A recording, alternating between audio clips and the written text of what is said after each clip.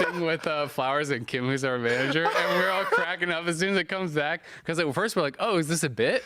And then Rapid just keeps going, and we're like, oh no, Kobe. Kobe shows up with his badge on, like you're supposed to hide your badge and stuff. We're just like laughing our asses off.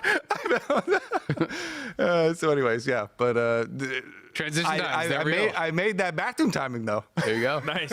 Yeah, I love the faster pacing of the stuff. You know, before when I was co-streaming, I could always play like an entire ARAM from game to game. Oh man, yeah. Yeah, but I mean now I can't, but it's totally fine because like I'd rather be watching the games. My only thing I'd like is more games now because like I think the pacing's great. You know, just Day ends fast. Yeah, it's short. You know, maybe we go to like I've always been pushing for best of twos in LCS, like in competitive, and people are like, no, we don't like that. It's ties, but like I think it's the way to go, man. This might be all part of Mark's 5-step plan where we shorten it and we're like, oh man, now everybody wants more LCS. Oh yeah, you come begging for more, and then he's gonna meter out some more in the future, maybe. Yeah, I mean, now I'm just making stuff up for Mark. That would be great. I would love more LCS. Yeah, it would be fun. It was definitely a fun first week though. I also just straight up enjoy so much that there was actually big changes for the game for the first time in, it felt like a couple years, because I just felt like I had been watching the same game for the last, I don't know, 3 years or something. And this time was actually really fun because it felt like a little bit more like you're discovering it. The patch also didn't come out pre-winter break. It came out after. So it had only been on live for a week or whatever it was. So it was fun just seeing, okay, like what did I think was going to happen versus what's happening, seeing teams kind of like discover things and figure out their own meta, what each team is going to do, what their reads are. Some are obviously really good, some are obviously not going to work and so on. But like that kind of feeling of discovery to me makes the league feel fresh. I love it so much. And I even like, arguing about what stuff is turbo OP and broken. And, yes, things specifically because we didn't have the testing of the normal like preseason are going to have a little bit longer of a period to Turns fix. out Lucian, not OP. 0-11, LEC and LCS. People love getting baited by Lucian every time. I swear Lucian is good, though. I swear Lucian is good. I'm actually 0-11. I know. He's due. He's due. I know everybody is anti-Lucian now. I actually feel like he is actually really strong still. Turtle looked really good in the games they played, but we'll definitely get into that. Here's the problem, is that I think Lucian with a melee support would be better than an enchanter because better than Emilio? Yes. Okay, here's the problem. You're committing 2 people bot to make one short-range, super squishy guy who can chunk you and get a bunch of first strike gold and feel good about it. It's good dopamine. But that doesn't win you the game, dude. When enchanters are good, they're played with hyper carries. An enchanter with Jinx, Kog'Maw, Zeri, whatever. These are the champs that when you play against, you're horrified. You're saying, oh God, like the game is going to reach a point where I cannot win. Mm-hmm. The game's not going to reach a point where he can chunk me for the third of my health and get 100 gold. Like no one's scared of Lucian doing that. So I think Lucian as a champion is not bad.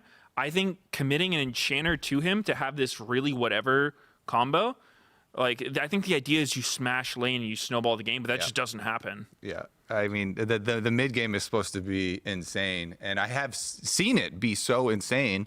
In a lot of Champions Queue games, solo queue games that are at the top of the ladder, by the way. And I completely understand the pro player viewpoints. I know there's a lot of times where the whole community sentiment really gangs up on champions like this, and I'm on the other side for once. Pros are just too good at giving up the minimum. That's what I really think it is, because if Lucian, like, God, was it against TL, the first Lucian game, I want to say, from Turtle, where like there was one that I cast where I just felt like it felt like he was crushing their bot lane. Like if you didn't have the scoreboard up, you didn't see anything else, you would have thought he was so far ahead, right? Like he's constantly going in, they're forcing out summoners. Every time Ignite is up, he's dashing in. I'm pretty sure it was against Core, and he'd like Ignite Core, he'd Ignite Yon, he'd get them to 10%, and they'd have to base, and you're like, man, they're getting trashed.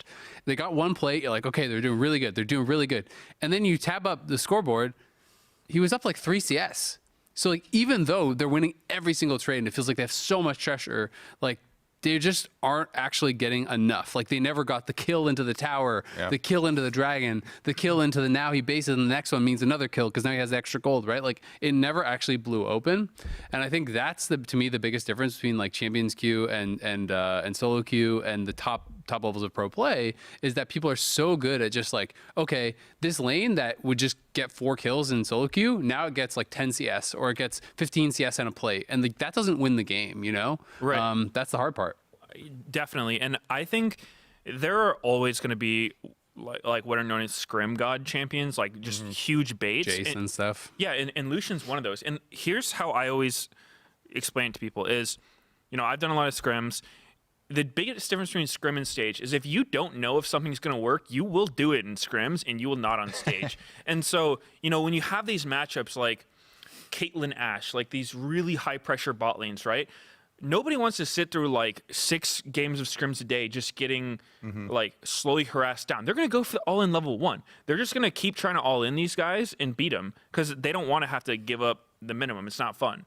And, you know, obviously it's like a discipline thing. It's a limit testing thing. But on stage, people don't do that. And so I think a huge part of being able to recognize what the good metas are is being able to separate that. Say, okay, yes, we won this scrim. Yes, our Lucian got 20 kills. Is that actually going to happen? Like, what if our Lucian didn't get 20 kills? What is it going to look like? Can you still win if he's zero kills and up 10 CS? You know, like, are we getting ahead because our opponents were trolling or because this thing is like actually so oppressive? And I think that gets lost a lot. I mean, it's hard, right? Like, you don't really know what's going to happen on stage, but that disconnect is very real. And the other thing is, Lucian doing pretty well in other leagues, right? Like in the LPL and LCK and stuff, and some of the other regions, it seems to still be doing all right. So, like, you know, there is the argument that, like, okay, it can still work, but you have to just be like godlike at it, or maybe the compositions being built around it aren't correct and stuff. So there's always that aspect of it too. Because when you think of some of the other scrim champs, people are always like, oh, like, you know, Jace in the West is gonna lose you the game internationally, but then they pick it and it looks pretty good. So we need Sneaky back in pro play for just like 1 week to show people how to Lucian, because he plays Lucian differently from everyone. He's running like PTA, going like Essence Reaver, Navori, and he wins a lot of games and it looks really good when he does it. But then you get to pro play and there's like Blood Song, First Strike, some weird stuff going on. Yeah. I mean, I gotta say, Turtle was looking really good. He was. They did not lose because of the Lucian in that game. I mean, he had some good plays. There were also a handful of plays of just running in and dying immediately. And yeah, there definitely were. I believe the question is just, if he was playing a different champion, would they have a higher chance to win? Because I agree fully. It's not like that game was on him. He played really well. Yeah. And I'm not saying like, Turtle, you're crap. I'm saying, if you pick something else, and you played at the same level, would you have had a better chance to win? That's all I care about. The point I want to bring up is what a lot of people, especially last week, were playing into, which was a tank frontline and Sarah or Senna or all kinds of like healing and shielding. And so if you're going to go into, there's always this cycle where it's supposed to be like, oh, DPS greater than tanks, greater than burst damage, and then burst damage is supposed to be better than DPS by assassinating them. And so that's how you kind of get into the circle that we have, like that's in solo queue right now, which is like, oh, lethality is really strong, but then also that means that pure tanks are going to be super strong to the lethality. Oh, but then Leandri is going to be super strong at killing these tanks, type of thing. And so, like, I think it might you have to pick it in a good spot as well. But it's definitely a very powerful tool. It's not universally powerful. In LPL and LCK, 65.2% win rate, by the way. There we go. It's doing really well over there. Get good. Something in the water, you know? LEC and LCS, what are you 0 and 11. 0%. 0%. Not quite as high. Yeah, I mean, the other champ that's kind of been running pro play, at least in LCS, has been at Azir. Like, that champ's nuts. I think I'm going to expect to see him permed because it seems like the only response is Corki, and that's not even like a counter. That's just someone who's not going to die on repeat when they get scooped. So, yeah. What do you think about the like Lichbane for fleet footwork type stuff that's showing up some? I think Lichbane is a bait. I think fleet footwork's great. Just Nashor's Deathcap Void. I think you do that 99% of games unless you, for some reason, need a defensive item. It's really interesting because I feel like more and more I'm seeing Crypt Bloom just straight up replace Void Staff. Yeah, because like Void Staff obviously has, I think it's 10% more Magic Pen and maybe 10 more AP or something. But Crypt Bloom obviously has the ability haste and has the heal, and it's also cheaper, I think, on top, if I'm not incorrect. So the more, like, at first when I saw Crypt Bloom, I was trying to think, oh, who would this really work on? Do you have to have a bunch of melees to make sure you're getting value out of the heals? And I realized I was thinking about it incorrectly. Like, the stats are just so good on that item that you don't even have to really even care about the proc. Like, the proc is just this little... The heal is so bad. Exactly. The proc is just this little bonus throwaway thing. Like, the stats are just really good. This item's just really good. And so I've been seeing more and more people, and I feel like more and more, we're just not going to see Void Staff. We're just going to see Crypt Bloom built in its place. And it seems to perform better on, like, almost every champion. You're totally right about that. I think a big part of it, too, is the lack of ability haste in mage items. Yeah. And so it gives you that much needed haste, because something that, like, you know, Brand has been a huge pick, and I think it was June, like XU. Oh yeah. Shun. Shun. Yeah, he absolutely demolished. Yeah, and he went cooldown boots on Brand, which I thought was, you know, like crazy when I first saw it. But then I started trying it in my games, because the problem is, you know, you're going Liandry's, Rylai's, you have no haste. Your abilities take forever to come back up, but you get those cooldown boots, and it actually feels pretty good. You know, Brand's never one-shotting people in a combo anyway, so you just have so many more spells, and then you get the Crypt Bloom afterwards, and you have like this good mix of damage and haste. Especially the way that ability haste works, where the first ability haste that you buy is going to be the most impactful because your cooldowns are the longest. It feels so good to get a little bit mixed in from your boots. I've been a huge proponent of that in the jungle, avoiding the normal ones. We're getting all this stuff on live patch. It's going to be on LCS this week. We've been talking a lot about patch because it's kind of been a bit of a hot topic. But let's start talking about the standings. All these teams are going to be playing it, you know, this week in LCS. We're on 14-2. If you didn't know that, that's what it means. Comes out on Wednesday. You see it in the LCS on Saturday. The teams at the top, C9 as well as FlyQuest starting 2-0. We have 4 teams in the middle. NRG, Dig, TL, and 100 went 1-1. And then Shopify Rebellion and IMT ended up 0-2 on the first week. There wasn't anything super shocking to me. And like, we can start at the top and talk about Cloud9 and FlyQuest, because Cloud9 super team firing on all cylinders, kind of how most people expected. Except to me, I did feel like I thought Shopify was going to do a little bit better. But then if you look at the exact games, and we'll delve into strength of schedule. Yeah, we'll delve into their games as far as strength of schedule, but then also, you know, what was used in those games and them having to play into like Seraphine and Senna and stuff like that is I think where the nuances lie there. And I still expect this team to be pretty good. That being said, originally when it was announced, and Turtle performed super well in my eyes, they said that they were going to have the B-Boy issues sorted out. So he should be here. I think we'll definitely check in with Revan and see if they've actually been able to get him here, if they've been able to practice with him, because that would definitely heavily affect my rating of this team. But starting at the top, Cloud9. Jojo and Blabber, no problems working together at all. I even looked up the stats. Both of them are number 1 and number 2 of any player in the LCS for gold difference for the early game. They are both performing well. Kind of felt like they won all their lanes, won all their team fights, and won all their games. The only thing that gave him trouble the whole weekend were the pauses. Like, Blabber ending after the pause. I mean, what can you do? Lost focus. Yeah, I don't blame him. It's tough, but yeah, I mean, this team, no surprise there, looking super good. I think, at least right now, it seemed like the only team that could actually challenge them would be FlyQuest, because they also were looking really good. You know, maybe not quite as clean as C9, but, you know. And FlyQuest did play Immortals in Shopify, so much, like, True. You know, like it's easier competition, I guess. I mean, I think the C9 thing was even more impressive because they're playing against NRG and doing it, you know, though a lot of people maybe expected NRG to have a slow start because they weren't practicing much in the offseason. But Cloud9 is just going to be so interesting to me, you know, because the expectations are so ridiculously high. It's like they basically clapped both their games, they won all their lanes, they did everything right. You know, even it was the NRG C9 game that we casted with Doublelift, and Doublelift was saying, oh yeah, for the bot lane, it was Lucian Melio for NRG versus Varus Nautilus for Cloud9, and he described it as Lucian Melio wins levels 0 to 18. So like he's like there's just at no point should you ever be able to do anything, and it should be like a massive advantage for NRG's bot lane, and Berserker and Vulcan ended up ahead.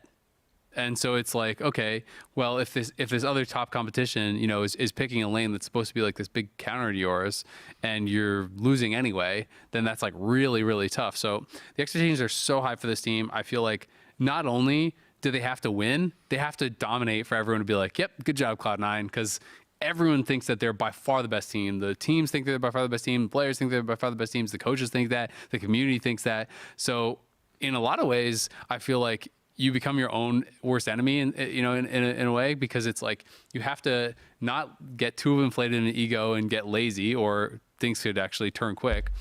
And you also have to stay looking for ways to improve. Like, you know, if you're winning all your games, you have to stay hungry for that improvement, finding things that you can optimize. Yeah, the biggest example that comes to mind, it was actually the 2020 C9, because you know, they completely smashed spring, summer, and then going into summer, they didn't even make worlds. Yeah, because the problem they were running into is they're winning with anything and everything.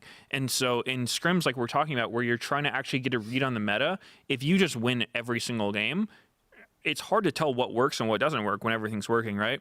So that's definitely something hard. It's actually straight up suffering from success. Like, you're winning too much, and the thing is, you know, the more you win, you're going to try to not do it. But like, you're gonna get a little bit complacent, right? Like, you start expecting to win, and that's never helpful. It's gonna happen. It's hard to fight.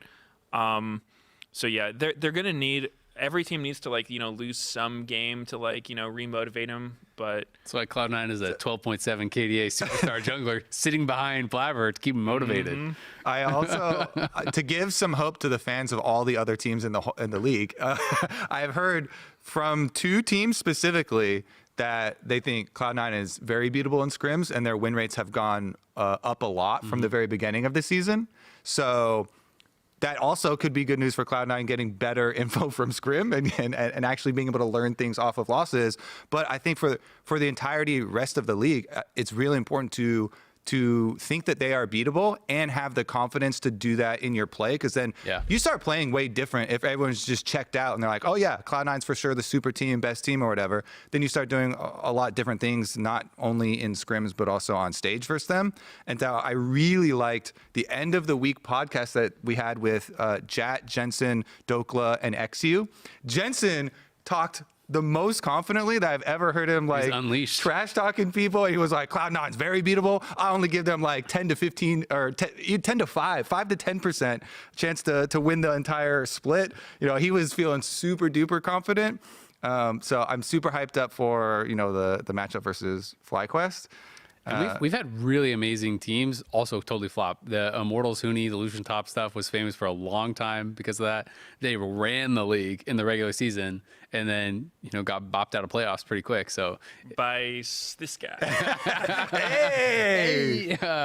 Yeah, I mean, it can happen, man. It can happen. You know, what was it? TSM, when they were on their crazy final streak. I think the final streak got broken by Immortals, by the Hakuo Thresh, right? I think that was because they had been to like 10 straight finals. I want to say it was that Hakuo Thresh year that actually broke their streak of making it to the finals. But he was on a different team. Hakuo was on Immortals. Wasn't he? Or was it? Am I saying the wrong thing? Was he on Clutch? I feel like it was Clutch, but it was a long time ago. A long time ago. I feel like it might have been. I remember the Hakuo Thresh series though. Yeah. I have that like stuck in my brain. And, you know, TSM never banned it in the following games. He kept just slamming them. But like, it happens, right? So Cloud9 can't get cocky. FlyQuest, the other 2-0 team, I think they had a good first week, but again, they beat Immortals, who I was actually shocked. When we did our power rankings, I don't know where you had them power ranked, but we had all the LCS power rankings. I don't know if you were on that. But every single person had them 8th. Like, so I thought they would be unanimously near the bottom, but I was actually shocked that everyone had them 8th. Not one person had them 7th in our LCS power rankings. So like, that was crazy to me. That was actually more crazy to me than like anything else on there, because I didn't think they were like so much worse than everyone else. You know what I mean? And that's what it makes it seem like. It's all a comparison, though, right? It's like, you know, if every single person has them 8th. Yeah, it doesn't mean they're like, you know, that's horrible players, seems, but it means they're not better than anybody else. Yeah. But for that to be unanimous, you know what I mean? I mean, it's like, damn, that's cold. I mean, like, they've got a lot of players no one's heard of. They've got a lot of players people have heard of and, you know, not too excited about. So, yeah, I mean, really low expectations for them. Yeah, well, we'll get there. But so FlyQuest beat Immortals and they beat Shopify. They came out. They did, I would say, pretty well. It wasn't like crazy dominant. I know some people felt like things could have looked different in the Shopify one if Inspired wasn't there for that early gank to actually kill Insanity when he blobbed on the Zac, because he was actually in a pretty good spot in the lane before that, and I don't think Jensen would have been able to kill him off. So people were like, maybe if that went different, the lane could have looked different. I had some words for Insanity's Zac. You didn't like it? No, I didn't. It was, I mean, honestly, early mid game wasn't bad. Yeah. But he came in my Twitch chat the next day and he was like, yeah, I'm sorry about that Zac game. And when I was watching it, it's like, oh man, I actually think solo lane Zac is really good right now. It's insanely strong. So I didn't even dislike the pick, but you know, he's playing against Poppy. It's hard. You got to fight the urge to just jump in. It's so tempting on Zac. Bobby Gregus said, "Won't he ruin your life?" I feel like. Yeah. But the thing is, there's a workaround. You start with your Q. Like you slap someone, and then you can, like, if you hit like a frontliner and you can flash hit someone else, you can true combo. Like you just do the slap, instant E, R, and you can start the fight that way.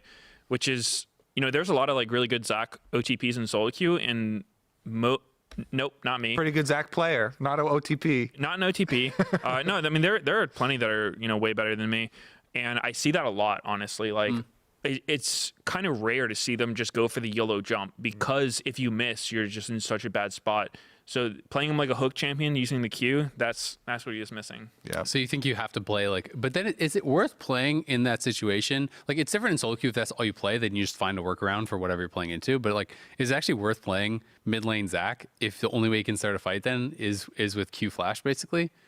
I mean, because it's like, I wouldn't say it's the only way, long. but I think it's not so much that you can never jump in. It's just that you shouldn't always jump in. There are other options. Makes sense, yeah. Because I went through this exact same learning curve where I was just jumping in and getting like shit on repeatedly. And so then I started watching what other ones were doing, and I'm like, okay, you don't have to. You just play them like a regular frontliner, just stand with your team, and then use all your CC that way.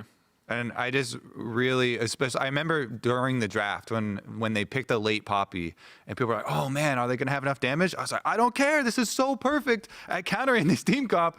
They have Sarah Cenophine, this combo that I just always mix the name of every single time. I can't stop doing that. The Cenophine. The Cenophine. Plus, they've got Poppy frontline, and I forget who the other frontliner was, but it was another big, beefy, like Ornn or something. I think he played Udyr both games. Maybe it was the Udyr, I feel like I can double check though. It was it was definitely the one of the two, and it's just like so good at shutting it down. Talk about blocking E angles. I mean, anywhere there is a Poppy, it's just like this giant blocker in front, and like then you're forced to have the workaround. Inspired, I thought played really well. Also, that was kind of like one of the questions. I wasn't really that worried about it, but I know people are always like, if they take some time off, you don't really know how good are you going to be when you step right back in. Inspired looked really good. Inspired is super good. He's really good. I've played against him. He's very smart. He is super confident. He knows how he wants to play. Puts out a lot of pressure. I think he's for sure, like, would I put him top 2 jungle with Blabber? Maybe. Like, he's up there. Him or sure. River, I would say. I feel like that's got to be the top 3, right? Is there anyone else I'm thinking of? Contracts is good. Contracts is really good. I feel like contracts at Worlds was like insane. Contracts during the regular season, I don't think. These first 2 games, I thought were both good for him. They were good. But I just meant, like, you know, over the last while, it's hard for me to like put him on the same level as like Blabber and stuff in the LCS, because I feel like they've been a lot more consistently high level in the LCS. Yeah, for sure. Regardless of specifics, he's still really up there, right? Yeah. Like, Inspire's incredibly good, very good jungler, and I think that their FlyQuest topside looked really solid. I think their bot lane still, you know, they're pretty green. I think that as expected. It's Masu's first stage games, right? Obviously, you know, there's nothing wrong with that. I think that if they went up against C9, that bot lane would probably be a pretty big problem for him right now. But, you know, obviously, long split, they can have time to improve, you know, get more comfortable and everything. So, yeah, I thought overall not bad. But like you said, strength of schedule. Yeah, that's going to be the big thing. And it'll be interesting to see, you know, coming into week 2. I'm actually going to try to pull up their week 2 matchups. So week 2, they play against TL and NRG. So I feel like this is actually going to be a really good test for FlyQuest this week, because I feel like both those teams, FlyQuest and C9, were basically everyone's top 4. right? So this will give us like kind of a good barometer of where they actually are, right? We know they're better than some of the teams that are a little bit more towards the bottom, obviously. How do they fare against TL, against NRG? Because those are going to be, you know, the big competitors, I think, for people that are trying to chase after Cloud9 and take down Cloud9. So I think their matches this week should actually be really fun. Yeah, one other, I guess is kind of a concern for me with FlyQuest is it's a good and bad thing, but it's Whippo's play style is because, you know, he played his Olaf, and after the game he was feeling really good about it, saying, you know, like, make your own style, don't follow what everyone else does, which, you know, I like that. I will say some players will get a little too carried away with that, where I think absolutely you don't need to just follow the meta, only play what everyone else is playing. But at the same time, there's a middle ground where you don't want to never be playing what everyone else is playing. It's not like because everyone's playing it, it's wrong. So I think you need to be a little bit careful that you don't try to like get too focused on, you know, creativity being unique, for creativity's sake. Yeah, exactly. Being like too edgy with your picks. I mean, obviously he's played a long time. I don't think he's going to go there, but it is kind of a concern. Yeah, especially with top laners, because sometimes top laners, especially because pro play is very different from solo queue for them too. Sometimes you'll get this problem with like the main character syndrome, where you're thinking the whole game is about you. And when you're talking about, oh man, guys, just give me some time to scale on Olaf, I'm gonna become unstoppable, and you know, sometimes, like a lot of the times, you're not the main character, and so you definitely, especially for a top laner, need them to play side characters, frontline character, you know, whatever stuff. There's this stigma about being a tank top player too, which top laners don't like. You know, it's like, well, tanks are amazing right now. You don't want to be known as a tank player. Yeah. But then you have people like Impact who are happy to play tanks, and 369. he just laughs his ass off at people who think that. It's just like, wow, like you keep being the main character and I'll keep winning. Like, yeah, it was interesting. I was this is I don't know, a couple weeks ago. I was watching Popo's stream, and some people were asking about like some of these more niche picks and stuff. Like, oh, like, you know, are you going to bring out Riven against, you know, if you saw like a GP, we bring that out. It's a really good matchup now, and things like this. And he was just talking about how you really like.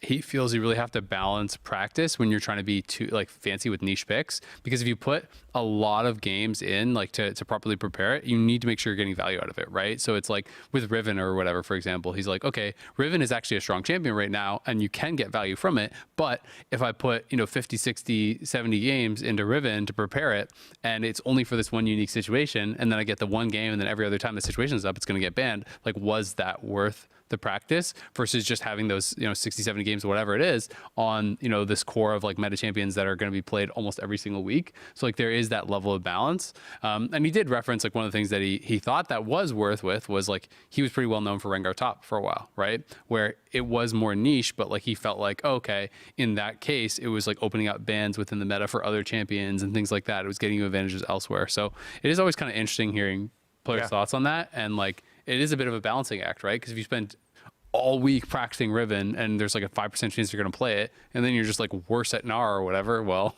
Yeah, I mean, the Riven is a great segue into General Sniper. Yep. Who, let's go to 100 Thieves. I thought it was awesome. It was great fan service to pick Riven on his very first game. And win. He did win. I'm not trying to be a hater, but they didn't win because of his Riven. You know, he was going up against Impact on Udyr, and he was kind of losing his lane. Mm-hmm. I don't know about the matchup. It's probably not great, but I talked to Viper, and he said you're supposed to lose the matchup. You are supposed to lose the matchup, probably, but it just I think it's one of those things where, you know, being really good in solo queue, and you know he probably gets huge advantages most game. He plays from ahead, but you know, when you go up against someone who's just really solid, like Impact kept the wave frozen at his tower, he was getting big XP leads and whatnot, and then like Sniper had that one play where he went for like a crazy flash in 1v4 bush camp bot lane and just suicided. So there's definitely going to be some things like that where there's going to be some growing pains going from solo queue to the team play. So I think it was really cool he brought out the Riven. I think I'm going to need to see a bit of a better game than that one to really be set on that. There were some oopsies, but I'll let you go. But really quick, you do have to also give them credit for some of the team play because they were behind in that TL game, and I do think they had some good TP plays to actually come back and coordinate with the team. So that I would say like was the positive side of that game for me, because obviously he got outlaned, he made some mistakes, but they came back through team play. Plus, this one to me was also clearly they're playing a team comp that is triple melee with Riven. the Seraphine and Karma like squad behind them to like bounce your Seraphine ult off of and have these like double melee solo lane carries, which I thought was really cool. And they're just trying to, push that with what happened to be two specialty champions of both Quid and Sniper. Quid has been just spamming so much Yone. Yone's in a super good spot right now too, and Sniper happens to be legacy Riven player. So that's why I thought it was really cool, because this was a case of not being like, oh, main character, but being able to use your main character in an overall, designed team comp. So that's why I actually, like, this was one of my favorite games, because like you're saying, like, yeah, they didn't win because of the Riven. It was the team play, and it was because there were some opportunities that opened up. Oh, 100%. And I definitely don't want to come off as like, a Sniper hater or whatnot, because like I really enjoyed watching it. That's the title of this episode. Media hates General Sniper. No, I mean, I thought his team play was good, finding those flanks. And one of the plays that like I'm actually a broken record about is grouping up into a side lane and sieging. Like, I've seen probably more than any other team play, that is like the best way to throw a game, is by everyone grouping in either top or bot, like 5-man. The TL bot push that let them, exactly, because every time I see it, I say it, and everyone who listens to my hosting probably hates it, but I'm never going to get over it. Like, you are completely stuck when you do that play. You have fully committed. You have to be able to go forward and pretty much win the game, because you can't get out. And so if they have a flank on you, they get one word behind you, like we saw, really good execution by 100 Thieves, but they just get behind you, and then what do? Like, you're just flanked. You're surrounded. You're collapsed on. You have to be able to win a fight. You're stuck. Yeah, you're just completely stuck. So, I think really good on 100 Thieves to recognize TL did that, but I also think TL, why you doing that? Yeah. I agree. I mean, exactly. TL obviously had some mid-late game problems and stuff that I think were like, people are going to be critical of them, because that was kind of their thing last year, right? Is that it's like, this is another team that had one win, one loss. I think TL was like a little bit more, okay, we're going to play the new patch, and we're going to play creative stuff. We're going to do like, we're doing, the Ashen bot lane. We're doing things that are more like new meta. They brought out all that stuff. And then that game did kind of get thrown, right? Because they were in the driver's seat. They get flanked by this good play from 100 Thieves. They lose that game. The second game they go into, they play as standard can be, right? They played triple frontline with Zarya, I believe it was, right? And they just kind of like, okay, we're scaling, and they kind of played even, and they out team fought late game against Shopify, I believe it was. Yeah. So like that's kind of the other side of it for them. But I mean, both these teams kind of like had like one strong game, one weaker game, or whatever. Because the 100 Thieves other game, I think they played against Cloud9, if I recall correctly. Yeah. And that one, they just kind of like fell behind early, and then it felt like, I thought watching them that they got nervous and were overestimating how far down they were, because it felt like one of those situations where you can tell the team thinks that they're screwed because they're just forcing every single play, even when it's like, it's already a 5% chance. But I didn't think that the game was, in that bad of a spot. Where they just like full sent it. They just like all TP in for these plays, even though they weren't really set up that well, even though Cloud9 felt like they were in a better spot to actually win the fights, and just got absolutely crushed in those fights. So it was tough, because that was the Blabbers and Zhao game, I believe. Yeah, that was the one where he got bored. He got a little bit bored after the pause, but before the pause, and honestly after the pause, he was still kind of destroying them, because it kept feeling like they're trying to just full send it on, I believe it was Berserker's Varus, if I recall correctly. I think he was playing. I'll actually double check. But they were trying to fight past this Xin that was like super fed, and he was just killing their whole team. Yeah, that was the game where Blabber went Shojin. When I first saw it, I was like, why are you going Shojin on Xin? His abilities don't do much damage. But then in team fights, he was doing a ton of damage. Like, his ult was doing like half their health or something, just wild. Like, that was just fully stacked Shojin. Yeah, that was crazy. Yeah, and Shojin now, since we kind of brought this up earlier during the patch, where ability haste is shrinking in a lot of roles. It's hard to get for tank items, hard to get for some mage items. Shojin just having the flat 35 for basic abilities now, because you have 20 base, and then you get the extra 15, is just such an injection of ability haste. It feels so crazy, especially on champions like that kind of refund the other abilities. You're just like constantly spamming them out. So definitely like the premier source for ability haste now too, to be able to just be that front line anyway. So what do you guys think about TL then, right? Because obviously a lot of hype around them. A lot of people even had them up to like second in the power rankings and stuff like that because there's so many rumors about them crushing in scrims. They have impact back, etc.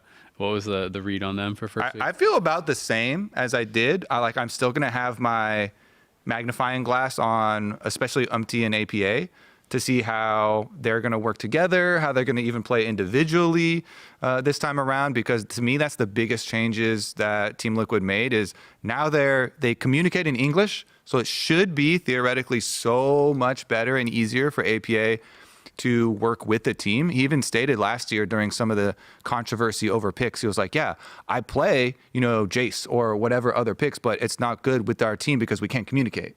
And so that was used at times as, an explanation for some of the restrictions. I feel like there are no restrictions. They have really strong voices on this team. I know for sure. Everybody except for Jan talks a lot on this team. So I think that might be one thing they have to filter through is like, whose plan do we follow?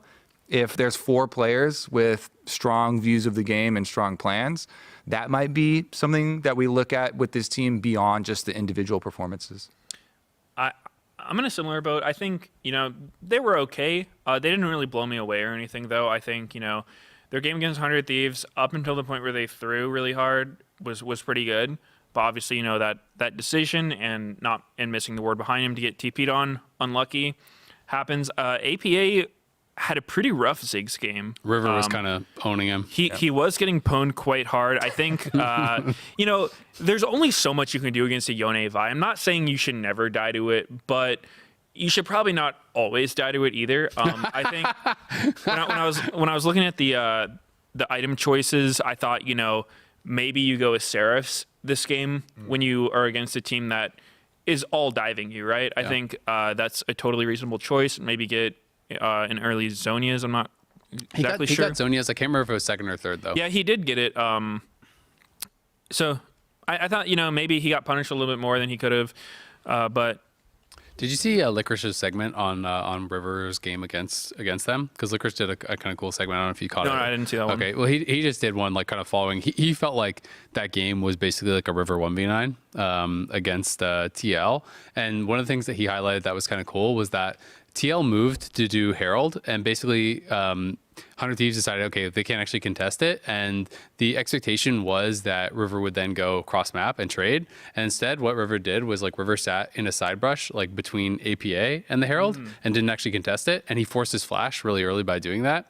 And he felt like that was kind of like the snowball that started it, where like They had vision. There was 2 over on Herald, but like Sniper was pushed in. That was the Riven game where he was way down. So like, okay, we can't fight this. So River just waited in the side brush and actually caught APA walking over, forced his flash, and then that was kind of started the snowball of his deaths, where then he didn't have flash. He came back mid, ults him, they dive him, they 100-0 him there, and they kind of like kept doing that.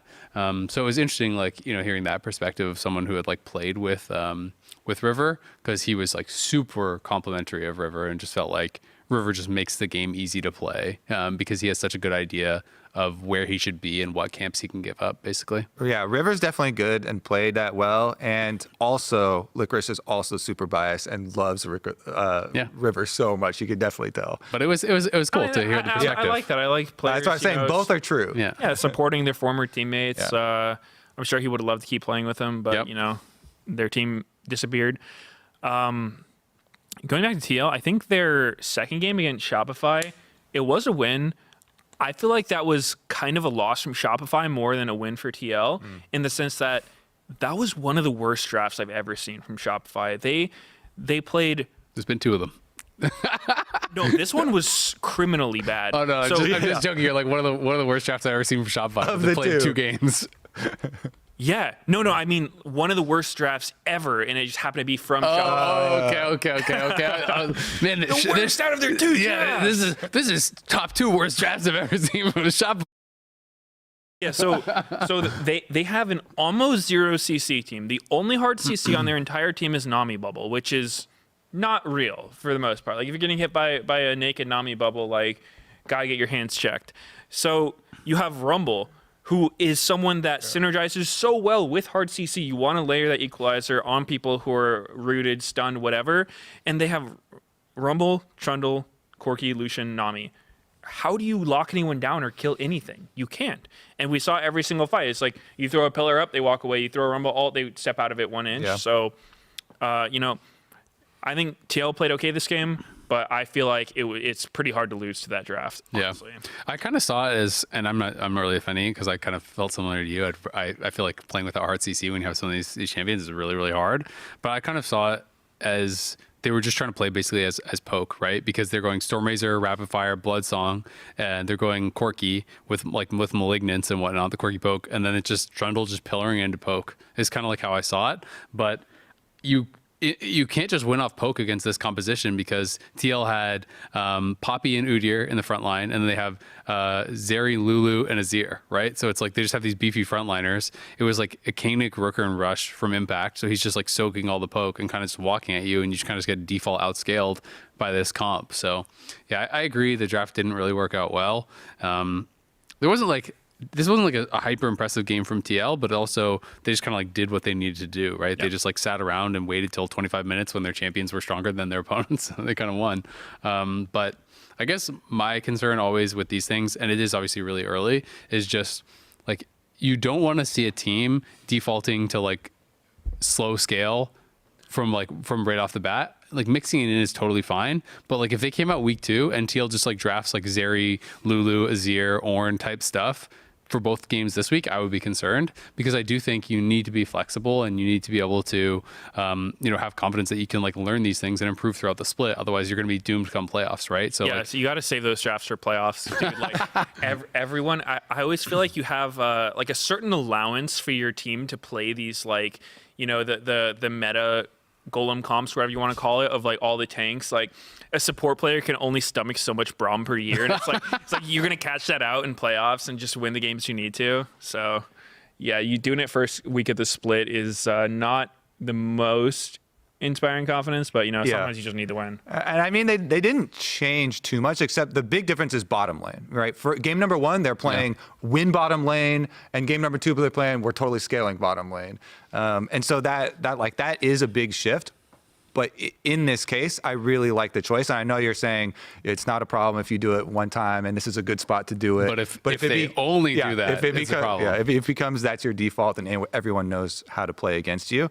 In talking to the Team Liquid coaching staff, they're for sure not planning on it. Not planning on it. Yeah. And this also Spoilers. This also is like, they were big fans of playing this aggressive, style that they showed in game number 1. So it's understandable to make a change for game number 2. So what about NRG and Dig, the other one-on-one teams? NRG, obviously, I think not the most impressive week 1, but also, again, I think people's expectations were somewhat tempered based on the fact that they came back later, they don't practice as much, blah, blah. Yeah, I mean, this is definitely another case of what I expected from the team. The Cloud9 one, I thought for sure they were going to lose.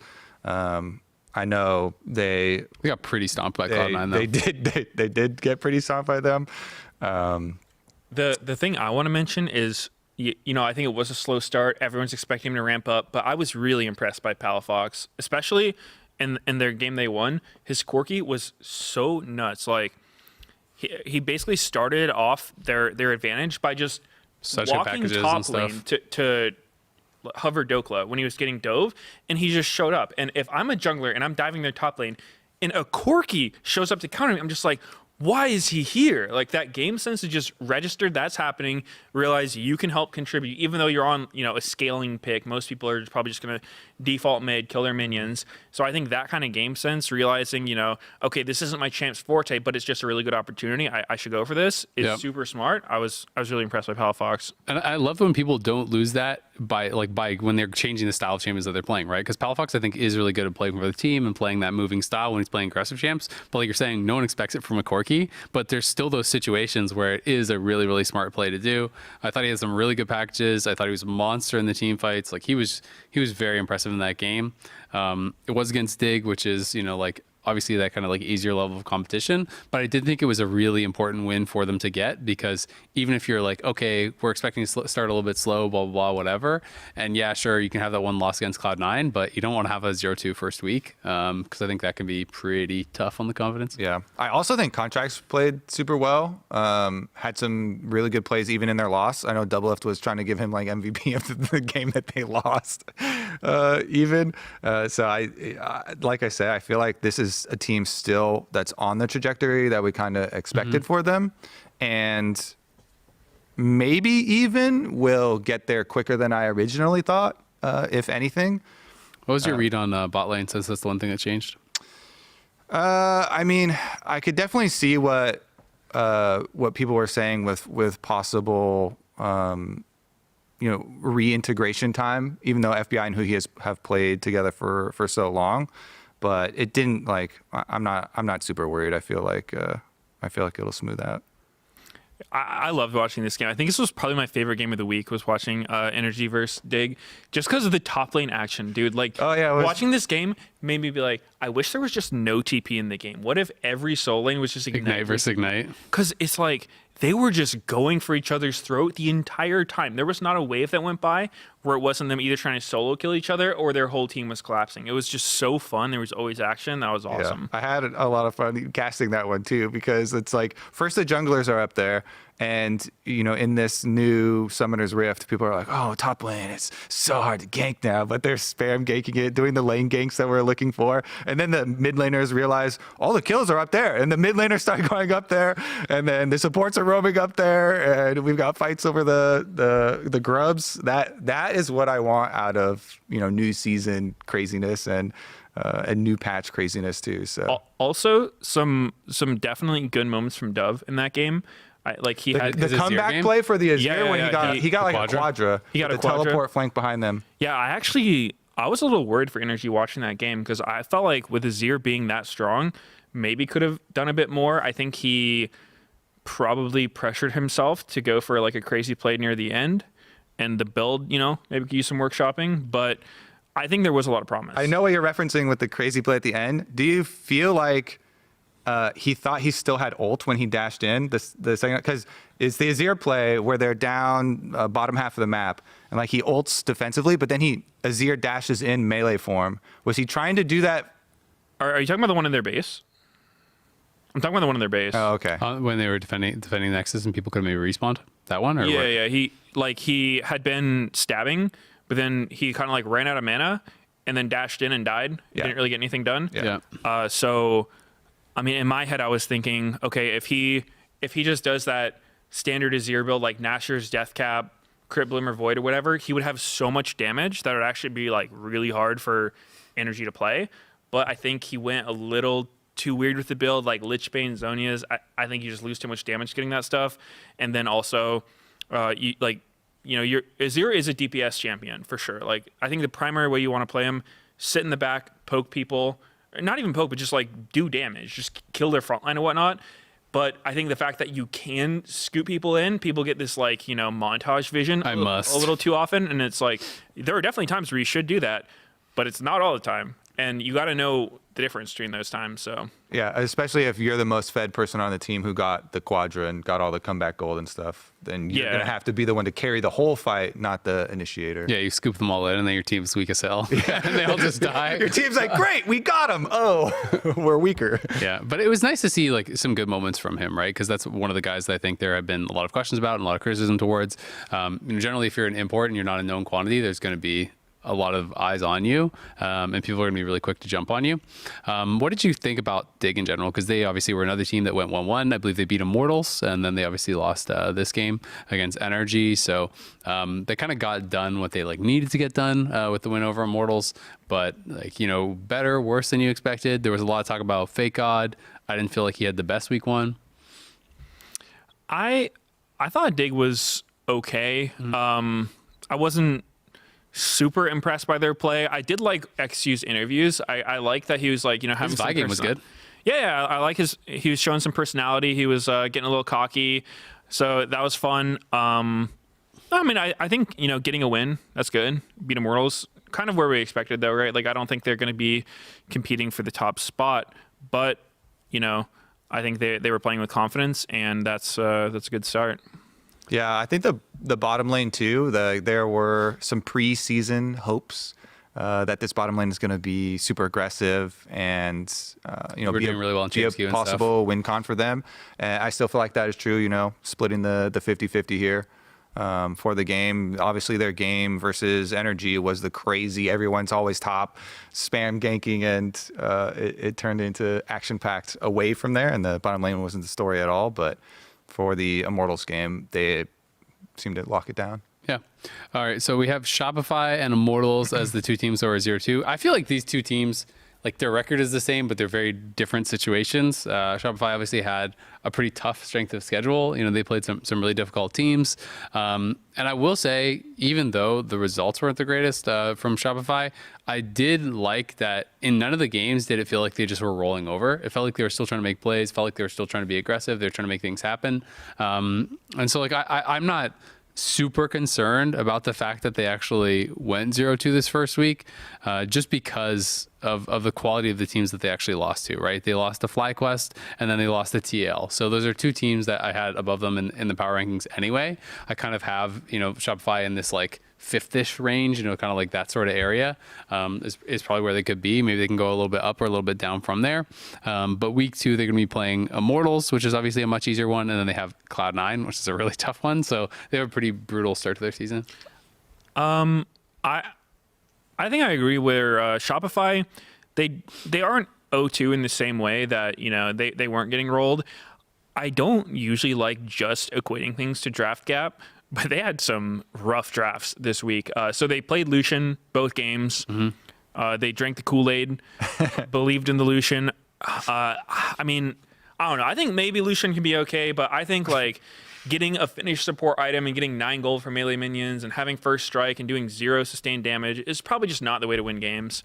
They were also against like Cinephine, as some people call her, in the bot lane the first game, and then the second game they had that no hard CC comp. Yeah. So like the fact that they were putting up a fight at all with these drafts, when I feel like for all intents and purposes, like they could have just rolled over with these comps, and I wouldn't have even felt that bad either.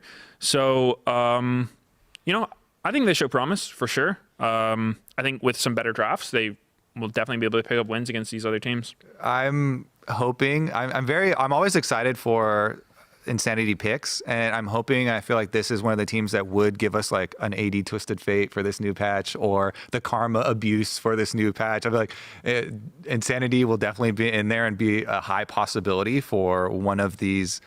Especially 14.2 big changes. You should be cooking against Cloud9. Like you are super underdogs against them, right? So like throw out whatever crazy shit you have. Turtle has a really good Ezreal as well, so they might be able to jump on the Karma Ezreal, the new and improved Ezreal chain. Back to the point about B-Boy possibility though. I want to keep Turtle in. I thought Turtle. I know I was definitely more pro Lucian than everyone else, but even the people that are anti Lucian were like, "Well, Turtle was pretty good, was quite well, performed quite well with the Lucian too." So, I mean, of course, it's always up to their performances in scrims and that sort of situation. But we talked about last episode about the benefits of like hard committing to one player, or like giving one player more confidence. And a longer run than like the week-to-week unknown. Yeah, I thought Turtle looked good. I mean, I'm always going to be a little biased toward him. He was basically the guy who first got me into Cloud9 back in the day. Like, I've known him for a super long time. Great dude, good player. So I'm always going to be rooting for Turtle. Yeah. And yeah, I think they're definitely a team that's not just going to like be bottom in the standings at all. I think that, obviously I don't know how they're going to draft. Maybe they cook pretty hard, but yeah, they'll probably have some good ones. Yeah. All right. Well, Immortals. Okay. I was going to transition to Immortals too. Yeah. I was like, you think Immortals are going to have some good ones? That's a question. I mean, I would say expectations are pretty low for Immortals. I was kind of disappointed, even with a bit of a low expectation. I will say it was, it's the first time playing in a tier 1 league for Castle, his first stage games and stuff. But one of the things that people were hyping up for me was his Jax, and I did not think he had a very good Jax game. So that was kind of a little bit disappointing to see he couldn't really at least translate some individual performance there to stage. But they just looked a little bit lost to me. Is one of kind of my biggest concerns. Is it didn't feel like Immortals really had that kind of clear game plan where they're all on the same page. It's one thing to lose, but it's another thing to lose and feel like you weren't really sure how they were supposed to win. You know what I mean? When it doesn't feel like the team is all on the same page, working together, working towards the same goals. That was kind of my biggest concern coming out of week 1, watching their games, is I don't really know what the goal of this team is. I don't really know who's supposed to be the main carry, who's supposed to be the person you're mostly playing towards. Or is this supposed to be different every game? Is it supposed to be based on the situation? What are your kind of goals as a team? And I was left feeling pretty uncertain, I guess, about how they even want to play. Yeah, I have a similar feeling. I think that Armeo's a jungler that I have a lot of respect for. I think that his playstyle is similar to Blabber in the way that he does really well on a winning team. If he has winning lanes, this guy will be so solid, and he'll just do smart plays and win you the game. I think that on a team like this where you don't really have winning lanes, at least not consistently, you got to be more the river style. It's tough. You got to find the creative plays, and that can be that's a lot of pressure on a jungler when you can't do the normal thing to win. So you start having to make creative plays, take some risks. Maybe they don't pan out. So I think that's probably going to be a hurdle for him to have to face the split.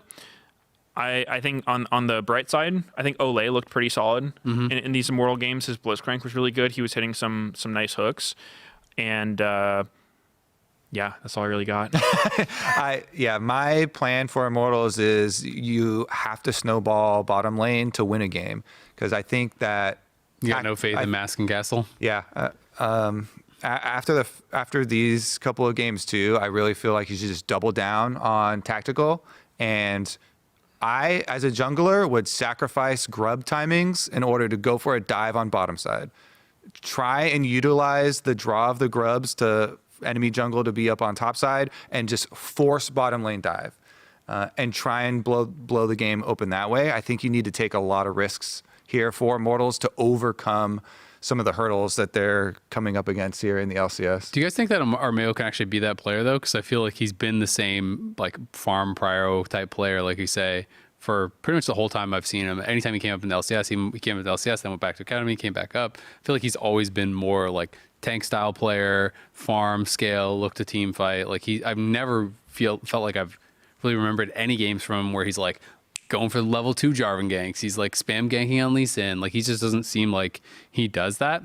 And so it's it feels like a lot to ask when it's you sign this player knowing that he's one thing. It's you sign Impact and you're all right, we're going to need you to play Fiora every game. You know what I mean?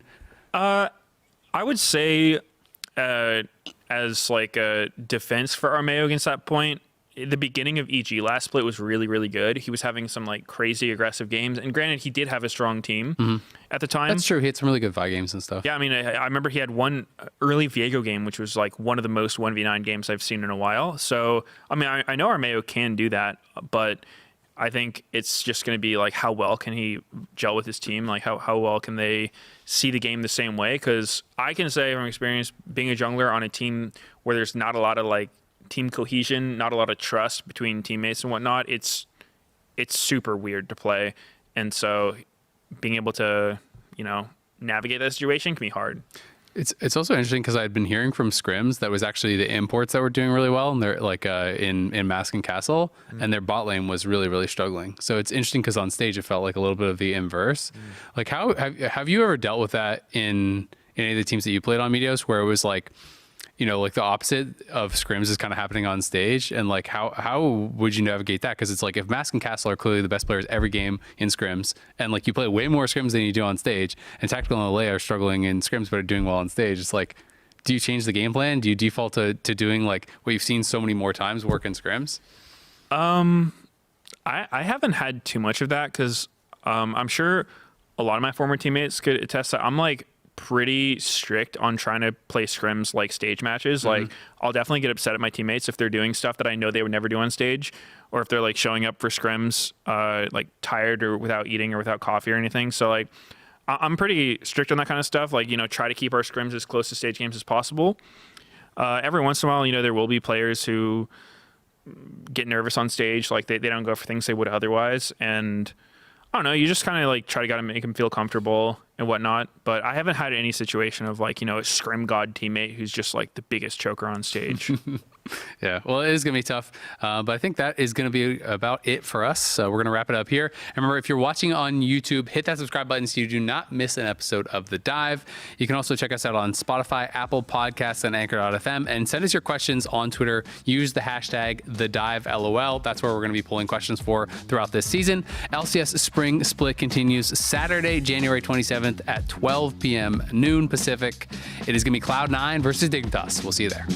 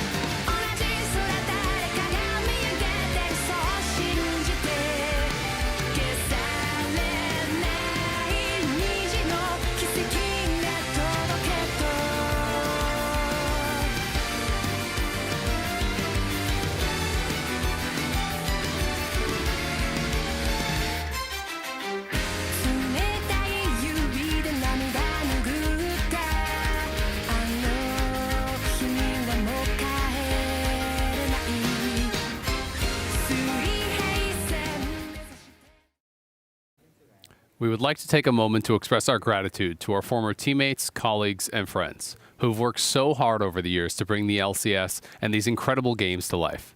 This show is dedicated to you and players everywhere.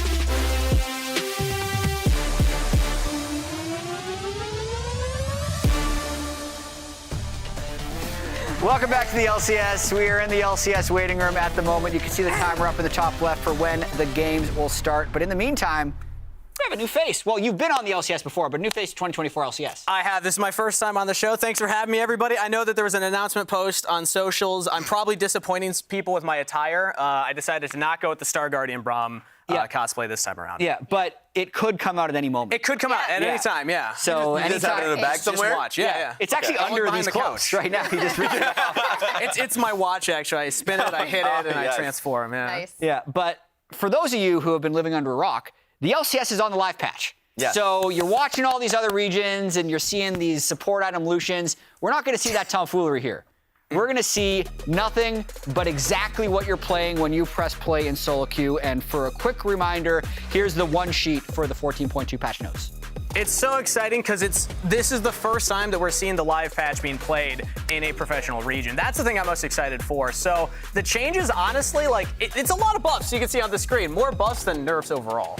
Yeah, and the thing I hope is that players are actually going to come out and be innovative. I know in covering NACL, you see a lot of things like, for example, the Darius strikes my mind just because Quacker used it as an EDR counter this past week in NACL, and it looked really good. But then the other thing I'm looking at that I've mentioned ad nauseum over socials and in another show I do with Kelsey Moser is Karma and Ezreal. Karma enjoyers, rejoice! Rise up. She's broken!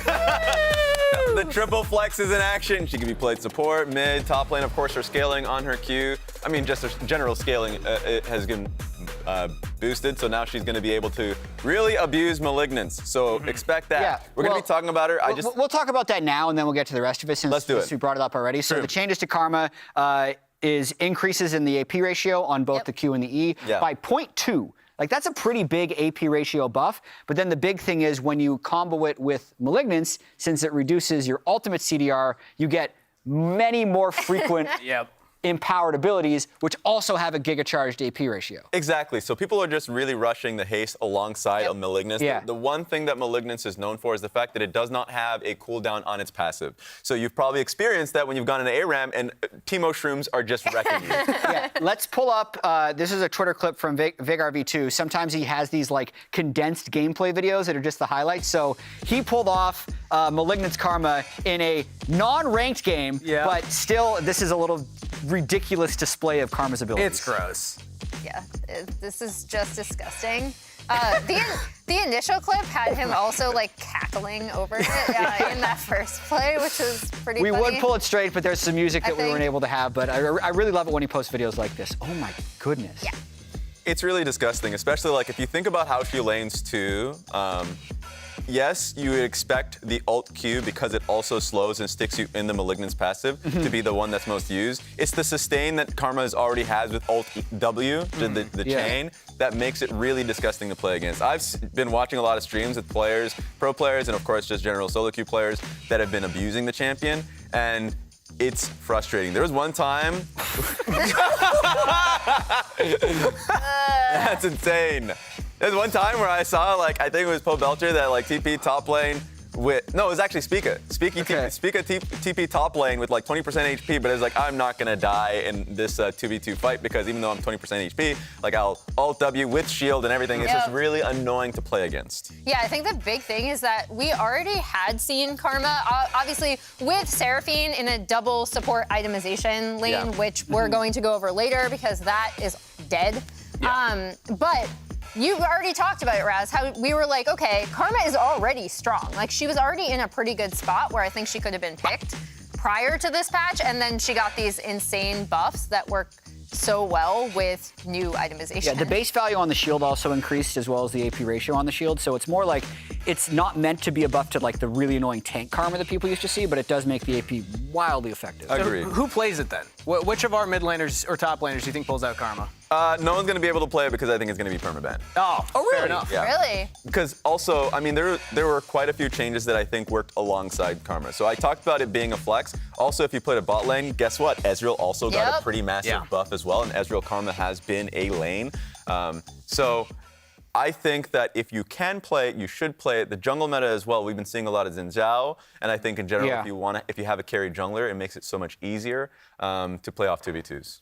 Anything else that stands out to you in this patch that you think we might see? I hope we get to see the Darius counter into the Udyr. Gwen as well. In Challengers, we have a lot more counters into the Udyr that we saw last week. And I know that here Udyr had a really high win rate in LCS, but it's actually been struggling at the NACL level. I think we might see Hui as well. True. It was bugged on live, but the players on Tourney Realm were able to play it this entire time. So we haven't seen that much of it, but I think a team that's looking to, I don't know, have a bit slower of an early laning phase might be able to pull it out. Yeah, I mean, Hui, really complicated champion. So like there's questions on which mid laners are willing or able to play it. There have been a few like JoJo that during preseason have just been spamming it. So like I think they will be untouched by the fact that it was not playable for 2 days on the solo queues live servers. Of course, it was playable in scrims as you mentioned. The Twisted Fate ones are the ones that I'm really interested in. 80. Yeah, so it's 80 TF. The Twisted Fate patch notes are about this long. I saw them and I was like, nah, I'm gonna go to the next one. It's like, apparently they kind of build AD sometimes now. That's the takeaway. I've been seeing like Kraken, Gwinsu's Rage Blade. Of course, Rapid Fire Cannon has always been the classic. It's just it's a stronger lane, of course. I don't know which team is willing to pick it because if you're going AD Twisted Fate, then of course now you got to think about having like an AP jungler or something like that. I can sell you on Insanity. Because he was already, I think he was already a Twisted Fate enjoyer. I think the big thing with ADTF though is that more like with this AD build, you really have to make the most of how you're playing out your side lanes, right? Because he's typically going to be side laning, but without the kind of, if you're not going the Zhonya's like Lich Bane to, ult Zhonya's into a fight, I think that's kind of a transformation of how he generally is played and how he can rejoin for team fights. So it requires an attention to detail in terms of how you're side laning, because again, you're going to be auto attacking a lot more. So I'm curious. I think Insanity could do it though. Like not only is Insanity just willing to slam certain things mid as counters or things that he likes, but also he is really good on that champion just generally. Yeah, and on the dive, I know Medios was talking about the build path. It's not like the AD LeBlanc where you have this hyper mobility to get away. Yeah. So playing TF in a side lane, a little more dangerous. I like it for the implication of how do you react to the side lane pushes that we've seen so far. Udyrs that are going up to tier 2 turrets and you can't touch them because they're just going to run away. Well, now you can TF ult behind them, maybe slow them down and actually punish some of these split pushers. Yeah, and the funny thing is there's just been so many changes. For the players, especially the idea of there being no preseason technically. Yeah. Like people are really just experimenting right now. So a lot of the players that I've talked to are like, there's just a lot to work on and learn at the moment. We're still trying to figure out how to prioritize void grubs. Yeah. And like when to certain teams already in the LCS, not just LCS, but globally are still figuring out like when do we prioritize these in relation to back timers, do we start early Drake stacking, stuff like that. Not even mentioning champions that are already being picked if they should continue to be picked, like Lucian. Yeah. And we're on Lucian watch. And LEC was also on Lucian watch for what it's worth. Before today, this was a 0-4 and a 0 number of wins in the LCS and the LEC. There was the first Lucian win today. We'll say it's, I think, fairly likely to stay at maybe even 0-4 because we're on the new patch, and you can't do double support item. You can't do the Bloodsong Lucian to go with the Melio or the Nami. Yeah. I also want to call out something Medio said on the dive, that he just doesn't think it's a good pick, because if you're investing in Enchanter plus Lucian, who's not a hyper carry, into mid lane poke, he just straight up doesn't like it. So we'll see how that develops, but we're going to be on Lucian watch all day because of that big goose egg that he has. That's fair. And I think the majority of the criticism, even Medios' critique, was like how difficult it is to just play. Because a lot of it is just like, okay, it's spring split, early spring split. A lot of the teams are pretty poor at being able to coordinate an end games to begin with. So now that you have a pick that has its windows, if you can't take the opportunity in windows, or if you're just like really messing up in how to play it out in mid game, then it really falls flat. I think you should still play it. If it's great in the meta, you should continue to still abuse it and try and just get better around it, because we've been hammering in like basically our team's leveling up, and we've heard the same criticism with other picks like Udyr before. So I'm like, if you are struggling on it, get better, because the teams around you are definitely going to get better on it. So bet your Shopify plays. Wow. There it is. Shopify Rebellion plays the Lucian. There it is. Yeah, but as we keep mentioning on patch 14.2, I wanted a way to show people, like maybe in an interesting way, what's changed. My pitch to just read the entire patch notes during the entirety of Waiting Room was declined. So the pitch that was I wonder why. Did you get a fireplace behind you? The pitch that was accepted was actually live patch bingo. So we're going to go through, it's fairly complicated, but each of you have made a bingo card that you're going to be following along during the show. They're also going to be out on Twitter. And Emily, you're up first. So talk me through the different bingo lines that you think are maybe most likely or most unlikely to be picked, and why. And this is live patch bingo. So there's got to be something about the live patch that pulls Sadly, I still think this is going to be... I feel like this is almost a free space. Yeah. Like, I feel like we're not going to get rid of this anytime soon. Sadly, I think some of these are just like, I want to call out Fudge for doing a really good job with Udyr. I think a lot of the times when we see Udyr's not having a high win rate, it's because of the tank build, or because they're not proxying at the right times, not pushing the wave at the right time. So shout out to Fudge for that. I want to see more level 1s. Ez Karma Bot is going to see if we get it, So if it doesn't get banned. First Drake timer within a minute of spawn. So last week, no one took it before 6 minutes? That I did not check, but I want to see more. I want to see more teams do it, because this and this are kind of like, I'm still seeing LCS teams really trying to figure out like how do we prio grubs? When do we deny grubs?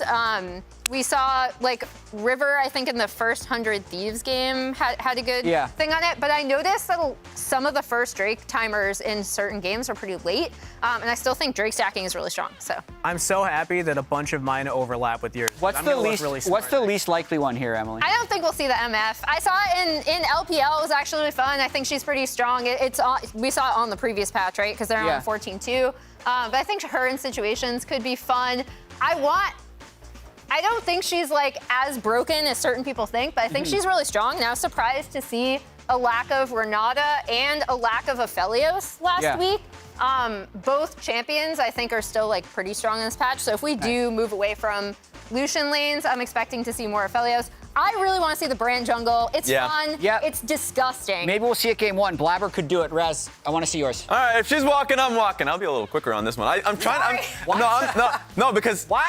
No, because mine, as you could tell, is complicated. You don't have as many pictures on yours. That is true. A lot of words, so it's a lot of word vomit. So like, free Callista. It's been banned constantly, 100% of the time. So all that has to happen is Callista doesn't get banned, and that yes, just free her. Honestly, it doesn't have to get picked. Honestly, it will get picked. But if it doesn't get picked, she's free. 50-minute game?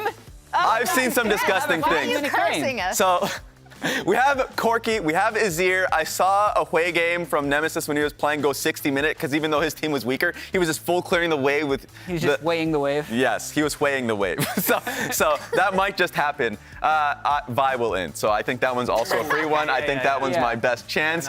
I put down B-Boy, Essence Reaver, Ezreal. He's starting today for Shopify. Yes, he is. So that's just like a tidbit for you guys as he's going to be playing later on today. The builds usually have been varying with Ezreal, but now that he's gotten a higher scaling on W and everything, that I think that we're going to be seeing the Essence Reaver build. And B-Boy is an Ezreal player. So like, there's a few things that I like there. Nico Nocturne anyways, River Jarvan anyways, disregard patch. What is anyways? It's like, disregard the patch. Even though it's live patch bingo, they will just slam this anyway. Okay. And then this is for you, Jat. Sniper jersey tuck. Yes, he's gonna do it. That's like a free space. This is looking pretty good. Game 2 pause. Because Game 2 pause, the people in Game 2, you guys are the perpetrators. I know you well. And point out that if you get this line, yes, we get a 50-minute game and a Game 2 pause. This is my best chance to win. Okay, does the pause count towards the 50 minutes? Like, is no, not at all. Wow. Okay, Jack can decide that one. Really quick, what's your most likely line? Ooh, I think it's probably going. This is a tough one.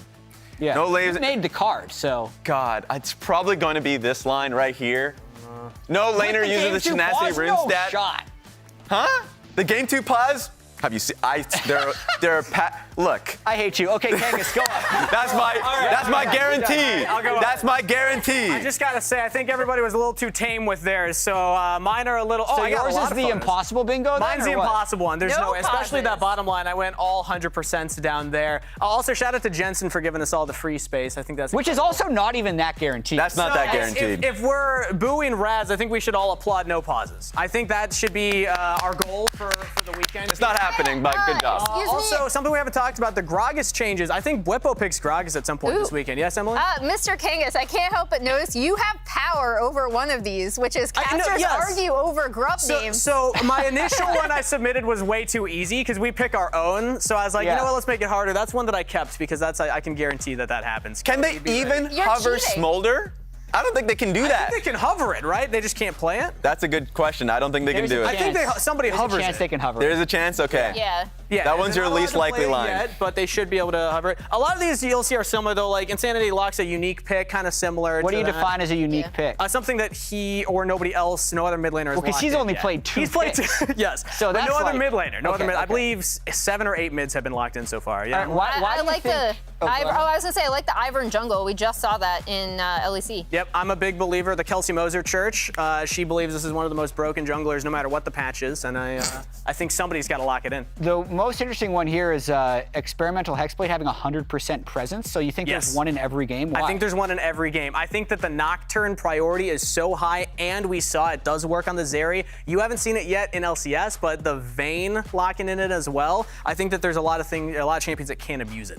Okay, easiest line. There we go. Easiest line. Ooh. Easiest line? Well, it's got to be the one that I have control over, right? and somebody's going to hover smolder if they can. I don't know if it's possible. So I think probably this. I think we get one Shen game. That's why it's 100% win rate. Shen is a weird. You have some weird things on here. Oh yeah. You also do not believe in players, which. One player admits to not reading the patch. Maybe this is the easiest one. No, I think your middle horizontal line is likely. Yeah, true. Because I believe. And again, no pauses. I believe in the integrity of the live. That one's a bit make-believe, but I accept it. Wait, Jet, where's yours? I didn't make one. What? Yeah, I figured that would be enough. That's disgusting. Wow. Yeah. And it was. I feel like that was plenty. He just wants to roast our opinions. Yeah, His own out So there call out to the fans. What are you most excited to see on the live patch? Fill out your own bingo card by heading over to the LCS official Twitter. Apparently, that's also called X now. And while we wait to see what picks the teams cook on patch 14.2 Immortals, we're cooking up something else entirely in this content piece. Take a look. No one's calling it X. God, that was disgusting. Oh. Hey guys, it's Armeo. I'm doing a blindfolded taste test today. No, I don't like this at all. I don't eat vegetable. I'm not eating this. That smells terrible. I swear to God, if it's a pickle, I'm gonna spit out right away. Yeah. You gave me onion like this? I hate onion. Oh, I hate it. Oh, I think I'm crying now. Whoa! Oh my God! I wanna go home, Mom.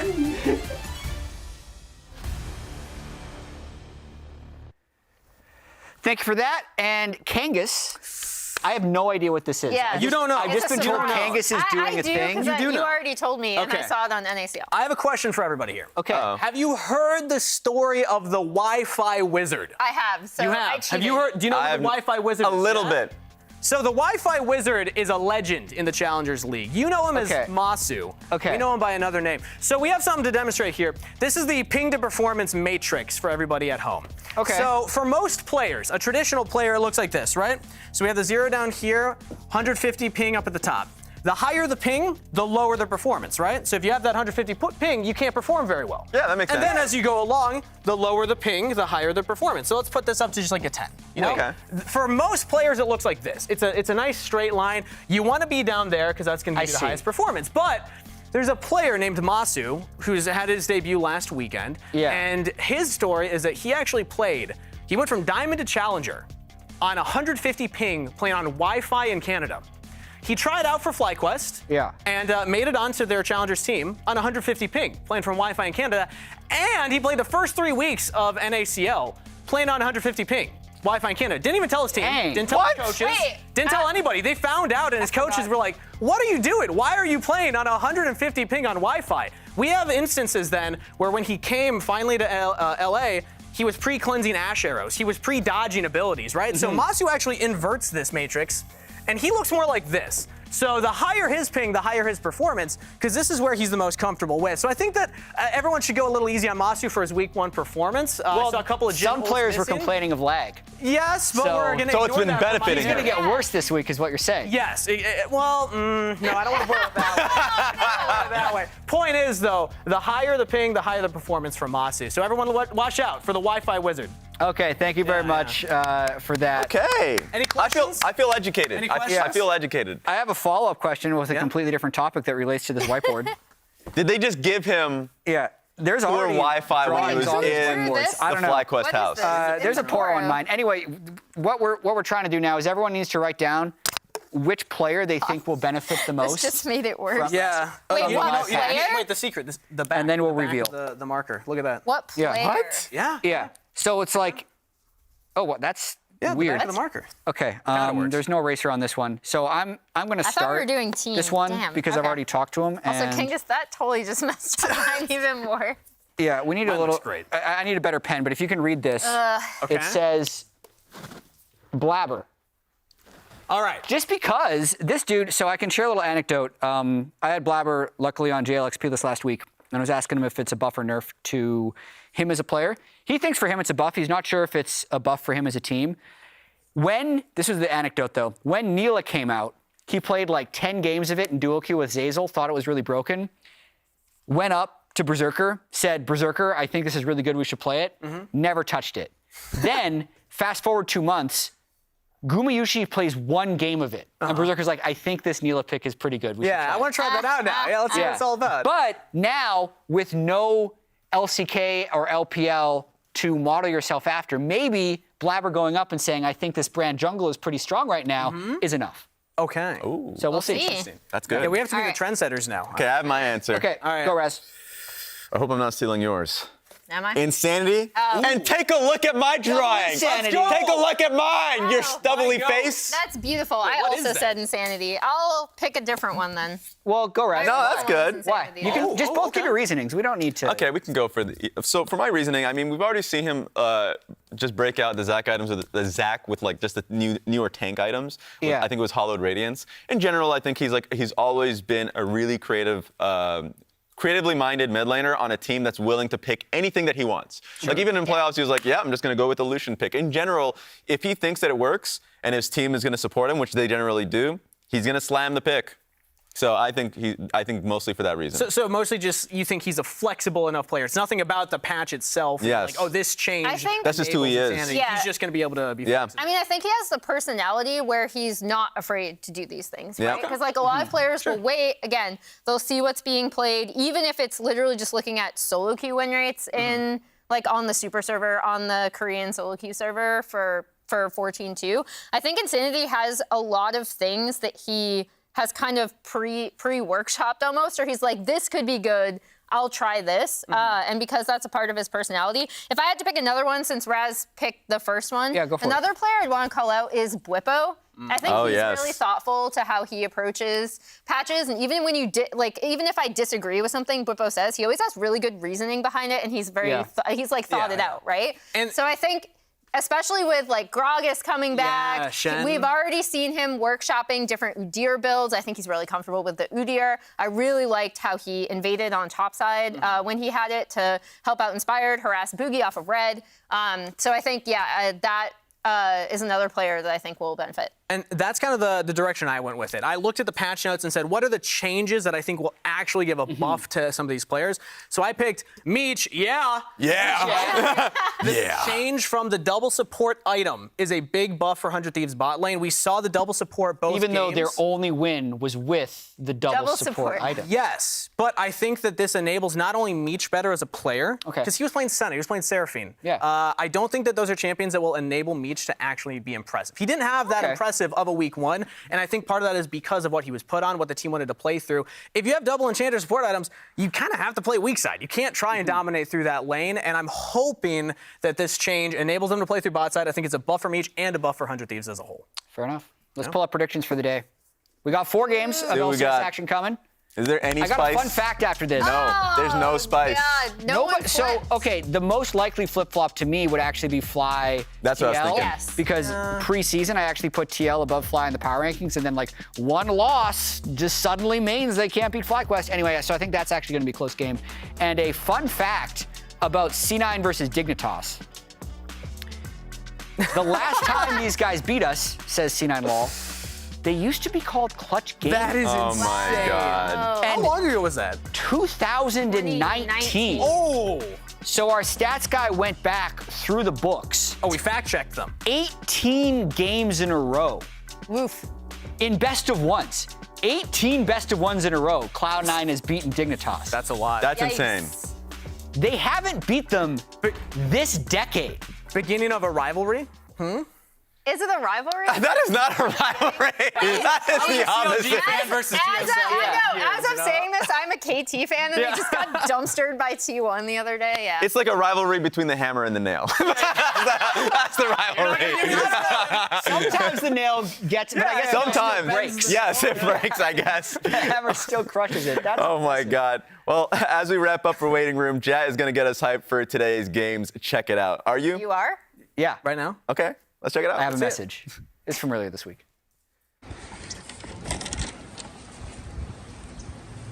I'm distressed to hear about the recent terror in the bot lane with double support items. It's an unfortunate thing that has spread across every competitive league in the world, EMEA, LCK, LPL, and even LCS. Fortunately, we have a solution. In the LCS, it's played on live patch, 14.2. I call upon all regions around the world, all viewers around the world, watch the LCS. Help put an end to this bot lane terror. Thank you. Now watch this drive.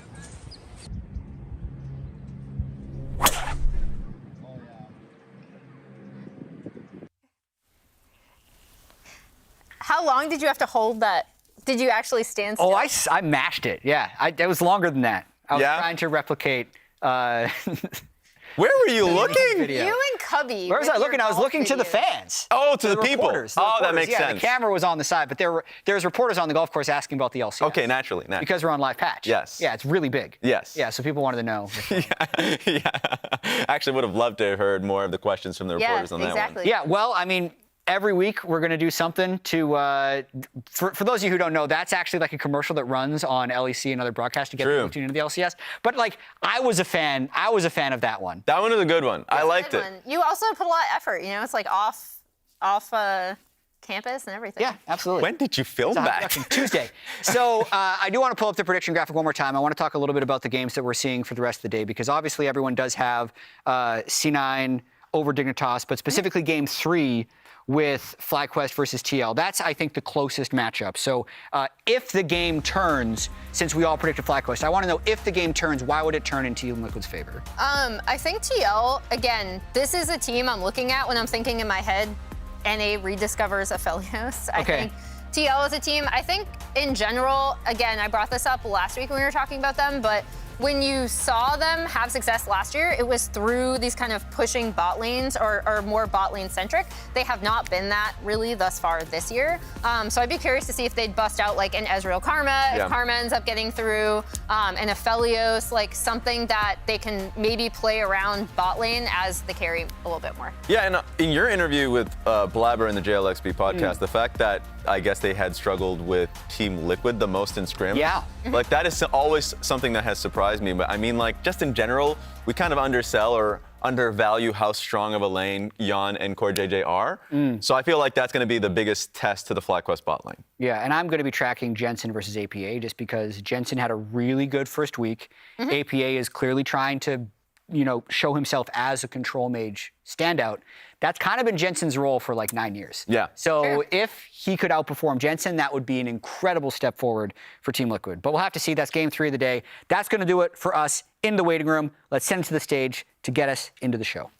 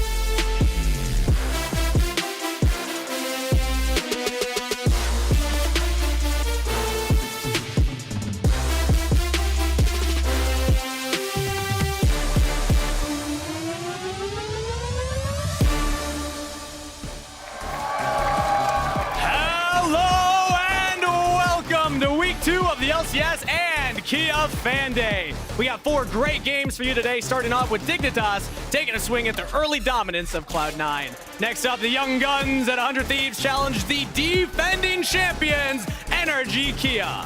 Afterwards, APA and Team Liquid are looking to clap back against Bwipo and an undefeated FlyQuest. And finally, each looking for their first win here in Week 2, Immortals versus Shopify Rebellion. Our first match of the day features Cloud9, so let's take a listen to how the super team synergy is developing. Can I use the restroom? I'm going first. Yeah, otherwise we can play rock, paper, scissors in there. I'm going second. Why do we have to go one at a time? What does that matter? We can talk, so I don't know. Okay. That doesn't make sense. It's one ref per player. What if we all just piss in the same stall? Isn't that kind of like team bonding if you think about it, or no? Like, it low-key is, no? I mean, I could see it. Yeah? I think I would definitely feel I wouldn't want to because do it. like that's kind of vulnerable, you know? It is. So like if you're able to do it and no one's judging you, it's like you feel more like safe. Yeah, exactly. I think. So I could see that being team bonding. It's like before Eve ate the apple, it's like there was no like shame, you know, but after she ate the apple, it's like, you know what I mean? I know the story, but you sound very it just sounded different. philosophical, you know? Like you sound a little bit old. It didn't sound your age, that's all. Wow, Jojo Peony. Why do you guys call me Jojo Peony, by the way? Feel like Berserker always calls me that. Why do you call me Jojo Peony? It's Korean, bro. Oh, really? Peony. Peony. Hey, what do your friends call you? Do they call you Joseph? Yeah. I mean, they used to call me JP because it was my initials. JP? But they actually call me Jojo now. Some of them call me Jojo JP is now. Johnny, no? Yeah, JP is Johnny. Yeah. JP. Johnny Pilates. There's 2 JPs now. True. None of them call you JJ? Joseph June? No. It's pretty good. Actually, that sounds better than JP. Yeah. JJ? I'm gonna start it. I'm gonna start the trend. I like it. I don't like it. Wait, what are you gonna use? Because I had a friend in middle school. I'm gonna start calling Jojo JJ. Jojo JJ? Yeah! We're back for LCS Week 2. I'm happy to be bringing you the action to kick off the first 2 games. Kank is back in the arena. Kaz with Kobe for the first time. Let's go. Let's get it. Super excited for this one. Cloud9, can they keep the super team together? Can they keep it? Can their on-stage bathroom break lore get as deep as Skibbity Toilet lore is the real question here. That's the question on my mind. While we wait for Champions Select to get underway, though, Kobe, you actually had a chance to catch up with both of the coaches earlier today. So let's take a look. Hello. I'm here with the coaches of Cloud9 and Dignitas before the big matchup. Mithy, Anatron, good luck today, first of all. I've heard a lot of rumors that Cloud9, this super team, are unbeatable. What are your opinions on this so far? I mean, they were solid week 1, I think, so we'll see how they continue the week 2. We're here prepared for them. Hope they're prepared for us too. Heard you guys were doing pretty well in scrims yourself. How's the confidence of the team? I mean, actually kind of leaked already how we were doing last week in scrims. But I think we are working towards our weaknesses. We're a fresh new team, so we're trying to become better at planning inside our game. So, yeah, this week is also another test to see if we manage to grow throughout this weekend. Do you think Dignitas are going to give you any problems today? Most definitely. I mean, I don't think there's any team in the league that is like guaranteed going to do really poorly against us. I don't necessarily think we're doing too well in scrims. I think the guys have the stage experience and that helps, but anything is possible. I heard that you guys have not lost to them since their team was called Clutch Gaming 5 years ago. It was an 18-game winning streak for you so far. You weren't even here on Cloud9 for that entire time. Does that change your answer at all? Oh, that's pretty crazy. I mean, I definitely don't want it to be today that we lose that streak, right? No pressure. We have to end sometimes some streaks, right? So that's what we're here for. Is there anything in particular that you've been trying to, specifically coach the guys on or get better at? Obviously, we came into week 1 and we saw some shakiness when it comes down to our mid game. So we have been working a lot towards that this week. The whole idea is, as Smith said too, right, that they have the stage buff. So we're trying also to give that stage buff also to our players. So we try to become more stable as a team overall. How are you guys approaching playing on the live patch and there being so much less time to try and figure out if something new and broken has emerged? It's complicated because there's also a hotfix halfway through the week as well. What I've been trying to do with the guys is structure the week so that we have 2 days to try things, 2 days to, keep doing something that we tried and we thought was good, or to just, go back to what we think is okay. So it's just a little balance, we're trying our best. It's still unexplored territory. How come nobody's playing Champs Queue on Monday, Tuesday? That's the only place you can play the new patch. I think a lot of people are just playing 1v1s and stuff as well. Yeah. Fair enough. I knew that wasn't going to get a big answer. That's all the time we have. Let's get into the game. Or get back to the casters. I'm not sure what we were going to toss to there. So, yeah, it's back to us. You toss to yourself. I just want to thank again Mithy and Anatron for giving us a little bit of time pre-draft, by the way. Very excited to see what they have acquired in the draft. And talking about that, what do we expect to see? You didn't get a lot of information out of them, but you personally, what are the changes on this patch you think are going to show up today on the I know coaches are never going to give you, especially now that we're on live patch, they're never going to give you strats. exactly any strats ahead of time or what they think is OP. But there's a lot of things on this patch that I'm excited for as possibilities. You know, like the changes to Twisted Fate to allow AD Twisted Fate builds, as well as, you know, some little bonuses there just for his regular build anyway. Do we still see the Udyr? Because a lot of Udyr counters got buffed. Yeah? Udyr it just has so much lane presence, and it led to... Gragas, yep, there we go, that's one of them. It led to, in our first week, a lot of our players I thought were playing Udyr quite well, where, you know, Impact and Fudge especially, you are proxying the wave, you are going and invading enemy jungle, you are causing so many problems for the opponent super early on. Cat Kobe still going strong. Travis Gafford, I hope you're watching. Udyr causes so many problems, not just for, it's not like just the single lane opponent, you know, it's for the entire team. It's for the jungle control. It's for the objective control here. Especially when somebody like Bwipo is the one piloting it, because he looked so good on that pick. And Fudge specifically, I want to call him out because Cloud9 played 2 games of the Udyr, so it's a good point that you bring up. And Fudge had the highest forward percentage of any player in the LCS of all teams of any position. Because he's playing Udyr, it was over 70%. Forward percentage. Forward percentage. That's time spent across the halfway point of the map. You spent more time on the other side of the map, the enemy side of the map. And that's how you're supposed to play the Udyr. So into this one, Dignitas, good ban. We spent a lot of time talking about it, and they were listening. I think it makes sense to take it away. Both of these top laners would like to pull that out, but Cloud9 do get that first pick. And a lot of people are saying Udyr is a premier blind pick, so blue 1, it is highly likely that they would lock that in. Other ones, I mean, we still see the Azir on the table. We still see Orianna on the table. Some other highly prioritized picks as we see a lot of Cloud9 fans in the audience. Let's do a quick poll here. Cloud9 fans, where are you at? Make some noise. Okay, that's a very loud crowd. Now, everybody, you might not realize this, but you don't have to be a Dignitas fan. If you are, I'm going to ask you to make some noise. But if you're rooting against Cloud9, make some noise. Whoa. That wasn't as loud. No, it wasn't as loud. Cloud9 fans are dominating the stands. Yeah. Now we don't know how many of those were Dignitas fans and how many of them were Cloud9 haters, though. Do you want me to go back and do it again? No, I think we're good. But they're starting the Cloud9 fans real young. Love to see it in the audience. Let's get into the picks here, though. My Twisted Fate, I was so excited for. Genghis is also banned. I'm very sad there. They'd go with bottom lane preference, though, for Berserker. Same with the Karma ban, but it frees Kalista. We finally get it was 100% banned last week. And it's very exciting, too, because right now, you can play bottom lane either way. You can play it to win lane, play for plates, play for bottom lane control, play for heavy dives, and constant ganks, or you can play to scale. There are some really strong scaling options right now for bottom lane too. Kalista, my preference though, I love playing for bottom lane plates, playing for aggressive bottom lanes, and that also probably means that we will get melee engage supports to go along with it. And playing for the dragons too. I've been noticing a general trend. I'm favoring the dragon sagging. I am a fan of the grubs, or as my good friend and NACL caster Joshi likes to call them, the Twitch chatters. But I do think that dragon stacking is the name of the game, especially if you are going for an earlier game composition.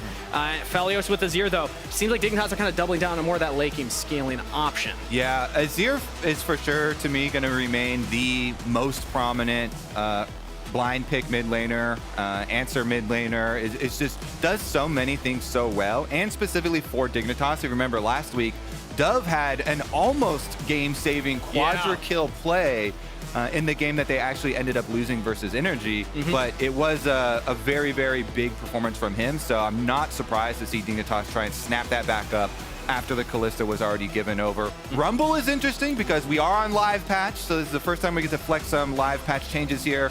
Rumble was nerfed pretty hard, but then they hotfix buffed back some of it because the nerfs were quite big in taking down, you know, the magic resist reduction from the harpoons and a bit of the damage as well. So then they ended up hotfixing back a little bit of the damage. Still one of the best champions to benefit from the item changes, though. The AP items that Rumble can build are so efficient for that champion. Renata locked in as well, though. I love to see that paired with the Kalista.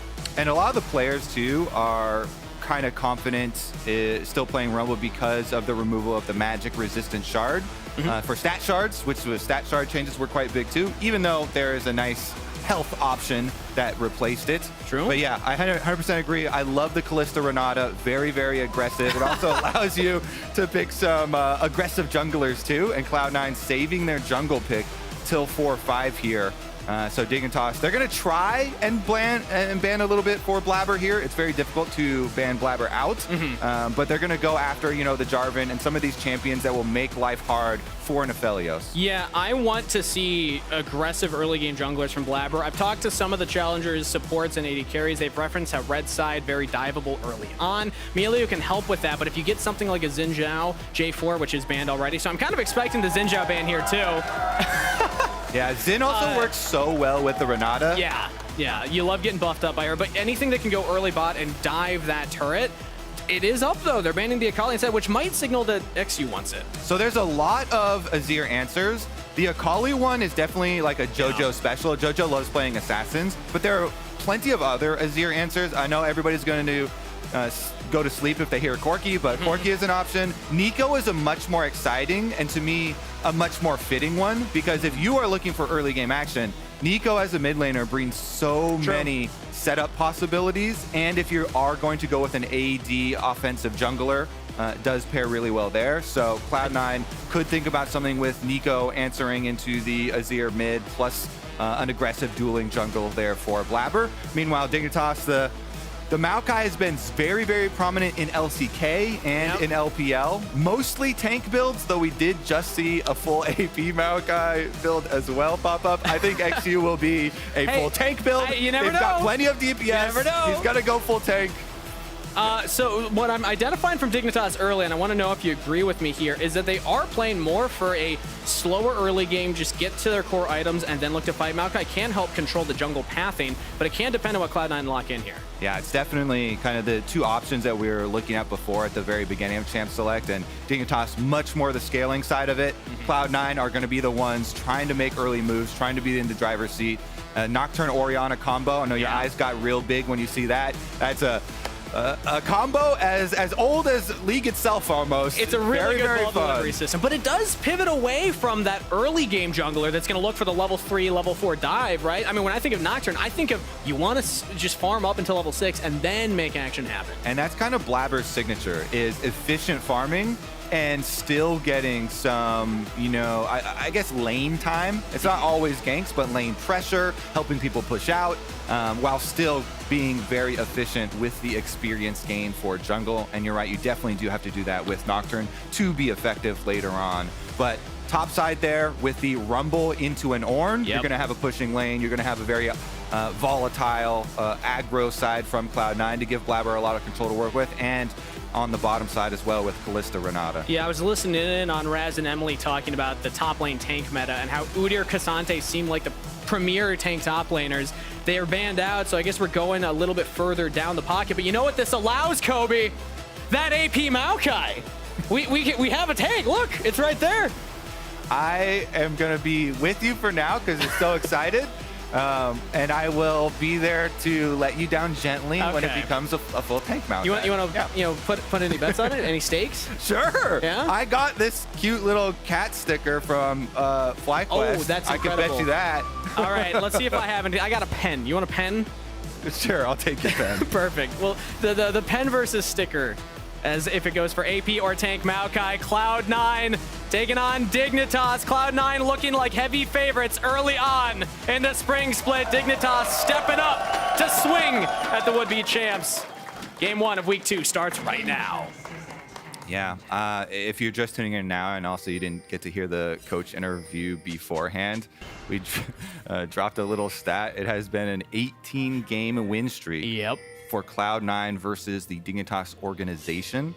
And actually the last time that Dig won, they were Clutch Gaming. It was before the acquisition of the slot. So it has been a while since Cloud9 has lost. What do we think here about the odds? If we look at the draft, if we remove nameplates, because obviously a lot of people say just the players on Cloud9. We'll give them a favor as we get our first pause. Let's go. Perfect time to talk about this. I mean, let's throw up a poll then. See what that's chat a good thinks. point. We could do a post-draft poll. Do we just have control over that? We can just ask. No, but we can make demands and, we're live. They can't stop us. Yeah, so, exactly. Throw up a poll there. We'll see after the draft because it depends how you think this game is going to go. Do you, Kangas, think that Cloud9 are going to get some mid-game plays off the ground here? Do you think that Berserker and Vulcan are going to have a strong lane phase? Or do you think Dignitas will be able to outscale them? They do have two, which quite possibly very, very solid tanks in the front line with the Ornn and the Maokai, and you get to hand out Ornn upgrades later, and then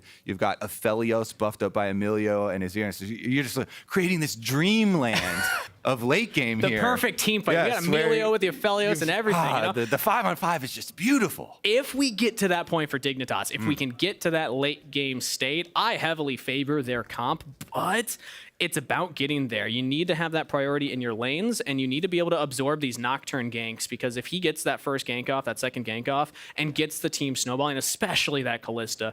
I've seen Kalista do disgusting things in Champs Queue. There's a reason she was 100% banned in week 1 in the LCS, and I had on my bingo card that she actually makes it through a pick ban. I think Raz had it also, so I guess some of us are already getting some early bingo picks here, but that I think is so powerful that I have to lead in Cloud9's way.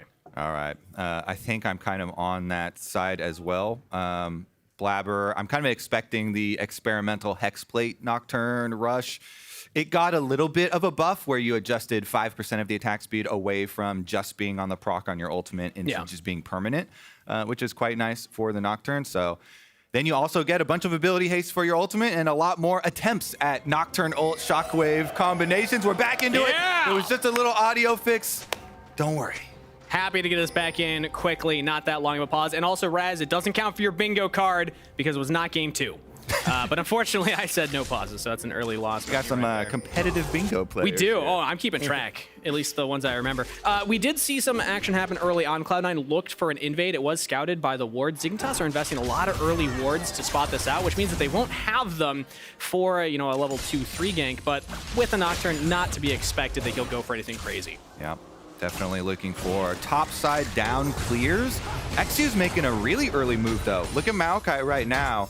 Wants to come over and disrupt this Nocturne farming from the very beginning. Smite used on blue buff, so if Xu finds him, he can yoink the Gromp. I like this Easy look. Smite. The invade. Xu getting up in Blabber's business. I love this because junglers in pro play for sure, almost never, get leashes, and so you're pretty much always smiting on your buff. Yeah. And so Xu, really smart play here, comes in, saves his smite by starting his own Raptors, because the Q from Maokai has such a big damage modifier on jungle camps. You obliterate AoE camps. And so he just does a smiteless Raptor camp and to come over and a free yoink on the Gromp. The best type of smite fight, Kangas, is when your opponent does not have smite. Good start for Xu. Puts Blabber behind that level 6 Nocturne. Also, shout out to Twitch chat. I know we wanted to see their thoughts on the comps, but they did vote to watch mid lane a little closer this game. So we're going to be paying more attention to Dove and Jojo Pyun and the riveting Azir versus Orianna matchup. Or as his team calls him, Jojo Puny. I thought that was pretty funny in the comms listening that we got on the Cloud9 side. This Cloud9 organization, like, the brand was founded on 2 things. It was winning and it was on memes. And I love that throughout the history of this organization, they have really been able to keep that up. And the good nature here seems to be still true, adding Jojo to this super team roster. He's not the smallest on the team though, right? Just like physical size-wise. We got to come up with other ones. I think it's an in-game. Oh, okay. All right. Fair enough. It's meant for the moments where he does a little bit of a too aggressive of a play, maybe. The JoJo moments as they're starting to be penned. Blabber got his revenge on the Gromp as well. So good call. Gromp for a Gromp, Kangas. It has come full circle. The bottom lane helps him get that back. Nobody gets the better of Blabber's camps. Yeah, props to Blabber for bouncing back here. He's actually ahead now in the jungle clear, up 2 full camps. And getting towards that level 4 here rapidly. Has nothing to farm. Okay, no, now he's got the Krugs down on the bot side here.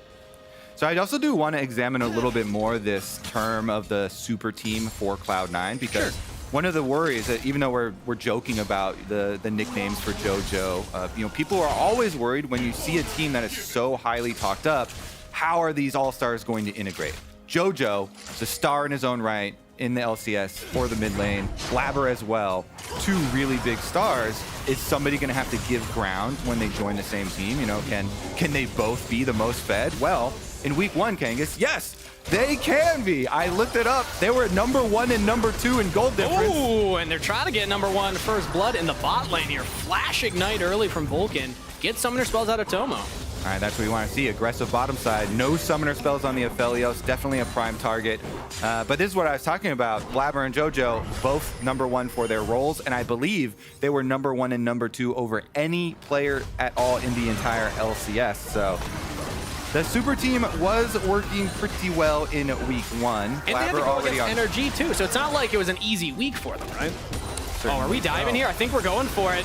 Vulcan and Berserker want this real bad. Barely get Tomo. They will trade Vulcan for it. Isles, how bad do you want this? Gets flash out of Berserker. Aggressive from the Cloud9 bot lane. Yeah, they do the dive while Blabber's taking grubs on top side too.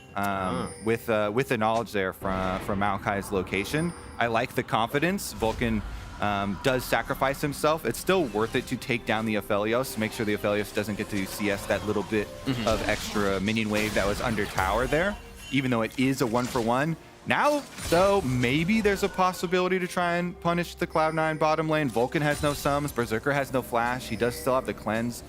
So Maokai has to be cognizant of that when you go in for your W, and you usually try and move behind them for the route for the Q smash probably back. have time for that. Now your cleanse might be a little annoying, but there could be some options. He is pathing bot side currently, so as we look at XU in the jungle, he's on the bottom half of the map as Berserker will get back into lane with the upgraded boots completed.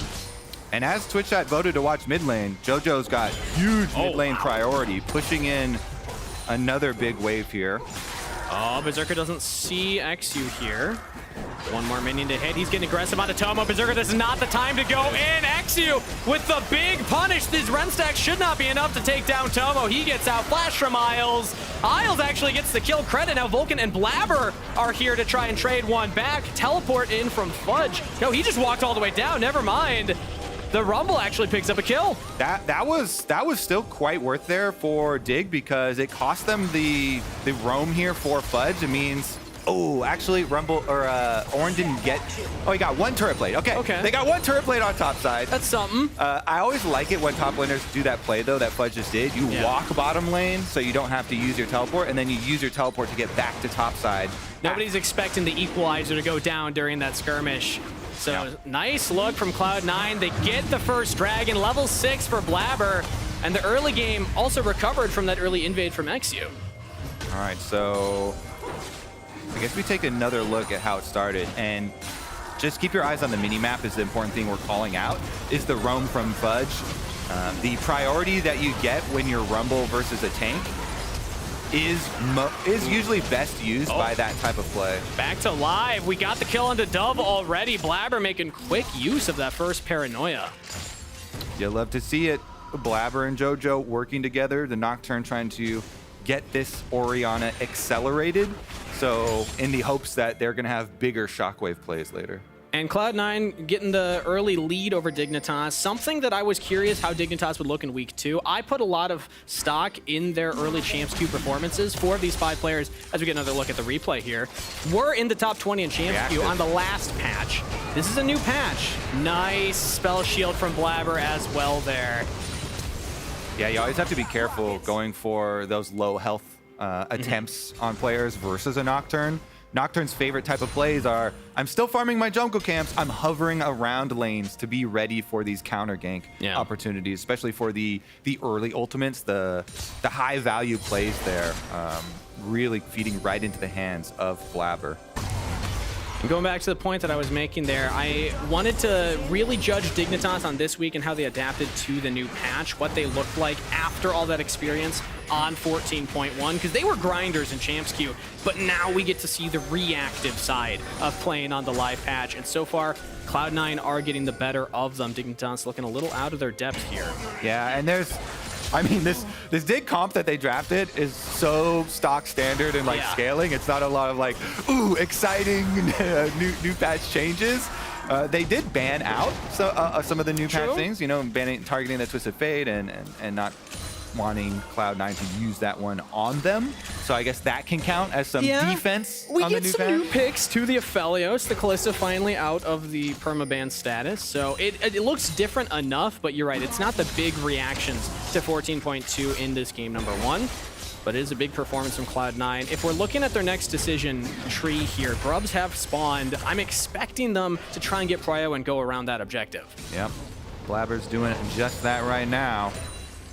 Shout outs to Vulcan. Ooh. 347 LCS games. I love the fine print. Passes Huni for 22nd most all time. Yeah! Let's go. All right, here's our Grub fight. Grubs round 2. Remember, Blabber got all 3 of the first ones. So this is for Cloud9 Grub dominance. Just getting one more of these would feel fantastic. Dignitas do not have mid push, so they're just going to walk away and give the Grubs to Cloud9. This is all objective control all day for the boys in blue, as Cloud9 will get their Dragon and 6 Grubs to their count. Oh, man. Oh, Dove goes for the solo play on JoJo. Flash out from the Orianna early. And Shockwave used, I don't think it's going to mean much. Yeah, just a trade of ults, but JoJo will be flashless for the next couple minutes. Yeah, I mean, he did see it coming, and it's good reaction flash under tower, but still, your cooldown for your flash, much, much longer. So Dove doing step number 1 of what you have to accomplish here in the Azir matchup and using your attempted sweep in order to get that big cooldown first. Ooh, Vulcan looking for his own flash play onto Dove right there. The roam mid lane. Good reaction time from both mid laners. But just as we were saying, it's an advantage now for Dove. That advantage is gone. It's like, genius move from JoJo there to call over his support and even up that. Hey, I'm down flash. You need to trade flash for the mid laner now. Yeah, pretty good calling stuff. Me JoJo Puny. The experimental exploit for Blabber has been finished though, so he's got that ultimate ability haste now for his next activation of the ult right on time. And so next time JoJo's Shockwave does come up, Nocturne's going to be ready to deliver it, and it does look quite scary for Dove, for Dignitas. And we haven't seen the Paranoia gone down for a while. It will be up for the next Dragon, which is up in under a minute here. So Cloud9, it's a pretty stock standard play. Push bot lane, push mid lane, group up at the Dragon. Really hard for Dignitas to approach unless XU can get there first and drop the saplings down, which so far he has not been able to do. There is more vision control from Cloud9 around the area, so I'm expecting Dignitas to just try and keep scaling, just give up another objective. Yeah, Fudge doing some more roaming, by the way, keeping up his forward percentage on the enemy side of the map. Vulcan gets a little bit pinned against the wall here as he comes back down from his warding duties, his little adventure, but only a couple of 100 HP loss, nothing too big.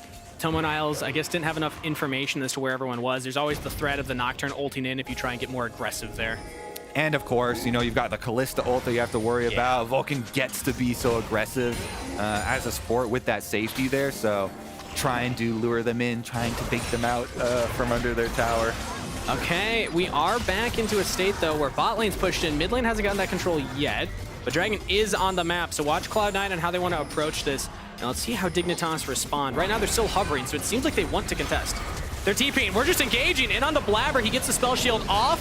Twisted Advance goes forward. Vulcan does not have the flash, but there's that Kalista ult to save him.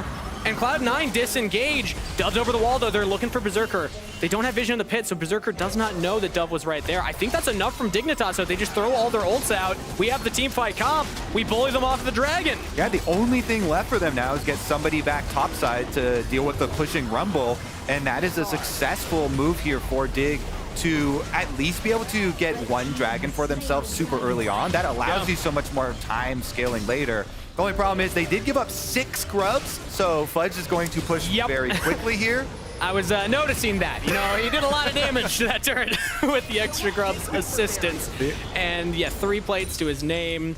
Has the teleport still. So Cloud9, while they do give the Dragon over, I don't know. Do we think this is rough for their scaling and what their team comp wants? Like, would we rather them have that, or is it okay that they give over one of the early Dragons? I mean, I kind of like getting, especially the Mountain one, a little bit of extra resistances. They have 2 massive tanks here.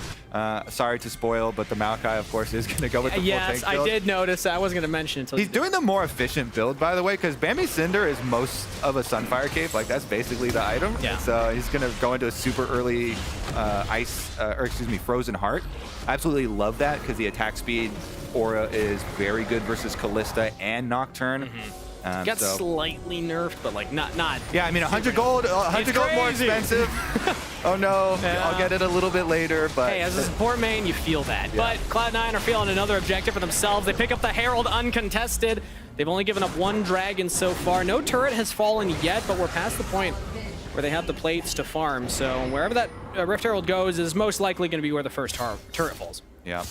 And I guess the other side of that question that you asked earlier is then going to be, well, how strong really is Rumble going to be with all of this extra turret plate money that they also gave up in going for the bottom side play to get the early dragon and get them stopped stacking there? Because Fudge, he just completed his Leandries on back. This is a big power spike, Leandries and the Sork shoes for the penetration here. So we'll see how much damage he can really do with that influx of gold. Rich has the Rookern though, so he will be very tanky against this Rumble in particular. Yeah, definitely going to want to do that damage to somebody else. Yeah. the I'm probably looking at Tomo, Dove, you know. Yeah, exactly. Even Exu, who has no magic resist yet, so. Yeah. Pretty juicy. But the bigger thing also is that they just have the ability to control these waves still with their early item buys. That means that they can keep pushing. Fudge has been very active on the map. We've seen 2 instances where he gets out of that lane and actually does affect somewhere else. Yeah, definitely has kept up the roaming, trying to use his lane priority for the benefit of the rest of the squad. Also one of the big parts of why they got to 6 scrubs without that extra conflict. And Blabber going to use the Rift Herald. Now you definitely want to always drive your Rift Herald if you have 6 scrubs. Because you get the extra Void Mites for the extra grubs that you've done here. So you see the giant family. That's a lot. Whew. Also, we see Dignitas grouping up to defend the turret. Wow, it doesn't actually go down. Yeah, the flame thrower gun here for Tomo is quite good at killing off the Void Mites. Sim and Dove were able to take down Shelly's whole family. Oh, man. Why'd you have to work? All the little babies. Oh, Are you in the camp of calling them Kevins or Eddies? This is my thing. So I think both are good options. I heard very early on that they could be called Garys, and the reason I like Garys, because Grub's Garys, Herald Harrys, Baron Berries. Hear me out, you know? It's kind of got like a rhyme scheme. Got some good but flow no there. one's going to buy into that because it means you have to change names of the other ones, which are much more established. So I still like Twitch chatters. Yeah, they celebrate, they run, they hit the turret. They multiply, all the Void Mites come out. Yeah. Okay. They cheer for the team that's ahead. Yeah. All right, Rich, despite the Kanik Rookern being picked up, still taking a beating under tower, and Blabber's on the way. So looks like they are going to continue to pressure this point on the map. Blabber's thinking about a potential dive. It would be really hard to dive an Ornn. I don't think this is the play, especially with all the magic resist that he has, so wise to just back off there. They were also kind of looking towards mid, where Tomo and Isles were hovering. It was a nice little move here, and it was warded by Cloud9. Tomo and Isles were able to push out the mid lane, and then they as a duo, hovered up about halfway or a quarter of the way towards top lane. And that threat, like you're saying, it's going to take a long time, even if you could pull off the kill onto Ornn. And by that time, if the Aphelios gets there... Speaking of a kill, Ornn going for the solo kill on Fudge, flash used. That's a pretty big advantage for Dignitas. Now, at least Fudge didn't use the equalizer, though. Dragon's coming up, he has the teleport, so we're kind of prepping for this next objective here. Yeah, we'll see about that if the flash gets punished, because right now, Rumble does so much damage, but doesn't have any of the defensive capabilities to keep him safe, so maybe it will be a super big advantage coming towards here.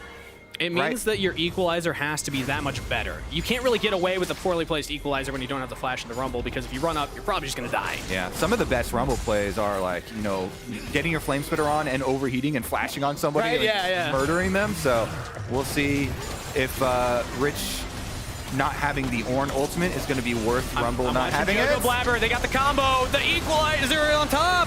Doesn't actually get that much damage down. Berserker gets the first kill on the Dove, though. Traded back. Exu burned down to a crisp, but the engage! Tomo's popping off in the fight! He hits the double kill as Fudge and JoJo finally take him down, but it did a lot of work for Dignitas. The rest are in full retreat. Isles flashes away. That could have gotten much worse.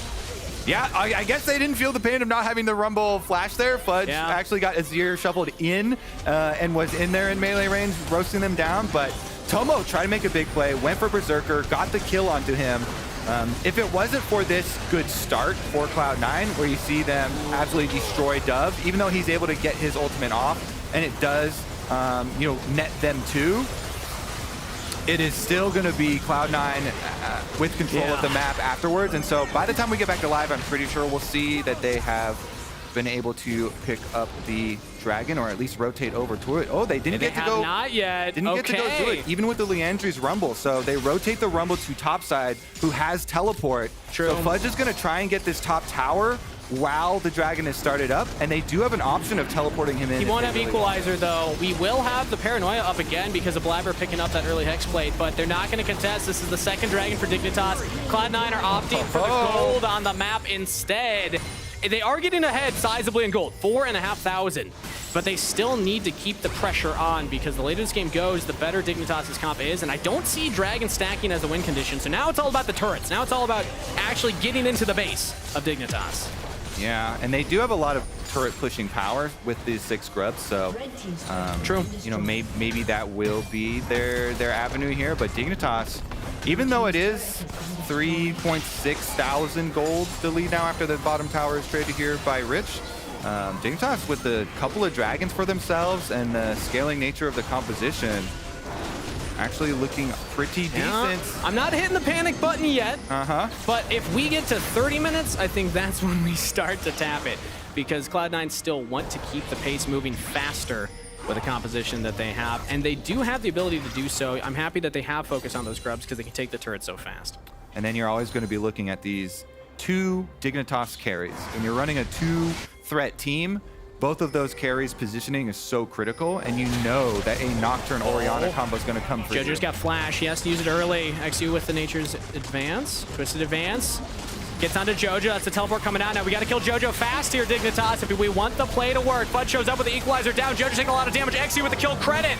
Isles and Rich are here as well. Paranoia used. We're not playing appealing for Dove yet. He tried to appeal for himself, but Blabber flashes forward and will equalize the kills. Blabber saving the play for Cloud9. Teleport from Fudge and the ultimate in from Blabber to go get the counter kill there onto Dove, and they do one better. They take down XU, they take down the enemy jungler, so Cloud9 are on Baron. And we don't have the call the Forge God from Rich. We do not have Tomo in the neighborhood. I do not see a world where Dignitas can actually contest this, unless just the threat of the Ornn is enough. They have the Ren stacks. Cloud9 are not taking the bait. They say keep DPS on the Baron. We will get the objective. We have another teleport coming in as Vulcan hits the ultimate onto Isles and Rich. Dignitas might be able to get their members out, but they will not stop the Baron. Cloud9 will pick up the Red Bull Baron buff. What a play. In the end, it turns out so beneficial for Cloud9, with Dignitas going for the chase onto Jojo on top side. And even though they get him and they get the flash, the rewards are so big for Cloud9 because of the turnaround. I want us to watch Rich here. There's a very important thing that he does where he angles his ultimate. I think it might be because of the Paranoia. I want to see how close he is, because the lights go out, and it seems good for Dignitas to start off, but then watch Dove, watch Rich. Yeah, I mean, if he had angled that onto Blabber, I think the Dove probably lives. Yeah, kind of hard here with the Nocturne ultimate. It's one of the unseen benefits there. It's tough to know if he could even see it. Yeah. But grouping up there, Fudge all smiles after the turnaround because it was looking a little dicey, but good instant teleport in there from Fudge, and then Blabber getting in. The experimental Hexblade extra move speed plus the flash, allowing him to close that distance and finish off the kill onto Dove. This is why I love Nocturne so much on this patch. It feels like he just gives so much for the team. You can play for the early ultimates and try and punish lanes that are on weak side, but also around these types of moments in the game, especially if you have a lead, it feels better. But you can just make a lot happen in these chaotic moments. Plus, he is electrocute Nocturne here instead of the normal lethal tempo. So he's like explosion Nocturne if the overlay is correct here. With the electrocute. Didn't even notice that one at the very beginning because lethal tempo is just usually the go-to. And the double spell shields too with the build, so it's gonna be hard to actually lock him down when he does ult in. Speaking of, we're popping the paranoia yet again. XU, you built tank, but not tanky enough. Has to flash away. It's now Blabber. Oh! The shockwave combo from Cloud9 gets everybody from Dignitas, but Tomo still outputting a lot of damage. Not going to be enough as Blabber goes on a killing spree. Pause in the middle of what could be the game-deciding fight. Oh, man. That is such a critical one, too, because it was a huge Nocturne Shockwave combo. Yeah. And then Blabber also got bailed out with the Renata bailout there. He revived in the end. So this fight is a huge win for Cloud9. We'll see. We'll see until we get some more information here. And Tomo had to flash away. He was very low health. I don't see a world where Dignitas can try and equalize that fight. So unless it's something that is, you know, a legit bug that happened, something that we have to go back, this could just be the deciding moment in the game, because if you win this fight as Cloud9, you get at least like the majority of Dignitas members. They've got Baron buff, so that should turn into an inhibitor. Let me look at the minion waves here. Minion wave on top side is very close to the outer turret, so and they've got a pushing one mid too. So minion waves, if they win this fight and complete it, which it very much looked like they had a huge advantage. They had XU down and Tomo down at the time of the pause, and Isles on about 50 HP, so he's probably down as well. Then it would be a really big push afterwards, but we will have to see what led up to this. And we're investigating right now. We'll let you know as we have information confirmed to us. But for now, it's looking a little like Cloud9's going to make it 19 games in a row versus Dignitas. Oh, we have a replay. Yeah, so they're investigating right now. I did get an update. There's possible network issues they're looking at. So, yeah, that's definitely a bummer. Here's a look at how it started, though. As they move in to clear the ward, Blabber obviously is going to see the angle here with the fully grouped up Dignitas. It starts with the tank Maokai doing the thing where you walk in, face check. He almost gets popped. And then Blabber, at first I was like, what's he doing? And then you remember, oh, there's an Orianna shockwave. Oh, yeah. Juicy. Oh, yeah. And yeah, I saw the electrocute go off too. So it's definitely the electrocute. He got his passive AoE what an swipe. Equalizer. And then look, he gets the bailout kill as well when they take down XU. So Blabber's still up. Oh, Tomo's even, he went down. Tomo was dead. Isles looks like he's safe back there, but very low HP. And so that means they'll finish up probably the top side of the fight as well.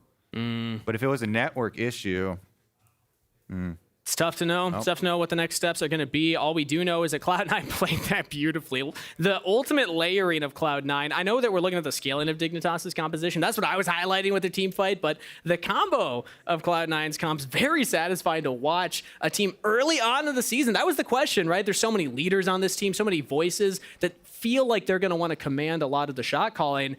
What calls are they going to commit to? What are they going to go for? That was a beautiful play. Yeah, nice chase there. After they got the big health lead since the Maokai face checked them and was chunked out. No ultimate, no flash on him. They were like, oh, perfect time. Go for the chase kill. Blabber got the perfect angle in there for the dream shockwave. And does Blabber have his player of the week? Oh, now we just went away from it. I was looking at the statue there. I was looking at the different orientation of the monitors. Did you see? Like Fudge's is obviously he's a very tall guy, is super high up. But then we had the weird like lean back angle on I guess we can see that here too, Tomo. Yeah, he's getting a high monitor. I was always told for ergonomics, you're supposed to have the top of your monitor slightly above your natural eye line. Oh, if really? You're just sitting. There it is. Yeah, it is. That's what I was looking at. We got the statue. That's a pretty Chad move. We're facing off against each other on the stage now, and Blabber's got the player of the week statue staring down the opposition. Let's go. That's a powerful statue. I'm intimidated. And I'm far away, yeah. He's screaming jungle diff right now. He's screaming, I got double spell But shields. look at the monitor. Look at his monitor behind him. It's so tilted up. I feel like I only see stuff like that in FPS, games where they're getting real close to the monitor and stuff. Yeah. But it's like he likes to get over his game and have like a top-down god view. It looks like it's gonna make the glare worse. Like the angle. Yeah, it's okay, like let's get a look. Lights. Can we get like the POV? I don't know if that's too close to Blabber. Blabber, don't worry about it. So it also, because the bottom is closer to you, puts your mini map closer to you. But it skews it. You never want to go top lane because it looks further away. Oh no! Yeah, sorry, Fudge. Fudge is coming to us. Meanwhile, Fudge has got the super high up. Wow. Very tall. That is a noticeable difference. I mean, have you seen the stand up next to each other? It's a pretty noticeable difference. We did the thing where like Fudge keeps getting bigger. What if we do like Fudge's monitor keeps getting higher? Yeah. Like every time when he comes in for a game, we raise it by half an inch, see like how long it takes him to notice. I'd be down for that. I mean, it would be a good way to try and put some handicaps on Cloud9. If Cloud9 is just winning too many games, you got to start doing weird stuff to their setups. We just add more. All right, now we're taping one of your monitors to the ceiling. Good luck. You still gonna win? Blabber, you got to go with only your right hand this time. We're gonna give you a mouse with a lot of buttons on it. We are still investigating the pause right now, so we'll have updates as they come in. But thank you for bearing with us, everybody. Thank you, everybody here at the Riot Games Arena, for bringing the energy in week 2. Shout out to a sold-out crowd as well. Yeah, I mean, honestly, we had so many changes this year.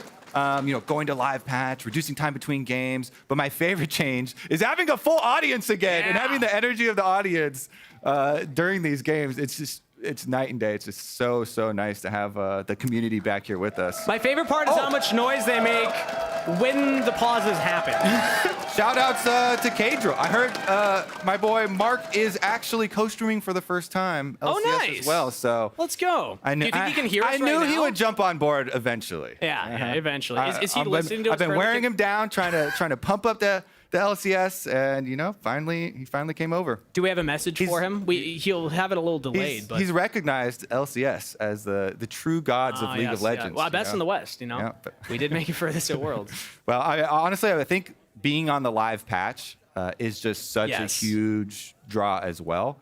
So everybody gets to see. That was my most exciting change going in. I know there's a lot of change for this year, but that was the coolest one because we've never had this before. And I know that I've heard this said for years now that it would be so fun to watch the pros try something and then we get to experience that ourselves. And it's really the first time that we get that in a one-to-one type of environment. I was the same way, and it's purely because I always love the hunt on new patches for what's going to be super OP. So you can abuse it and climb ranked yourself. So now we get to do that in pro play as well. It's definitely fun. What have you been abusing lately? I mean, Titanic Hydra, but because it's getting so widely abused now, I think it is going to be over nerfed. The auto attack reset being added to it has caused some unforeseen problems. Did you see the Caitlyn double headshot tech with it? No. Caitlyn players are now going Titanic Hydra because if you cast a headshot, if you cast a headshot before your headshot is over and you hit your auto attack reset for your Titanic Hydra, you'll do another headshot. It comes back out. So you get double headshot there. Plus, nuts. It makes you more tanky in the world where there's so much 100 to 0 time to kill has gone down, and AD carries are always worried about getting bursted.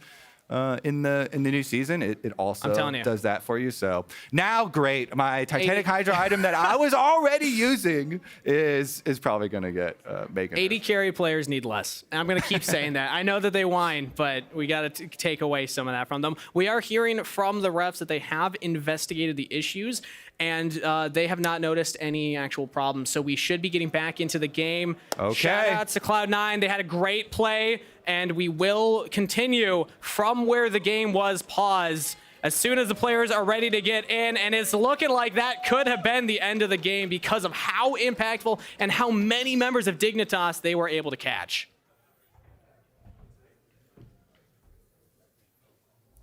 It felt like I was building up for us to get in, and now still checking out. The classic. I see the readies going down in all chat, though, so... I'm right there with you. I'll put mine in as well. Here we go. Perfect. I am ready. Boom. There. And props to Dignitas for fighting their hearts out here. They were getting to the point where they were ready to go for those fights. I think that last instance was a huge punish for the Maokai walking in, but they were getting to that part of the game where it felt like they were coming on. You kind of feel bad for them because, it's they were, like you're saying, scaling super nicely. Berserker's probably going to finish it off here. The only one to live is going to be Isles on, 25 HP or whatever there. So Cloud9 with the Baron buff, with the 6 Void Grubs, each person spawns 2 of these Void Mites, the little Kevins, and those also apply the extra damage to the tower, so And your they're pushing splitting. power is insane. They're trying to fully maximize this Baron buff. They're not everybody going down one lane. We take the mid inhibitor turret, we'll take the mid inhibitor, and we took the tier 2 top, and it looks like we had the full wave shoved in for the tier 2 bot lane. Divide and conquer, Cloud9 maximizing their gold. And let's get another look at the replay here. We already looked at it once, but it was so impactful that we got to break it down. Yeah, so actually walked up by that existing Cloud9 ward and then popping the sweeper, but that just leads to this. So anytime you're going to get the dream setup where everybody's grouped and you're running a Nocturne Orianna comp with a Rumble, like that is your dream scenario. Rumble gets to lay the equalizer through a small jungle corridor. You already grouped up everybody with the Shockwave. It's just, that is the perfect type of fight for Cloud9. And now the gold lead is just astronomical. So This is one of those ones that it's pretty rare to come back from. Cloud9 back to live here. Get onto the map and push in this bottom wave yet again. Yeah. They have, at least for the side of Dignitas, started handing out the Ornn items. I think we saw even earlier, Tomo's Infinity Edge was already upgraded. So their job remains the same here for Dig. It's all defense. And we're just jumping right onto Tomo, the combo yet again, this time only onto the enemy AD carry. He's surviving for a while, but not long enough. Cloud9 pick off the Aphelios. That's probably the last bastion for Dignitas here, as they will try and survive in the fountain. They're losing the front line. It's just Dove and Isles. And Dignitas seem to be falling. Cloud9 continue the win streak against this team. 19 in a row. We were cheering for him, but it is not going to happen today. Cloud9, ooh, nice look from Dub right there. Trying to end on a high note, but Cloud9 are just inevitable, continuing their dominance of the LCS. Cloud9 will go 3-0. The power of the Void in full effect. Cloud9 got all of the Void grubs, they got the Rift Herald, and they got the Baron. They collected every Void objective that there is to get in the game, and they did give up a couple extra dragons, but that's far gonna outweigh. Which surprised me, but I love it though. I love being wrong, because I was looking at dragons as the win condition. I preferred teams that were stacking dragon early. Cloud9 says, no, we're gonna do it our way. We're gonna give up those early dragons. And I was getting worried, like, uh-oh, they're playing against the scaling comp. They're playing against the Ornn items that will come on eventually, and they're not going for the dragon soul win condition. They didn't need it. Cloud9, they played at the top half of the map, and they are rewarded. All right, they keep up their winning ways. The Cloud9 super team remains intact. We had a bunch of extra Cloud9 stats, after week 1. It was only 2 games, but they were at the top of the charts. Cloud9 looking like the team to beat still. But a reminder to LCS fans, Fantasy LCS is happening on Sleeper. It's not too late to sign up and start a league with your friends and then crush their dreams with your own LCS super team. You can head on over to sleeper.com or sleeper.app to give it a try. We're ending a quick break before 100 versus NRG. But let's take a look at how Sniper's feeling headed into his second week of the LCS. Everybody's eyes are on the top lane with Sniper after years and years of hype and people being like, when do we get to see this guy in LCS? The answer is now. It is going to be Sniper coming in, Rivers diving. They're sending it. Yon's the target here, and immediately they find him. Can they actually lock him down and burst him down as Sniper chasing him? And it looks like Blabber's going to be gone. 2 kills, 400 Thieves.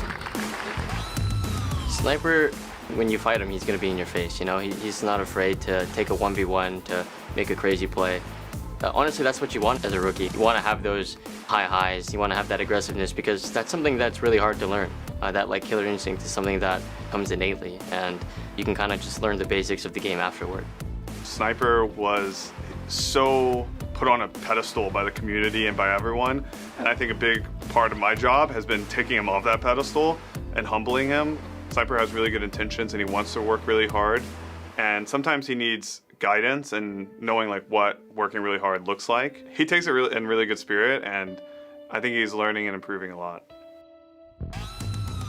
I really do want to be the best, and I'll do literally anything it takes to get to that point. My expectations are always high, and sometimes I reach those expectations, other times I don't. I just try and learn from it. Me and Sniper actually had a conversation, and he was just telling me how much fun he's having learning new concepts and just learning how to play as a team. And I basically just told him like just keep that mindset all the way through. I think if he just keeps on that momentum and growth, then sky's the limit. I definitely feel like I'll be the rookie of the split, and just will let my actions speak for my words. Snipers onto APA. The Zigs ain't gonna last long, and 100 Thieves just won the game.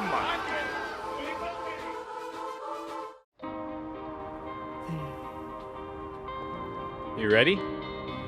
I think so. Yeah, just remember, stay in your lane, keep your vision up at all times. Time is gonna be everything here, so you don't want to go too fast, but you also don't want to be. Hey, I got this. Yeah, I think you do.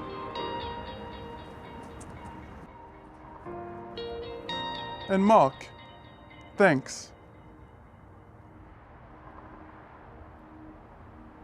Whoa, hey, no, whoa, no. You're not taking my car. My Kia EV9? No way.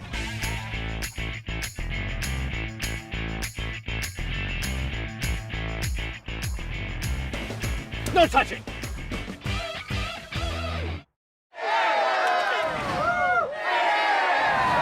Red Bull gives you wings.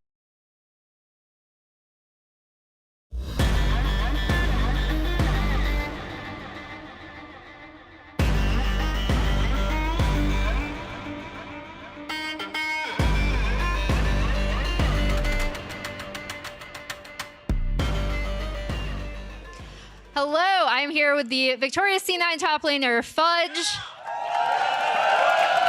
I will say, I was expecting I had a whole list of Udyr questions, prepped and ready for you, and then they banned it. So how happy are you that Udyr was banned? I was very glad Udyr was banned. I'm sick of playing that champion. It's giga broken, and I think they also realized that there's not really a very good counter. And it's fun to play a new champion, but not when it's kind of not skillful, I guess.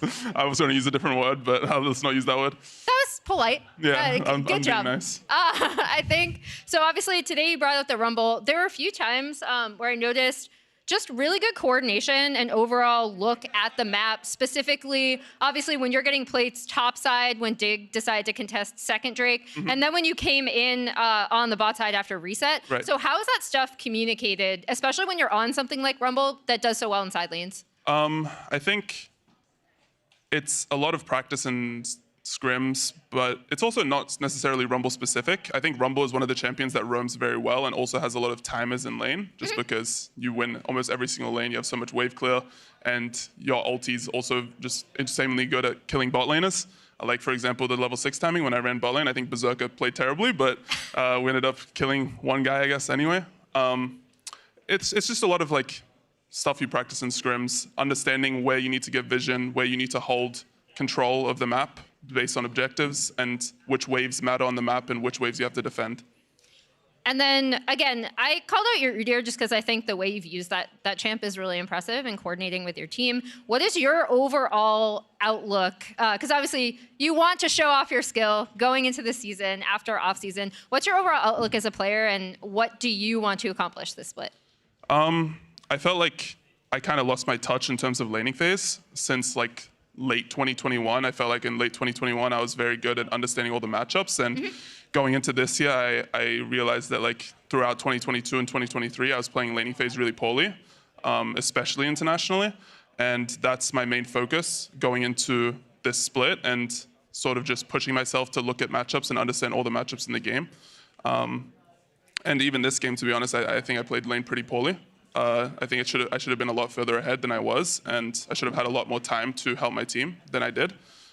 So it's a lot of work, but that's my main goal. All right.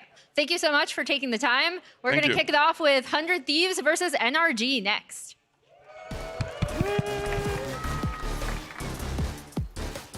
Welcome back to the LCS Lounge. Raz and Jad here. Emily will be joining us shortly as she's booking it to Fudge.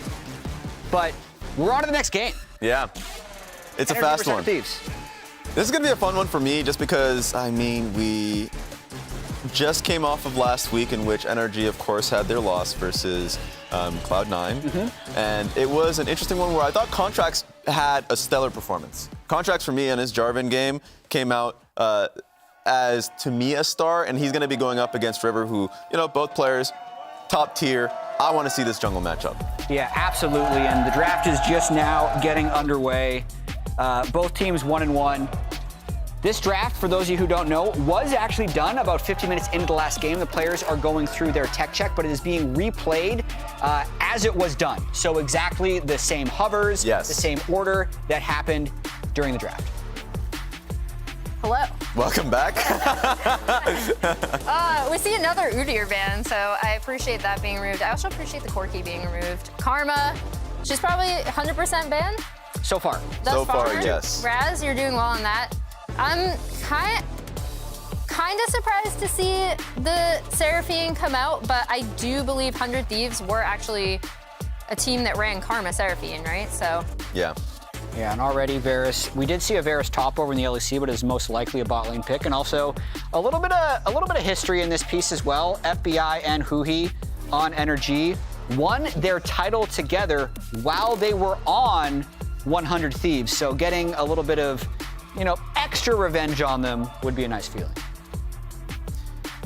It would be. The fact that this team, we've talked about these two players in the past that have been through multiple organizations together, winning a championship on 100 Thieves. They want to be able to do it again together and on NRG after a championship split. So it's going to feel, you're going to feel a type of way going up against 100 Thieves after having a history like that. So, man, so many switcheroos going on stage right now. I'm just thinking about LCS history. We come back to the Golden Glue Shot, who used to play on Golden Guardians. That's true. Who was where Huhi and FBI played before they went to 100 Thieves.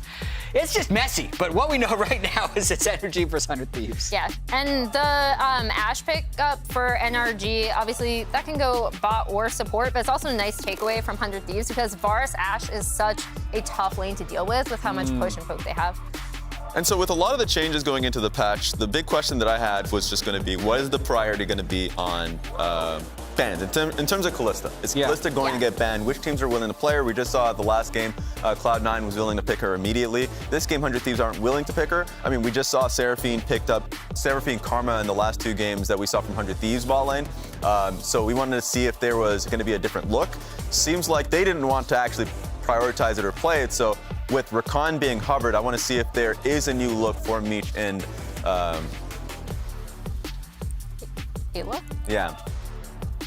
Yeah, I'm quite confident that that's going to be a Varus bot for Meech. It's one of the things Kangas was hoping to have happen being on patch 14.2 without the use of double support items. But I'd also say many people are favoring NRG in this game. It is also no surprise with what's happened during the offseason. 100 Thieves, one of the youngest, least experienced rosters in the league so far. If we actually, so we pulled some fun stats. The total LCS games played between NRG and 100 Thieves is vast, the difference between the two teams. NRG, thousands of games. Well, not cumulatively, all their players adding them up together, 1,457 games versus 208 on 100 Thieves. And over half of those games are actually from River. Sniper and Meech are playing in their third LCS game. Yeah, and that doesn't include River's PCS LMS time. Correct, obviously. just this the is LCS. Just LCS games. Yeah, I'd love to see the radar chart to see how much Huhi is just dragging that average up. I guess Contracts has a lot of. Yeah, I mean, here you can see the 100 Thieves guys. Ayla sneaking up there at 65 games definitely is the one that caught me off guard, but Quid, Meech, River.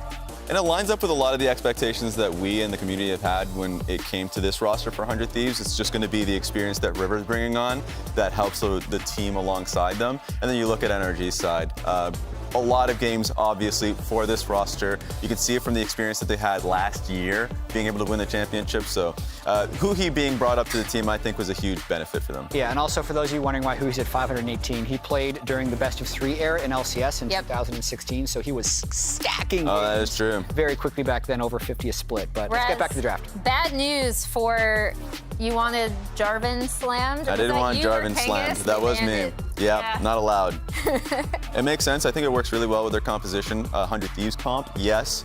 You have River that can pilot it excellently, but also the pressing R on Jin Ash. Yes. End them. With Rakan, it's just a disgusting setup, so they don't want to see it at all.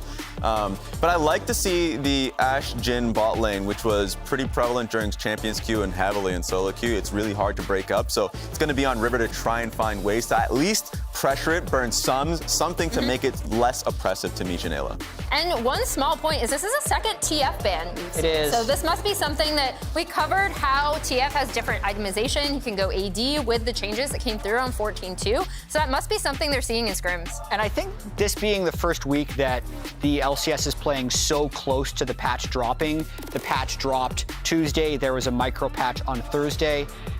I'm seeing a lot of fear bans, honestly. Yeah. Game 1, Cloud9 blue side banned Karma, even though we think it is very first pickable. Then also Twisted Fate was phase 1 banned.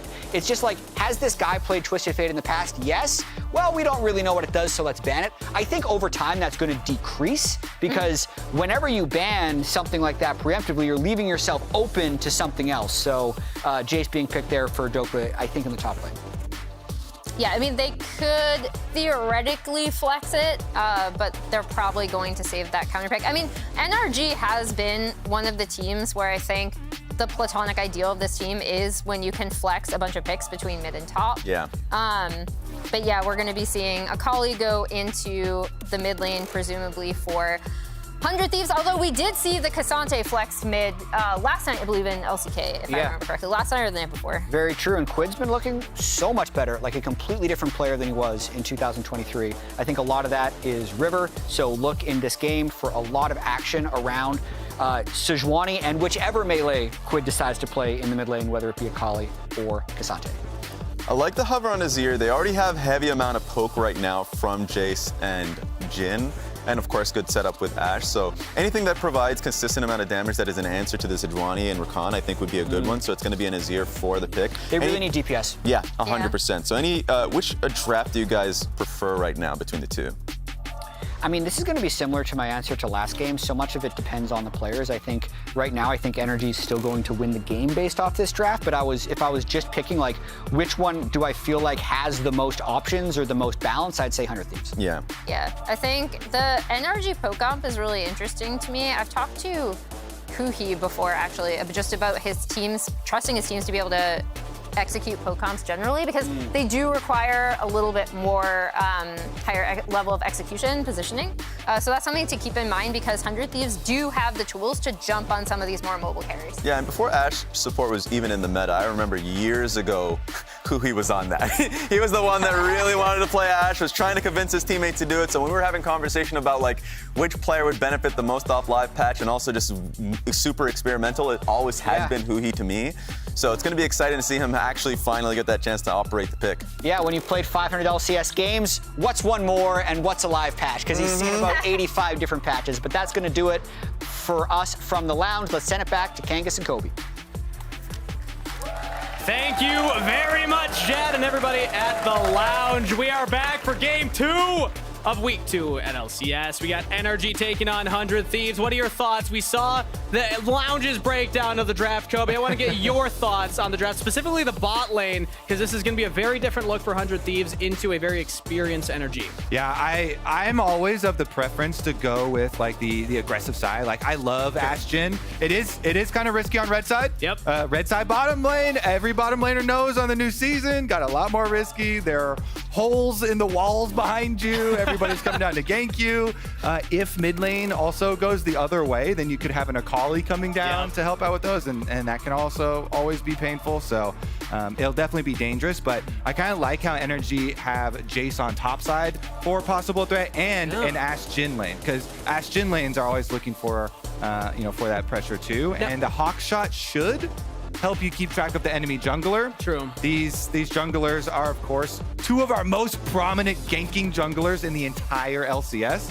There is, in fact, already in chat a poll who you think is going to gank more. It is still ongoing. You can vote right now. We're going to keep track of it, too, throughout the game. We're going to be making sure we know who has more ganks happen. The production will be judging if it counts as a gank or not. So eyes on the junglers. River is very exciting. River and Quid were the two that had me. I don't know where you put 100 Thieves on your list, actually. I don't remember. I put them higher than, I think, all of the other LCS polls. I had them like 5th, I think. Nice. Yeah, I had them around 6th. I had heard some really positive things pre-season with them getting together and having more success than people thought that they would. Quid looked fantastic in Champs Queue. River's one of the best, if not the best jungler in my eyes in the LCS. So that's why I rank them higher, but I'm also excited. Contracts has something to say to you then. Hey, that's why we got the counter. They can tell us in game. Currently right now, River is crushing the gank counter, by the way. This is not a who is the better jungler poll. Hey, if I play solo queue, that's who's the better jungler. Exactly. This is a who's going to gank more poll that is up right now. Sure. Well, but another reason I'm excited about 100 Thieves, I talked about it a little bit during the lounge, but I want to re-talk about it now because it's relevant. The bot lane, Meech is playing the Varus this time around as opposed to that double support item stacking lane that is more weak side. I want to see 100 Thieves play to Meech, and I'm hoping that Meech has a pop-off performance because from the Challengers League, I know it's rare that we have these players that come in and just pop off immediately, but I think if anybody has the highest potential, I actually have Meech pretty high up there. So hopefully, cross my fingers, but it's up to the player to prove it. So can Meech hang with the bot lane of NRG, who have a lot of experience playing together? Both of these bottom lanes actually did all games of their first weekend double support item as well. So it's not just the 100 Thieves and Meech side playing the double supports and having to change their evil ways coming onto patch 14.2, where of course we had the patch changes, thank you Freak, that adjusted support items to count for anyone on your team that has bought one towards the penalty for gold farming. So double support items is basically gone. And now both these teams are going to adapt to the new patch. They played so far 100% of the LCS games with it. That's interesting. I didn't know that about NRG. I knew about 100 Thieves. I didn't realize it about NRG. I was going to do a pop quiz later where I was going to be like, how many support items were bought in the first week between these two teams? Yeah, I would have failed that quiz. It was going to be... I'm really happy that we're, filling a little bit of time here, so I don't have to have that egg on my face. We are waiting to get into game. We should be getting in very shortly here, but the players are taking their time. We're content maxing. This is so that the YouTube VOD goes longer. That's that ad revenue, baby. I like that we're getting a lot more coach shots too. Make the coaches real characters here as well. Golden Glue we just saw previously. Now you're looking at Think Card. Does anybody have a Player of the Week statue? Blabber had his up. I don't know. I don't see any up. There's players up on that stage that have won those, right? I mean, if Player of the Week, we only had 1 week so far. Oh, well, I'm looking at past weeks. Just counting weeks over here. Look, man, I already said I would have failed the quiz. It's funny because I actually have one of them also, so I could have brought my. You do? Yeah. Oh, you need to have that up on the casting booth every time. All right, next time I'll bring that one for you. How'd you get one? They used me as the test dummy for the first one to see if it works. Best way to do it. Well, we see the coaches fist bumping on stage. We know what that means. 100 Thieves versus NRG Kia ready to take to the Rift and get us into our second game of week 2 for the LCS, the defending champions taking on the upstarts. Okay, the poll is closed. Ooh. Stop the counts. River has won 65% on of Sejuani. people. 65% of people think this Sejuani is going to gank more than this Vi. I love it. Have you watched contracts before? Okay, but have you looked at the nameplates? This is an instance you don't look at the champions. So I mean, Sejuani does, especially for as far as tank junglers go. Sejuani is very good at ganking, and the analyst has touched on it. Double melee solo laners is the area where you get the most of Sejuani ganks. Ooh, so either of those solo lanes would be pretty juicy, especially the top lane for Jace. We haven't talked much about top lane as we see a slight late invade here from NRG. I don't know how much they're actually going to go for or if it's just the ward placed. But top lane, Douglas, this is his second Jace game of the split, and a Sniper who's taking a step back from the carry role, going onto the Cassante. Sniper's also somebody obviously we've talked about a lot in week 1. Yeah. He played the Riven. It was fun to see. Pretty hype. And oh no! Well, Already? if we're gonna get a pause, it's better to do it now. True. Again, content than after maxing. Orianna Shockwave was just been delivered into the whole team. That was a very funny time to have a pause, though. In its defense. This is our meditation pause. This is a focus up. Everyone, clear your mind. Prep for the coming game. See, I mean, you say that. I'm sure everyone at home can follow that, but I just can't stop thinking about how much Raz is probably celebrating because that was on his bingo card. Oh. We'd have a pause in game. Why would he spoke it into existence? Yeah. Well, I think I cursed us because I said we wouldn't have any pauses. So I'm already like -3 on that one. Yep. Rough day to be Steve.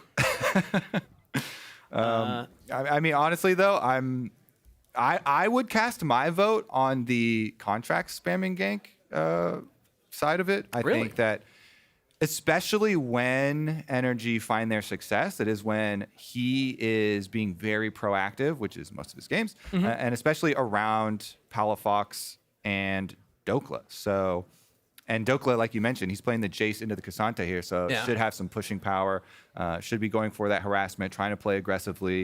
And we'll see what... I have gotten an update here, Kobe. So I want to hop in. I want to hop in because, again, we're live. They can't stop me. So I'm going to ask that we get a Twitch poll. Because I could stop you. We've heard that the pause was because of a setting adjustment. So I'm curious, who do we think needs to change their settings? This, we really actually just get to blame Can we get a Twitch player. poll? Yeah, we do, yeah. All right, who was it? Yeah. I mean, it's hard to poll with 10 possible answers. So but I think personality-wise, I think you could just really spam the chat, like. Yeah. Whoever your favorite player is, probably at that point. I mean, actually, that's kind of good news to me. At least there wasn't an actual technical issue. True. It was player lapse of judgment. We'll just call that one. I like the soft wording there. Yeah. As Quid and Palafox in the mid lane here, duking it out early on. Another Azir game. We haven't seen Corki Azir yet, though, and the Akali is that counter pick you were talking about. That's how we do it in North America, baby. How we go for the kill answer, not the Corki answer. Akali, level 6. Especially when River's going to have the most ganks. You know, you got that jungle and an quick invade question early on. Yeah. How close does a champion have to be for it to be considered a gank? We left it up to the discretion of our production team right now, so... I'm going to say not an invade on the blue buff, but I hear your point, and... I just ganked that blue buff, man. Yeah.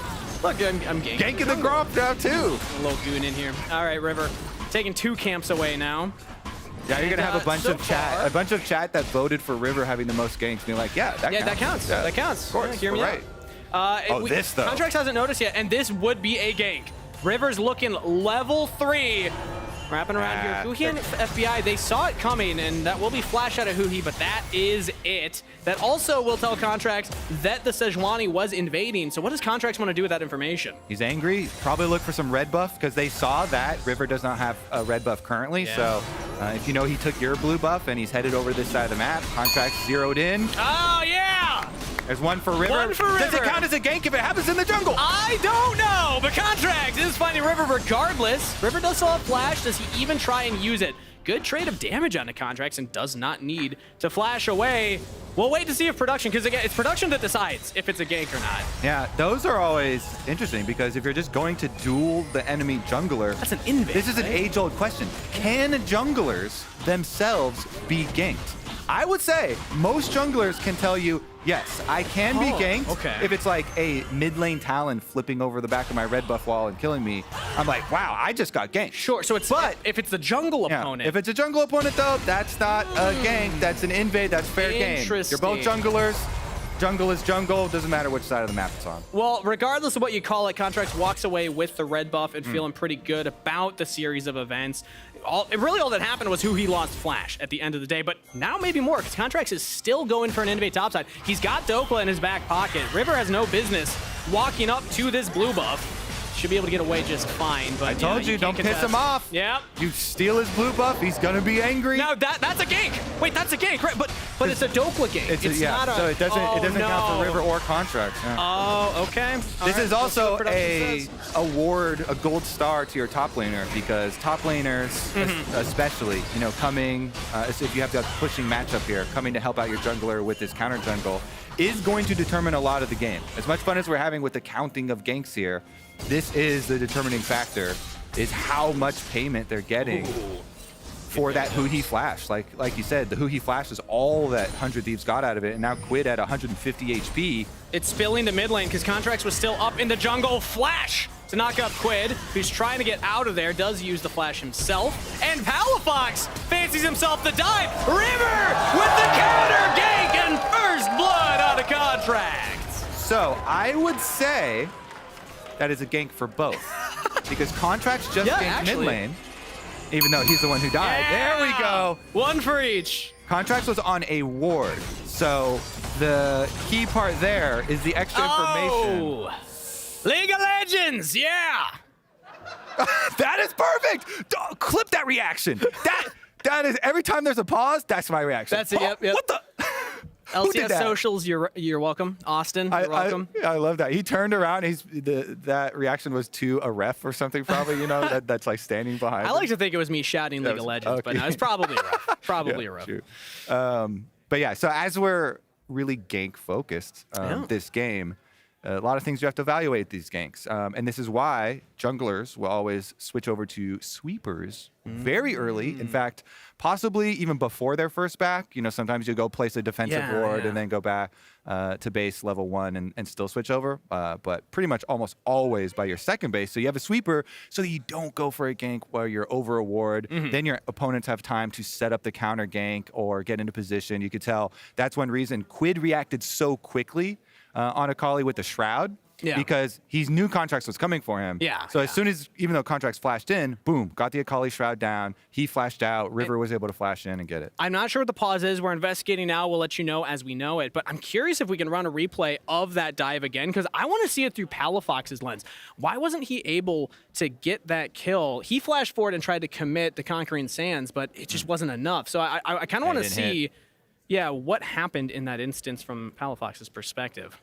You want to see League of Legends I want to see through League of a Legends. Genius mid laner's eyeballs? Exactly. Yeah. Get into the mind of a genius midfielder.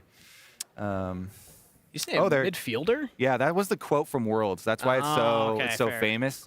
There's a big meme. I missed that because part of the quote. They interviewed Xiaohu about Palafox, and he actually was very complimentary of Palafox. But the funniest part is that the clip that went viral was a Google translated clip, and so that's why the clip is this genius midfielder Palafox. Here's another look at. I was the one sharing a different Palafox meme around Worlds, but we won't talk about that because we do have the replay here. Okay, so watch Palafox. So you're purely looking at can he hit his damage. Oh, really good. The shuriken from Quid. Okay, yeah, because if he gets another auto or two there, he should get that. But look at that Sejuani damage with the aftershock from River there, getting the kill in the jungle. And Quid then didn't have to back either. You know, he was really sticking around, wanted to stick around for a lot of the experience and stuff for this minion wave that was at his tower. Really big minion wave built up there. Yeah. Is the whole reason that you start that dive, chunked him out, got the big minion wave built up, so you're looking for the advantage there. But nice little turnaround. And this is why everyone, when River was announced as a pickup for 100 Thieves, was kind of blown away. Golden Guardians is really sad that team no longer exists, but 100 Thieves, they're pretty happy with being able to pick up River. They're ecstatic. Because of it. River's an incredible jungler. And we do have an update on the reason for the pause. It is an audio issue on stage, so they are fixing that as we speak. Hopefully, it's a quick fix. It's nothing that should be too crazy. Oh, do we get the reason behind the Dokla reaction? Ooh. Because I hear this replay is going to be some top information for us. All right. I can't wait to see it. We've got a replay here of what happened top. What was the WTF? So this is while the dive's happening. He's down a level. Sniper's getting good damage on him to start off. Okay. Oh, flashes away. Nicely played. Ooh, smooth moves from Big Dokes. Yeah. I don't know if this isn't the reason for the pause, right? I don't believe so.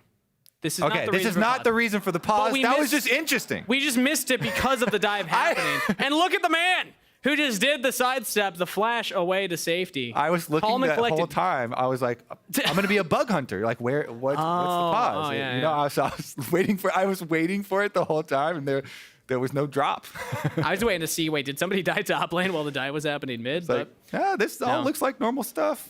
Dokla is, though, doing your advice. You know, he's meditating. He's taking some time. Yeah, full recline on the chair. Speaking of, what do you do before going into a cast? What's your, warm-up ritual? Do you do tongue twisters? Do you, sing a song? I usually do. I didn't today, but I usually do. Sure. Just to warm up the mouth. Okay, yeah.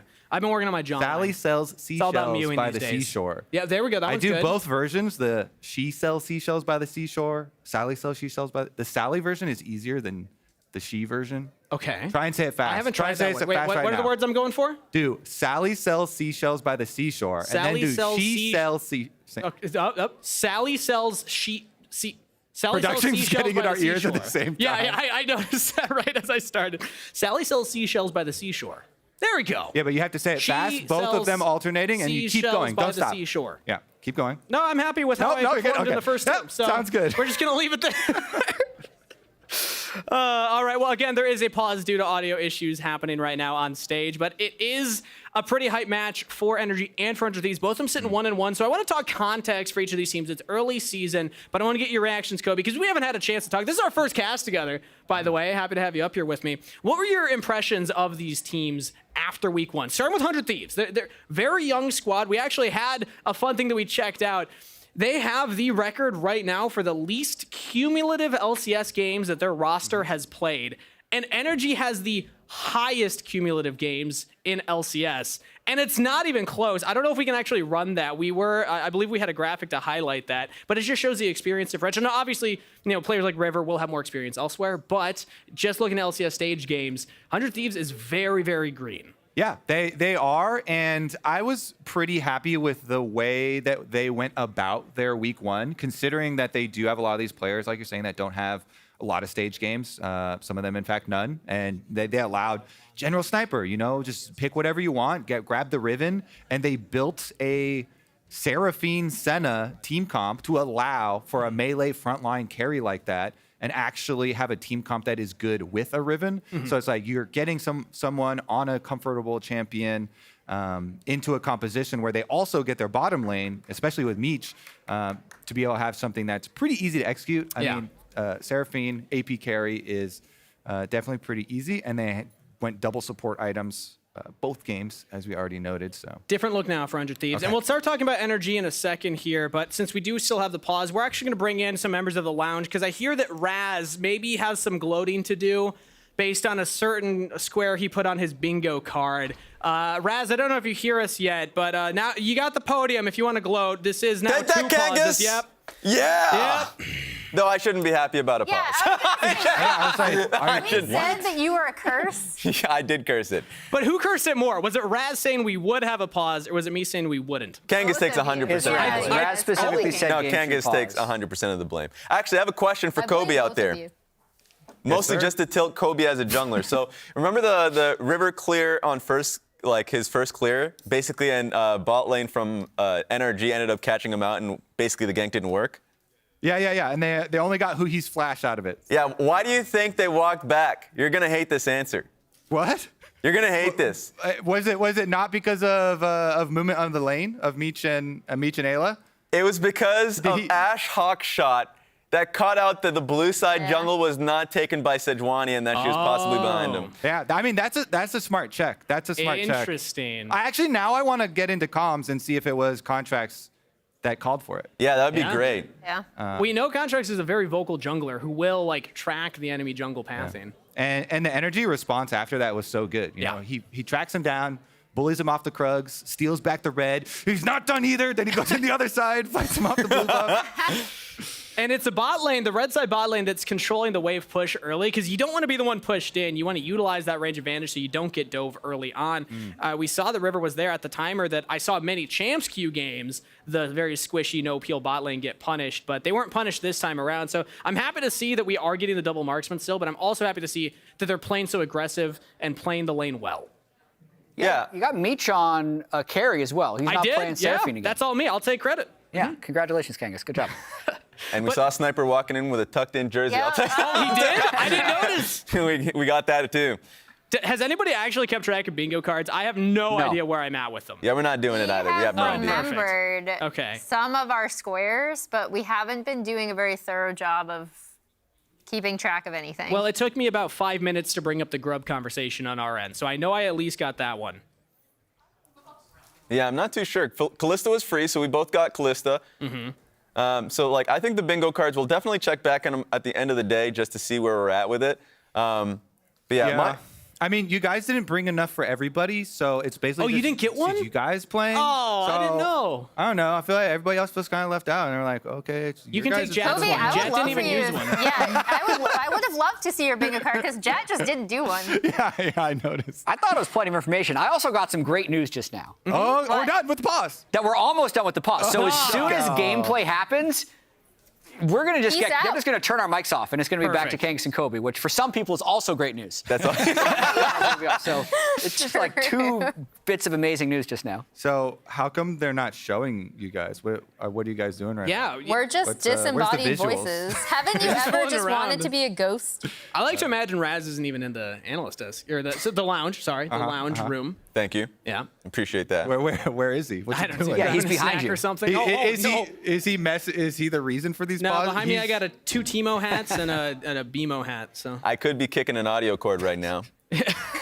He's gone to extreme lengths to make sure he wins bingo.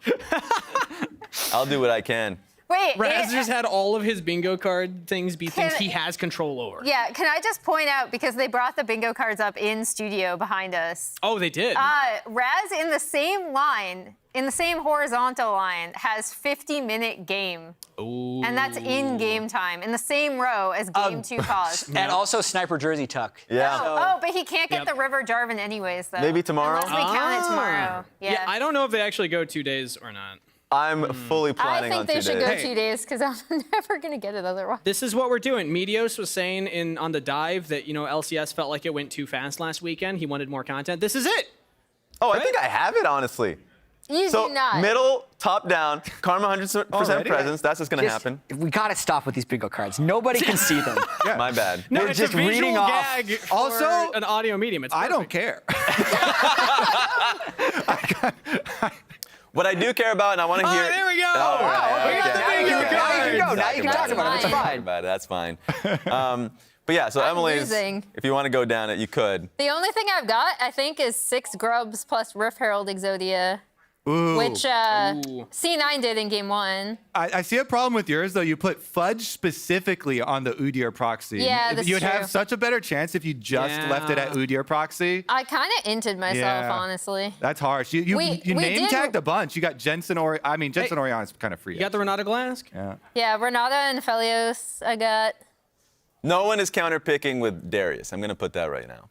That's not going to happen. We don't have, Come on, I want to see it. We're not getting Keen that did much it, Quacker did it, LCS can do it. All right, switch to someone else's. I already inted myself. I want to continue here's to Raz. critique So, it. Raz, you said the middle top down. So Karma 100% presence, I just feel is going to happen. Game 2 pause, literally, we're in the middle of it.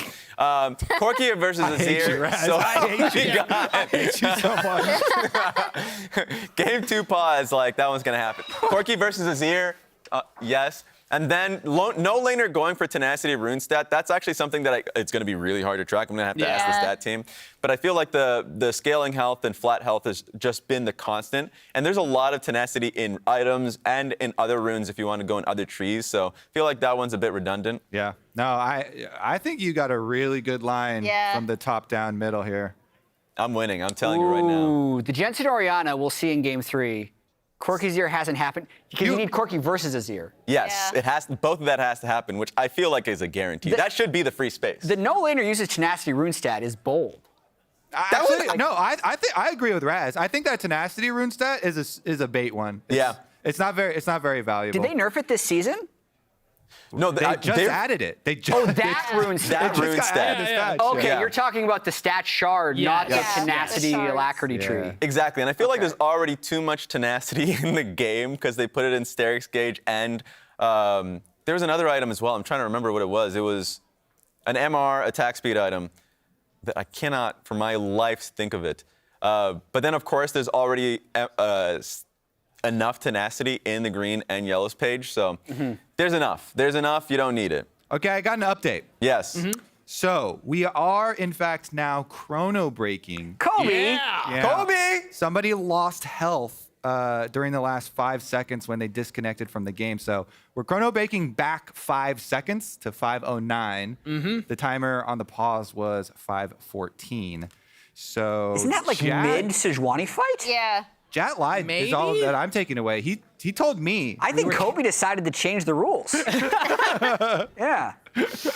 No, that is unfortunate. It's like you're doing a review for an audio issue and you're like, actually, just kidding. There was lag. So that's unfortunate. But at least the 5-minute chrono break is going to be faster than the 30-minute chrono break.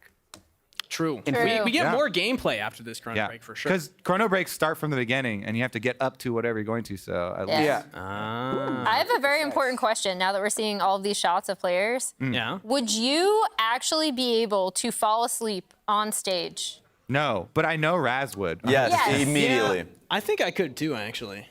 Those are comfy chairs. Have you ever sat in them? I have. I've played in them, actually. Oh, wow. Yeah. Really? Yeah, we did. We've done quite a few stage matches. Did you ever catch like our super old ones that we did, like Doombots? Oh yeah, I remember the April Fool's ones. Yeah, those were the classic. goated one. Urfitational. Yeah, you were in that one too, right? Yeah, I was. I'm undefeated against Kobe in show matches. Oh. Yeah, I actually had lost every show match that I had ever played in for like 7 years. Until about as long as Cloud9's been being Dignitas. Yeah, until we played the one versus EU, and I jungled versus Medic, and I crushed. Nice. That's another win for NA. So we got him. Yeah. All right. So what I'm hearing is we need to expand on this. We need another show match between Jad and Kobe. But I am hearing that we're back in a game. Thank you, everybody at the lounge, for helping us out there. As the audience here live at the Riot Games Arena cheers on because we got gameplay. Okay. Refocus. We heard about it last week. Blabber was talking about one of the biggest things was losing focus during the pause. Thankfully, this is super early into the game, so there's not much to refocus on. But grubs are now up, so 5-minute timer here. Looking towards the top side, it was repeat invades there from Contracts, and since they have Dokla teleporting the Jace back to top lane right now, try and get push out, they should have grub control. Yeah, I don't see 100 Thieves contesting because of where River is on the map right now. He's looking bot side. FBI is actually playing the vision very well here. Did they see the... Ayla's going in for the engage. Jumps onto Huhi, who has the flash available. FBI is not the target. We're looking at the support, and that should just be a guaranteed kill. Add another one to the counter. River gets Meech a kill. And since Contracts is actually clearing Wolves right now, it's not super close to the grubs. So River with the repeat on bottom side, this time around, another gank. It looks like chat was correct. I love the noise. That's the best part. Yeah, and that one was a very successful one. So not a lot of time invested for River. He has camps on the bottom side here to be able to do afterwards too, so very efficient. And I'm going to go back to what I was hoping 100 Thieves would pivot to on this patch. Play to bot side, play to Meech. Early on in this game, they are doing just that. Mid lane also having some action. But now can 100 Thieves' bot lane survive this? They are backing off. They see Contracts hanging around. Good on them to spot the enemy jungler and read the situation. They were not safe. All right. Continuing to track what top laners are doing after pushing out, Jace into a tank matchup as well. We see a little attempt at a river roam here from Dokla. Went all the way past the grubs, and it causes Sniper to come down and ward them to get visual confirmation that nobody's stealing or sneaking one away. One of my favorite things is just yoinking one grub on a little drive-by. As a jungler, if you have Smite, it's so insanely quick and easy. They only get the extra shield once you kill one, so the other two take quite a while. But if you have Smite, you can just insta-one and then continue on your merry little way. They're not going for the grubs, though. They're actually going for the dragon earlier on. They had the option to go for the top play. Instead, opt for bot because of that trunk bot lane. They saw that they were going to go for the back. They found the window. Top lane skirmishing a little bit here as River's actually onto the grubs.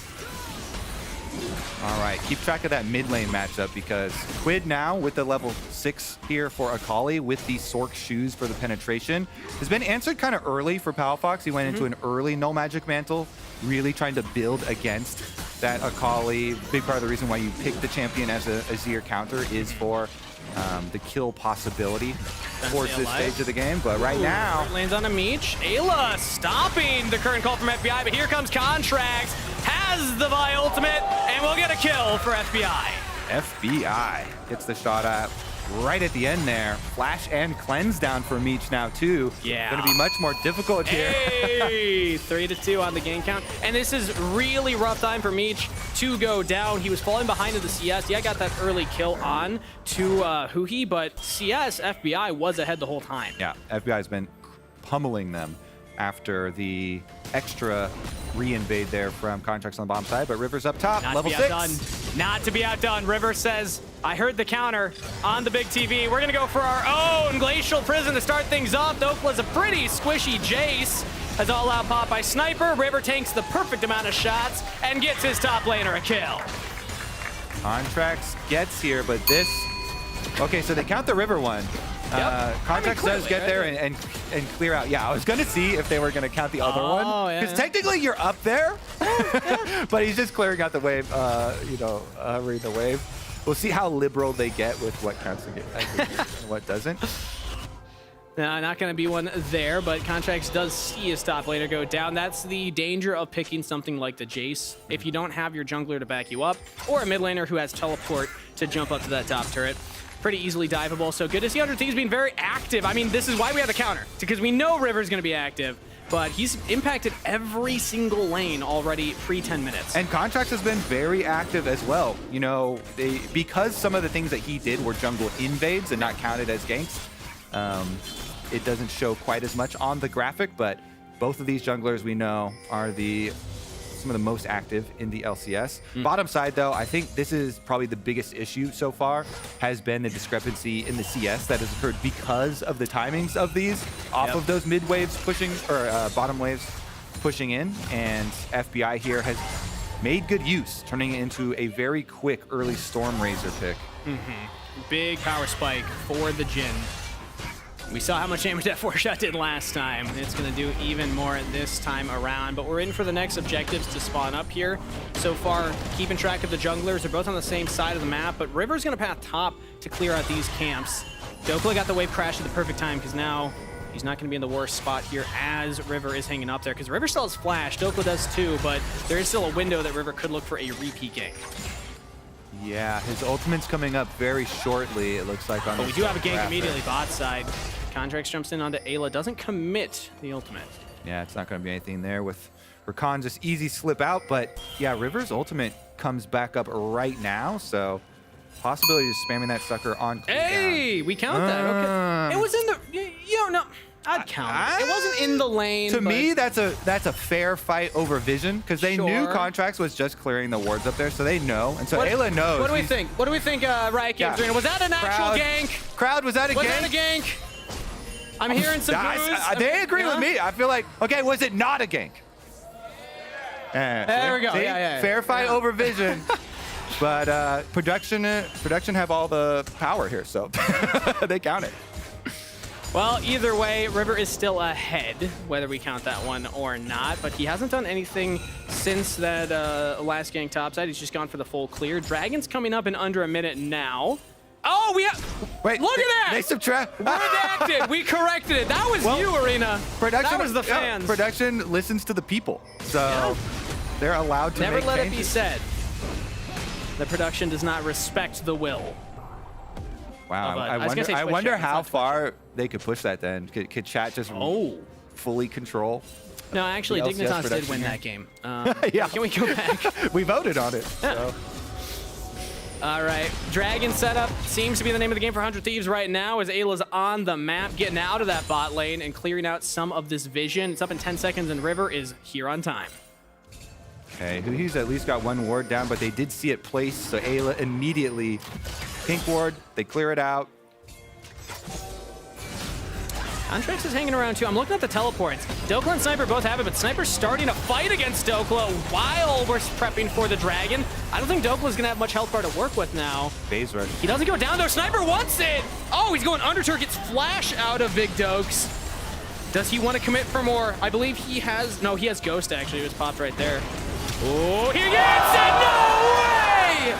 The rookie top laner solo kills Dokla. New kid on the block. Sniper gets the solo on River. We're gonna catch out Contracts down here.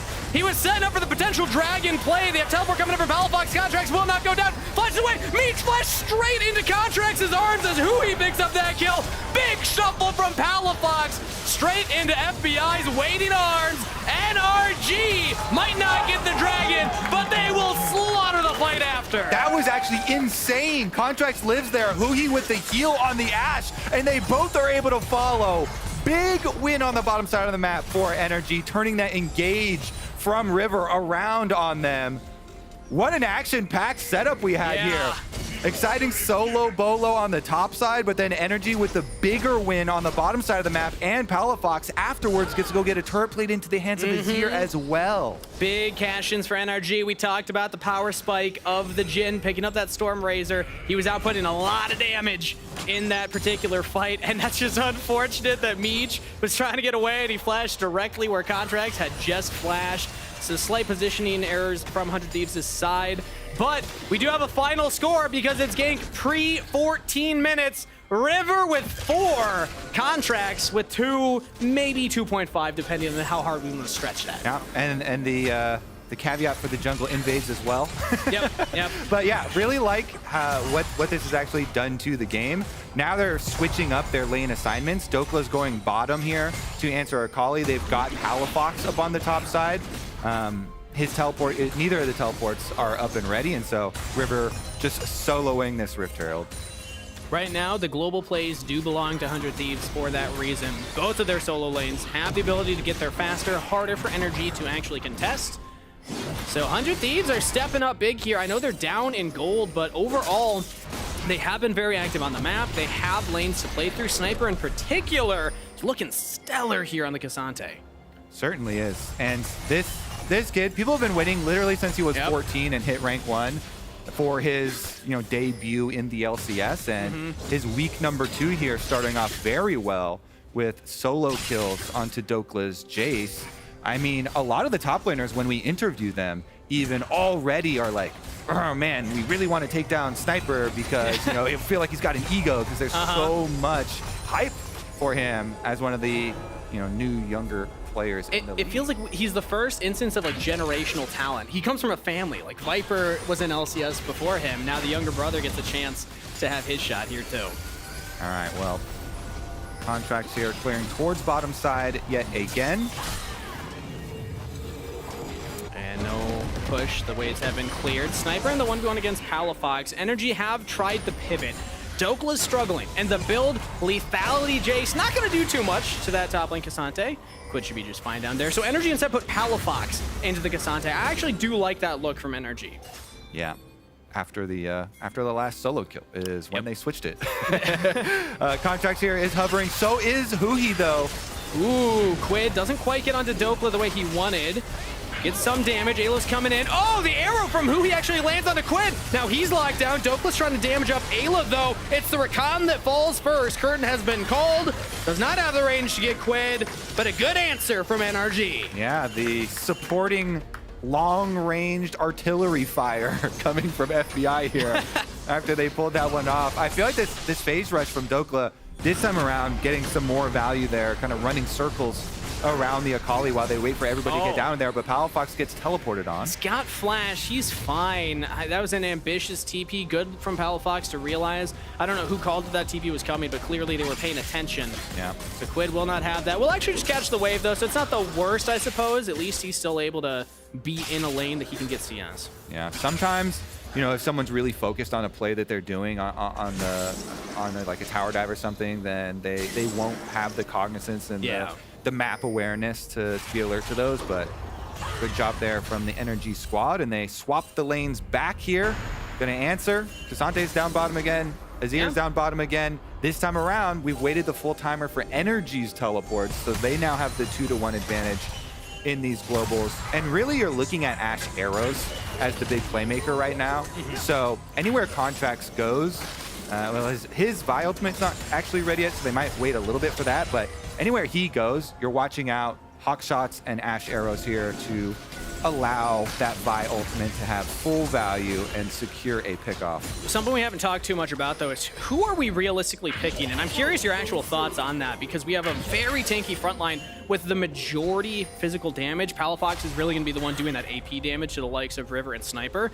So, I mean, Meech has Cleanse, Ayla super mobile. Who do we actually try and hit with that Enchanted Crystal Arrow to start things off? Yeah, I mean, honestly, I would try and go for anyone that we actually have numbers advantage and positioning on. Sure. So less about the champion, more about the location. And you can get cooldowns for it, right? Yeah. As long as you get some good flashes, the cleanse possibility, or a large chunk of damage on Sejuani or something like that.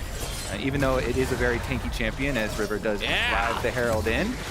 feel like we need to start doing like a whoa as it like gets closer. The audience has tried to do it a couple times. Next time I got your back. I'm hoping for some big misses. Those are the funnest ones. There were a lot in Champs Queue. I had like a highlight reel of those. But it was a trade of objectives as the Herald claimed by 100 Thieves, Dragon claimed by NRG. They are 3,500 gold ahead, plus a lead on the Dragon count. So overall, things still looking pretty good for them. I'm liking what their comp can do at this state of the game. I do wonder, though, outside of Palafox, do they really have the scaling to match 100 Thieves' composition in the late game? Yeah, I mean, the fights are going to play very differently for both, mainly because these mid laners are so different, obviously, and how you're going to construct your team fight. But they both do have pretty good options here, so I don't think it's going to be too much of an issue. As long as Contracts is able to get fairly tanky for energy and they don't have like a big deficit in frontline possibilities. Obviously, 100 Thieves have the Cassante and the Sejuani, so quite beefy there. And big health bar skin. Exactly. Oh, we get the Path of the Baron. And it's in an Aftershock Sejuani, so it's going to have a lot of the frontline possibilities, and your Frozen Heart aura is so much value. But this Baron is actually my favorite because it's the most different. It is very different, yeah. The runway Baron here. Have you had any instances where the runway actually has a big impact? Huge instances because of the vision denial. This is so different. This is why it's so different from the other Barons. It gives opportunities almost to both sides and really increases the importance of having the wards on the inside. Because even if a team is kind of like, quote unquote, trapped inside that Baron, there is an exit out the other side. And the walls block Fog of War, so little chunk. Flash out of Contracts. River buffered the Jin W with his own Arctic Assault. Really well played there by 100 Thieves' jungler, and that's going to be flashless Contracts for the next couple minutes. Now, Palafox is getting work done in the side lanes as we're back to, catching up on the current game state here. Not a lot of action's been happening recently, but NRG are slowly growing that gold lead through these global plays, through looking to these side lanes. They're looking at Meech now. Cleanse used. No! Nice. He still gets rooted up. Curtain called. River jumping back in on the Contracts. The re-engage comes through from 100 Thieves. They get Contracts very low in health, but Palafox is showing up now, has a teleport. He's joined in on the fight. Shock Blast from Dokla will try and add some extra damage. Ooh, that was a very precarious position for 100 Thieves, but they get Meech out of there. Yeah, a little bit of damage, and they didn't have to use any super long cooldowns, Varus ultimate, Sejuani ultimate down here, and of course the cleanse, but... And now we're looking at Huhi. Flashes away, flash follow from River, and that should be enough to claim NRG's support. Sniper's able to sidestep that deadly flourish, and NRG will now have only 4 champs on the Rift. Said it before, but we're probably going to keep saying it every game for 100 Thieves. This River pickup for them, and as they get invaded by Dokla by himself. Face checking into the enemy red buff. Dokla giving away a kill to 100 Thieves. Sniper, the happy recipient of that one. Dokla on the wrong side of Summoner's Rift there. Yeah, I wonder if they had a call that people were on the top side of the map instead. Palafox at least gets the mid turret. I think that's actually huge for NRG that, they give over the kill gold for Dokla, but they get the objective gold for Palafox, who in my mind is kind of the main carry here. I know that FBI has a lot of kills, or 202, that stat line looks good. You're going to fall off on the Jhin versus these tanks. You really need Palafox in that good spot, so... I don't know if we call it a good death, but all things considered. No, I would not. Okay, fair enough. Look for silver linings here, guys. That's an outer tower right there. Like those things, those are going down no matter what. And interesting little bit of extra gold there. 100 Thieves, they really need every little bit of extra gold that they can get, so they'll definitely be happy to take that one. Especially on Sniper. 3-0-0 for the rookie top laner. Hyped up coming into the year and delivering in this game. I know his Riven game, maybe a little flashier. Ooh, Enchanted Crystal Arrow. I like the look from Huhi. Yeah. But this game, Sniper's definitely performing. Boots of Swiftness, the extra flat move speed on them is so nice for dodging arrows like that. Especially the longer range ones. That wasn't like a point blank, let's guarantee this one. It was a, hey, let's try and see if he's paying attention type of arrow. But short cooldown, Huhi should have that relatively soon here. We're fighting over mid-wave control. 100 Thieves have a bot lane that's pushing into them, and nobody's catching that yet. So I'm wondering if we're just worried about setting up for the Baron. They have TPs. Dragon's coming up soon as well, but I'd like to see them try and correct that bot wave. Yeah, and top wave going to be kind of an issue as well, with Quid having teleport, Akali pushing it up, Dokla here trying to answer. They could both join. The sniper starts it out. River's going for the engage. It got onto Palafox. Contract trying to block the front line, but they cannot block Sniper. Palafox gets away with a sliver of a health bar. Quid looks to continue the trade. The chase down will not get it, but jumps onto Contracts. Curtain Call pulls up. A lot of damage on the Sniper. Somebody's got a body block for him. Ayla is the good guy support as they claim who he's life. Quid now finds himself in a 1v2, flashes away. Dopla's got one more auto, flashes forward to guarantee it. 1-for-1 trade between 100 Thieves and NRG. They're going to check down here around the Dragon as well, but because Sniper's so low after that ultimate, it's going to be NRG getting to soul points here. Third Dragon, unless...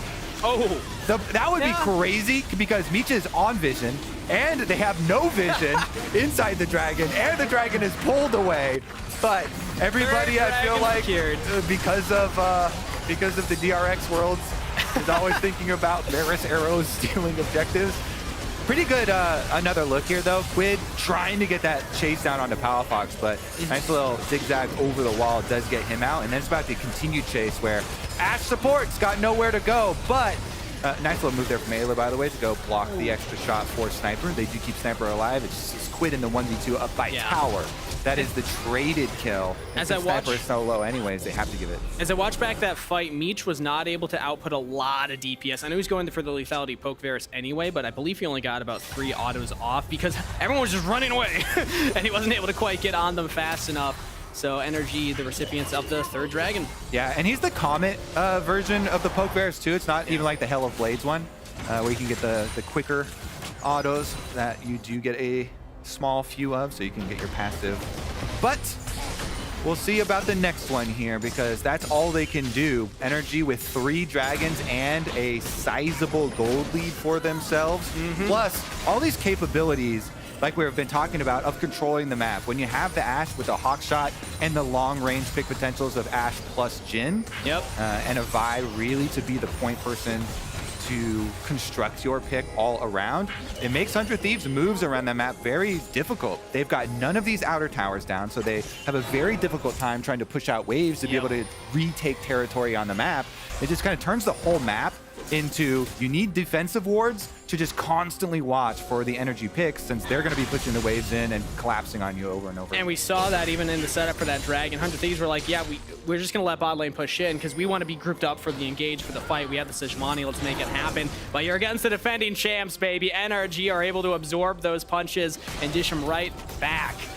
I will say, River has had some good looks at these picks for 100 Thieves. Yeah. These Sejuani ultimates where he's been targeting Palafox and trying to set up for these 100 Thieves kills onto the Azir really early on in the fight.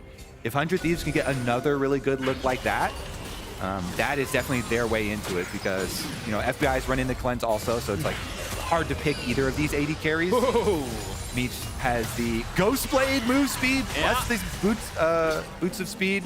So it's hard kind of to pick either of the 80 carries, but if you can pick off that Azir, then that is the real dream scenario for 100 Thieves to construct their comeback. What's kind of funny about this is how much pick potential is on both teams. Both junglers having these big engage ultimates. Speaking up, River engaging onto Contracts right now.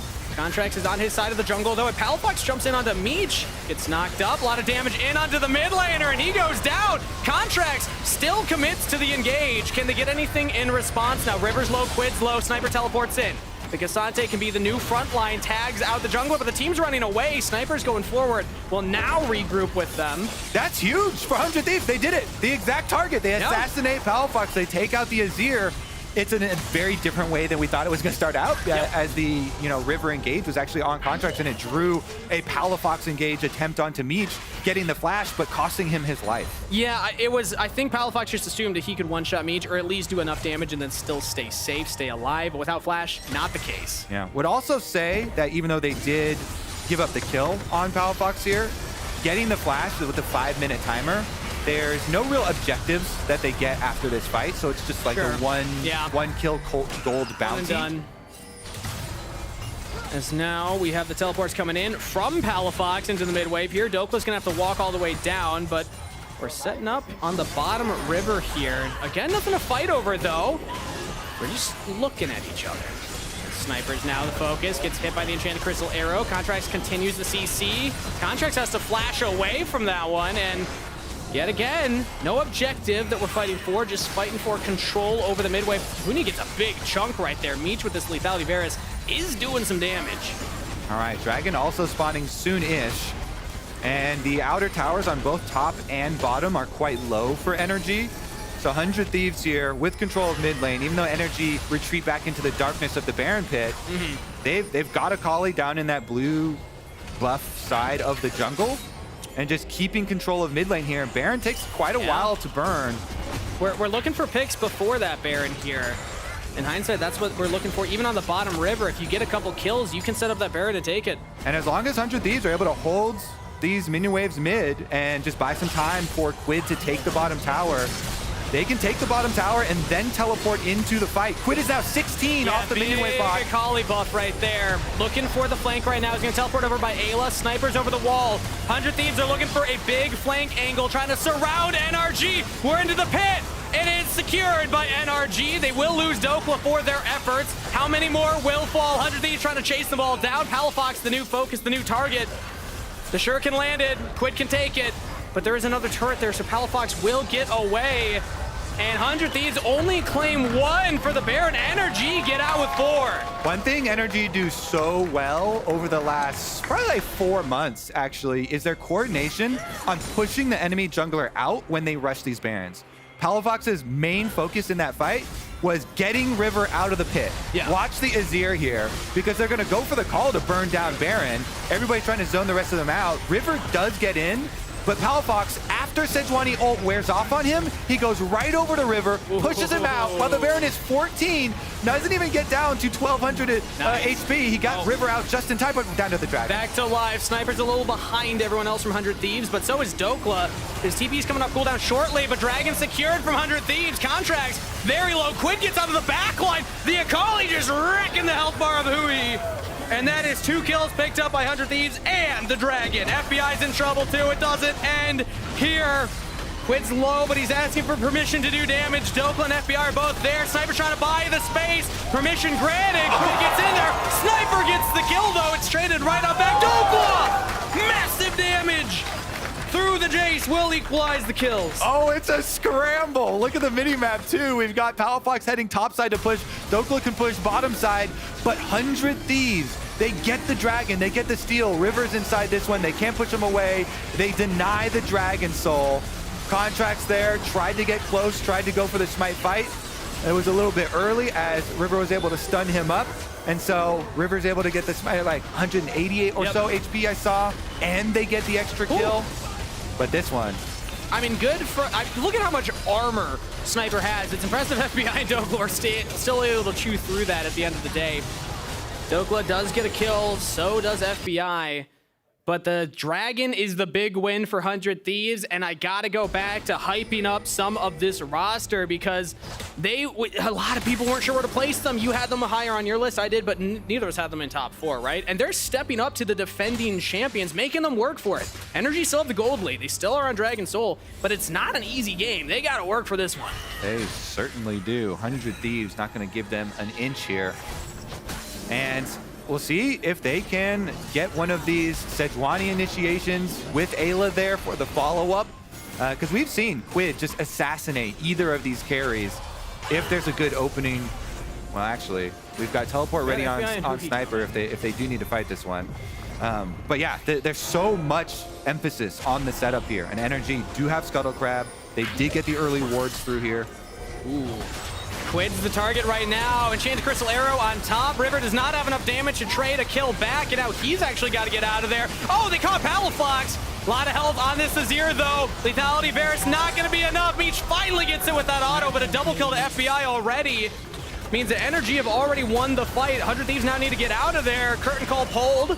Focus on Ayla. Meech is running away. Can they keep the chase on Meech? He's got flash. Contracts has the inner route though here. It's all Contracts. Oh, he's over the blast cone. Contracts got the damage. Not enough. as FBI's walking forward, doesn't have flash. They don't have it. They don't have enough to actually play Meech, but still NRG get more kills at the end of the play. And they're even gonna take a red buff, take away all the camps. All right, no big objective. There's a wave mid. There's a wave mid. Grab that tower too. Oh, yeah. After the push here. Wow. The extra kills do come through, and getting the tower plus the red buff steal. Post 20 minutes, need I remind you, the buff goes to everybody on your team. So it's more of an objective than it previously was. I actually really do like that. Because then stealing away, a red buff or a blue buff after one of these fights actually has a little bit more meaning nowadays with the extra void enhanced powers here. Especially with all the auto attackers. Ashe, Azir, the Jhin, feels fantastic for this team to pick up those types of buffs. And 100 Thieves still on the back foot. I mean, we can credit them for how solid they've looked in some of these plays, but it is so hard to actually keep NRG down. NRG are playing a very aggressive style. When they're ready to go for the fights, when they're ready to go for the picks, they just full send. Yeah, and both teams are looking for those bigs, right? Yeah. Both teams have their eyes on trying to track down one of these carries, whoever's out of place. River's done it a bunch of times, but this last one was NRG and Contracts finding Quid. They completely deleted the Akali before the fight even started. And Palafox looking for the play himself. Quid has flash available, but he's locked down by the Enchanted Crystal Arrow. They got him! Mid lane pick, Ayla should go down as well. NRG with 2 crucial finds. And the Baron's coming up in under a minute. Dragon as well, they can take their pick of the Rift. Yep, again, the exact same one. Top side of the map, they kill Quid. They win control of the map. And this time around, with the objective spawning, there's actually gonna be some bigger ramifications here. NRG already have plenty of wards littering this blue quadrant of the jungle leading up to if they pick River, that's actually massive. River's got to get out of there. Such a good old Sejuani. Chain of corruption on who he... Just one shot! Meech finds his moment, and FBI says, well, I got one of my own! Shut down as he flashes forward to claim Meech's life. Nobody kills Huhi and gets away with it. FBI... That's my support! FBI avenges his lane partner there.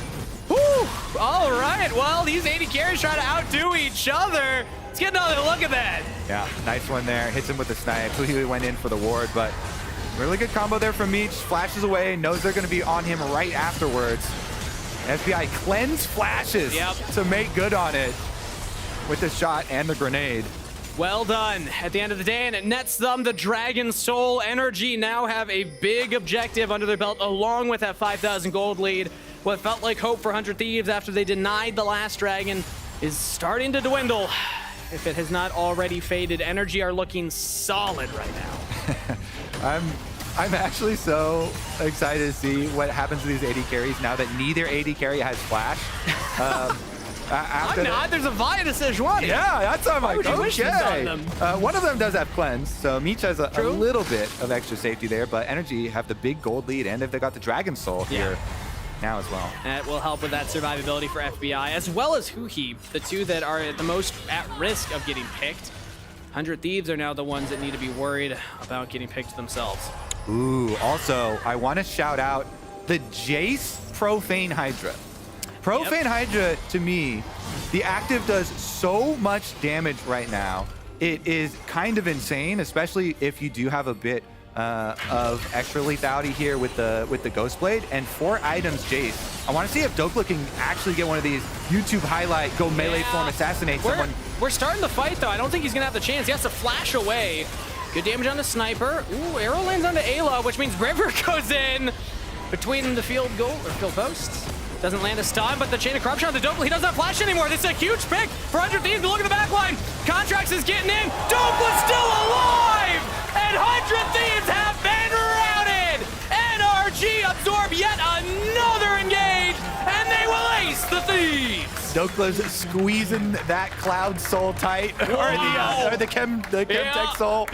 As he got so low, barely survives, and that's going to be NRG. That's the game right there, surely. 25 seconds on Ayla, a back and forth banger, 38 minutes. But the defending champs will keep their heads high here in day 1 of week 2 with a win over 100 Thieves. It was not easy. They had to work for it, but NRG are walking away with the win. quite the exciting one, and they want some more kills. Well, it's going to be a long time, though. So clearly, here we go. Palafox shuttle out. No! No! That's fine. Pad the stats a little bit. We have some fun with it. NRG win regardless. Yeah, some negative padding of the stats. Yeah, padding the stats for Ayla. Yeah, there you go. Exactly. Yeah, one of them was an execute. But it's good to see NRG picking up the wins early on in the season. They are the defending champions. Questions worry with the change in the bot lane.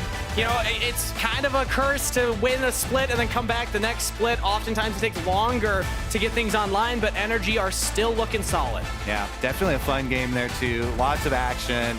Constantly looking for these ganks, constantly looking for these picks. And NRG, they've only dropped their opening game to Cloud9. Yep. Who are undefeated so far here on day 1 of week 2 of the LCS, but expectations will that they can continue that looking at the strength of schedule in their immediate weekend. So not a bad game to drop early on in the split. I'm excited for that rematch. I know we're already talking about that. It's so early in the split. NRG have many games ahead of them.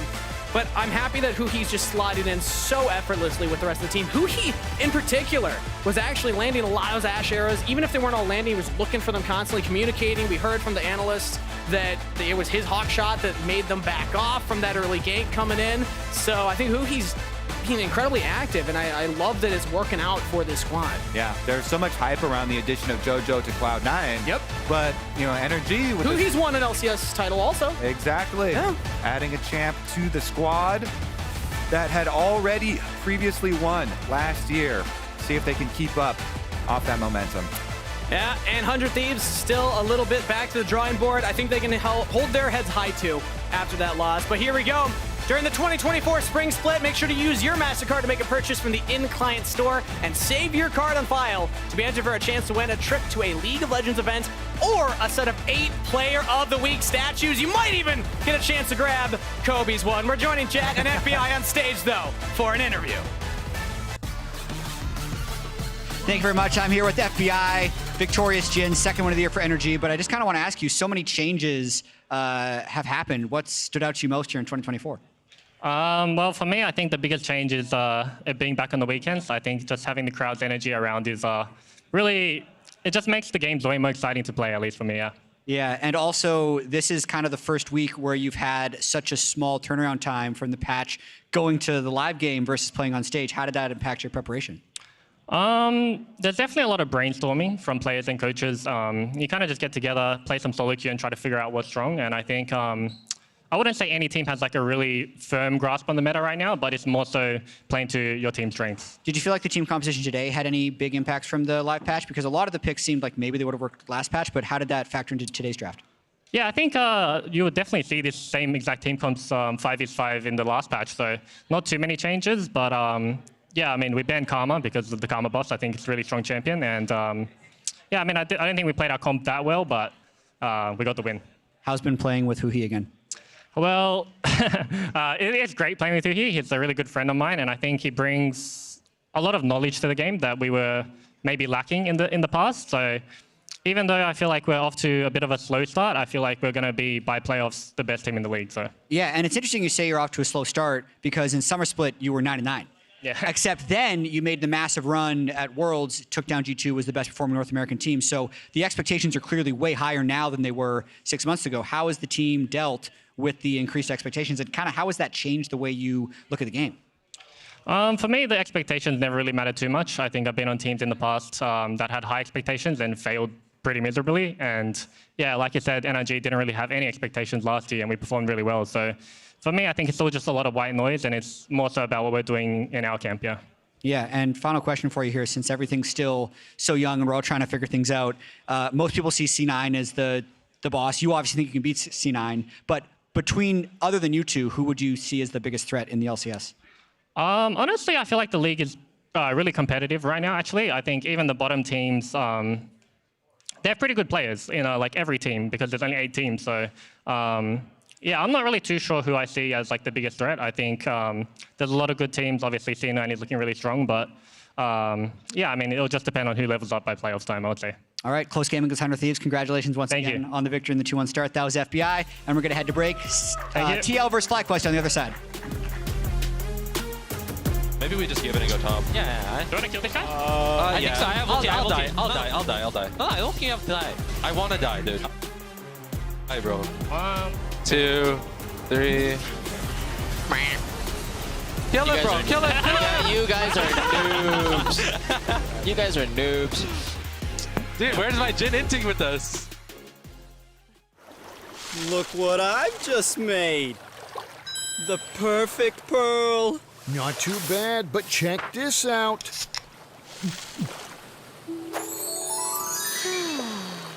Whoa, a true Venus clam. Red Bull gives you wings.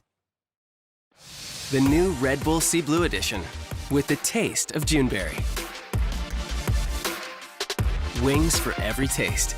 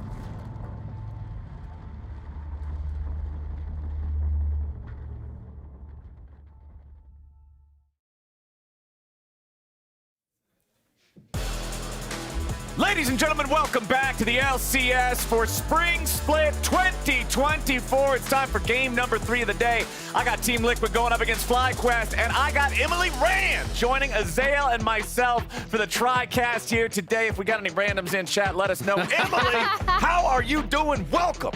Thank you. Thank you for having me. You know, you're welcome. It was our decision as we make the caster assignments. Oh, God. You're going to kill it. You always do. It should be a fun game here. We have TL, we have Fly. 2 of, I would say, the 4 top projected teams in the league, you know, generally speaking, based on the power rankings.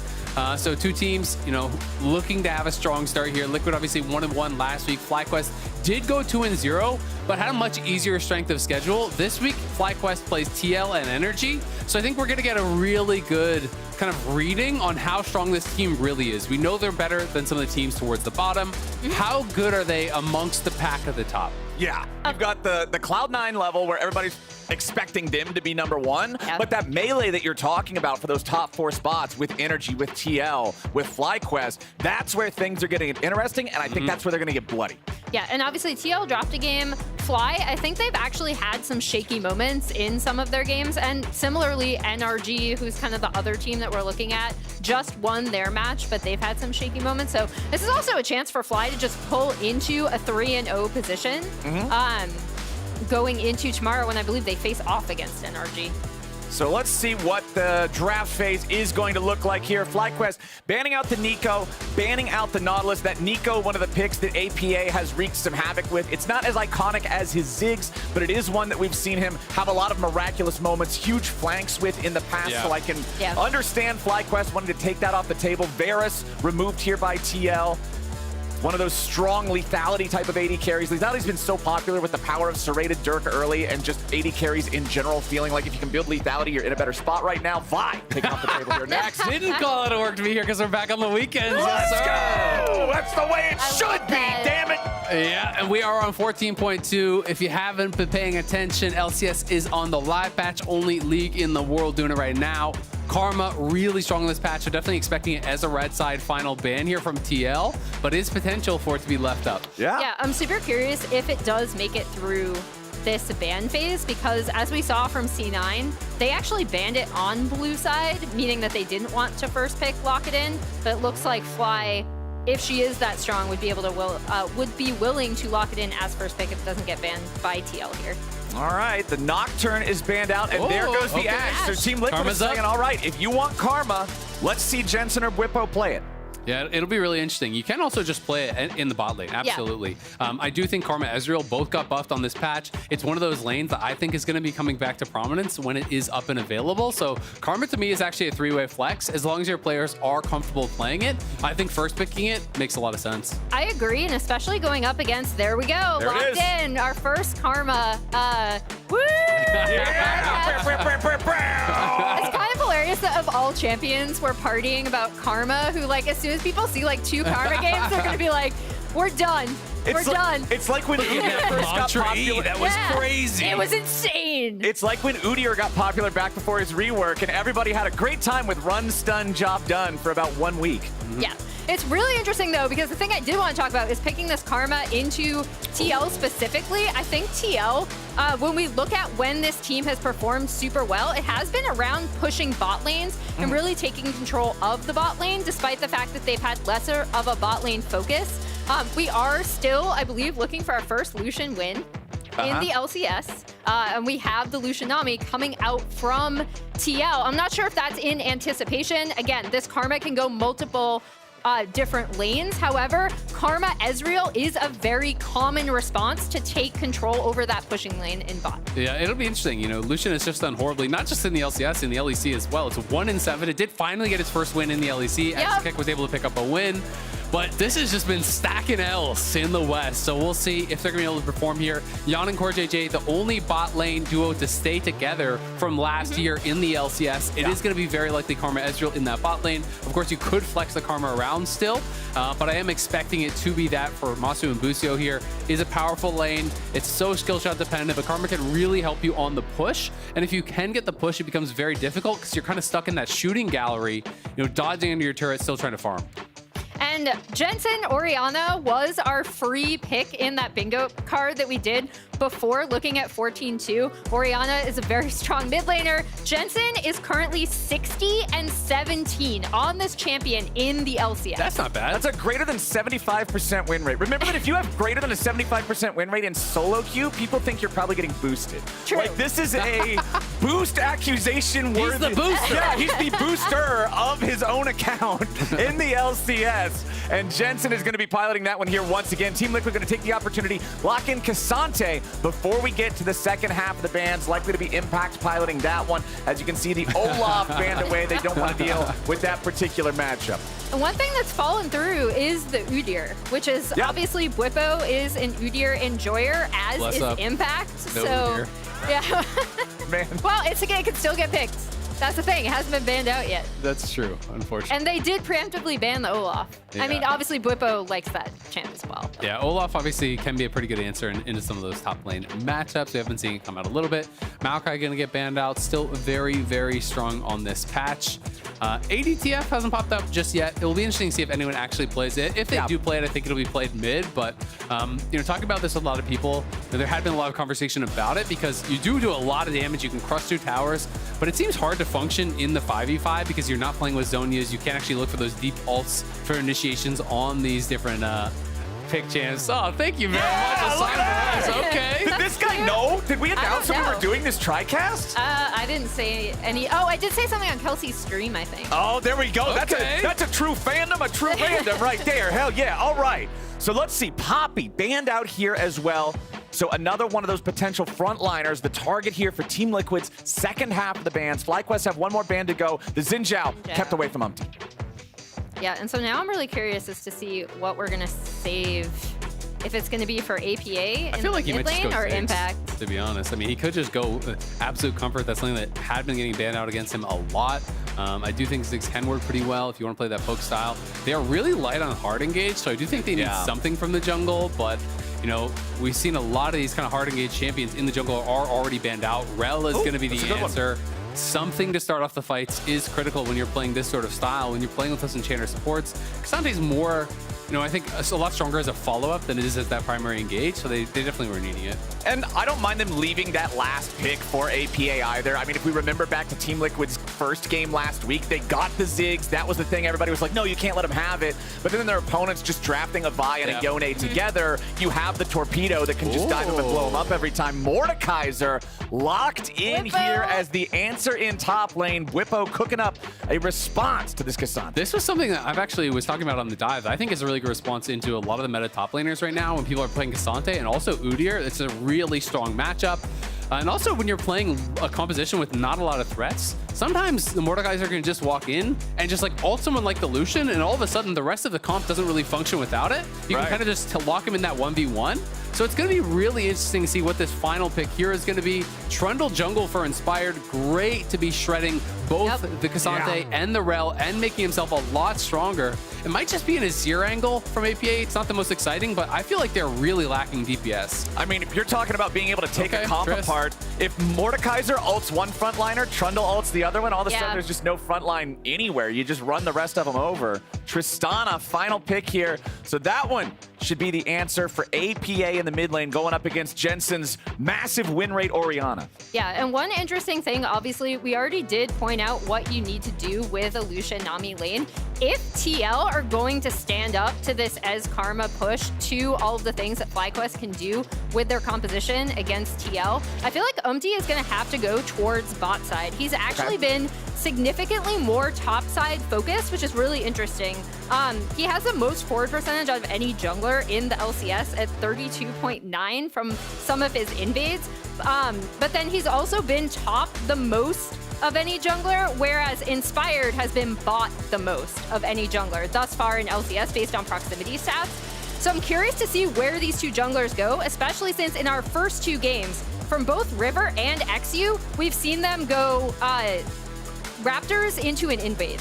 So just from the compositions alone, which do you prefer? Who do you think won out in draft here? I like FlyQuest team. Yeah, FlyQuest. Okay, so it's two edges there for FlyQuest versus Team Liquid having to try to find the way to properly navigate this. They do have the double marksman, again, very strong. Trundle usually a drain tank, Mordekaiser more of a bruiser, so it's not like they have any traditional huge meatball on the front line if those marksmen get rolling.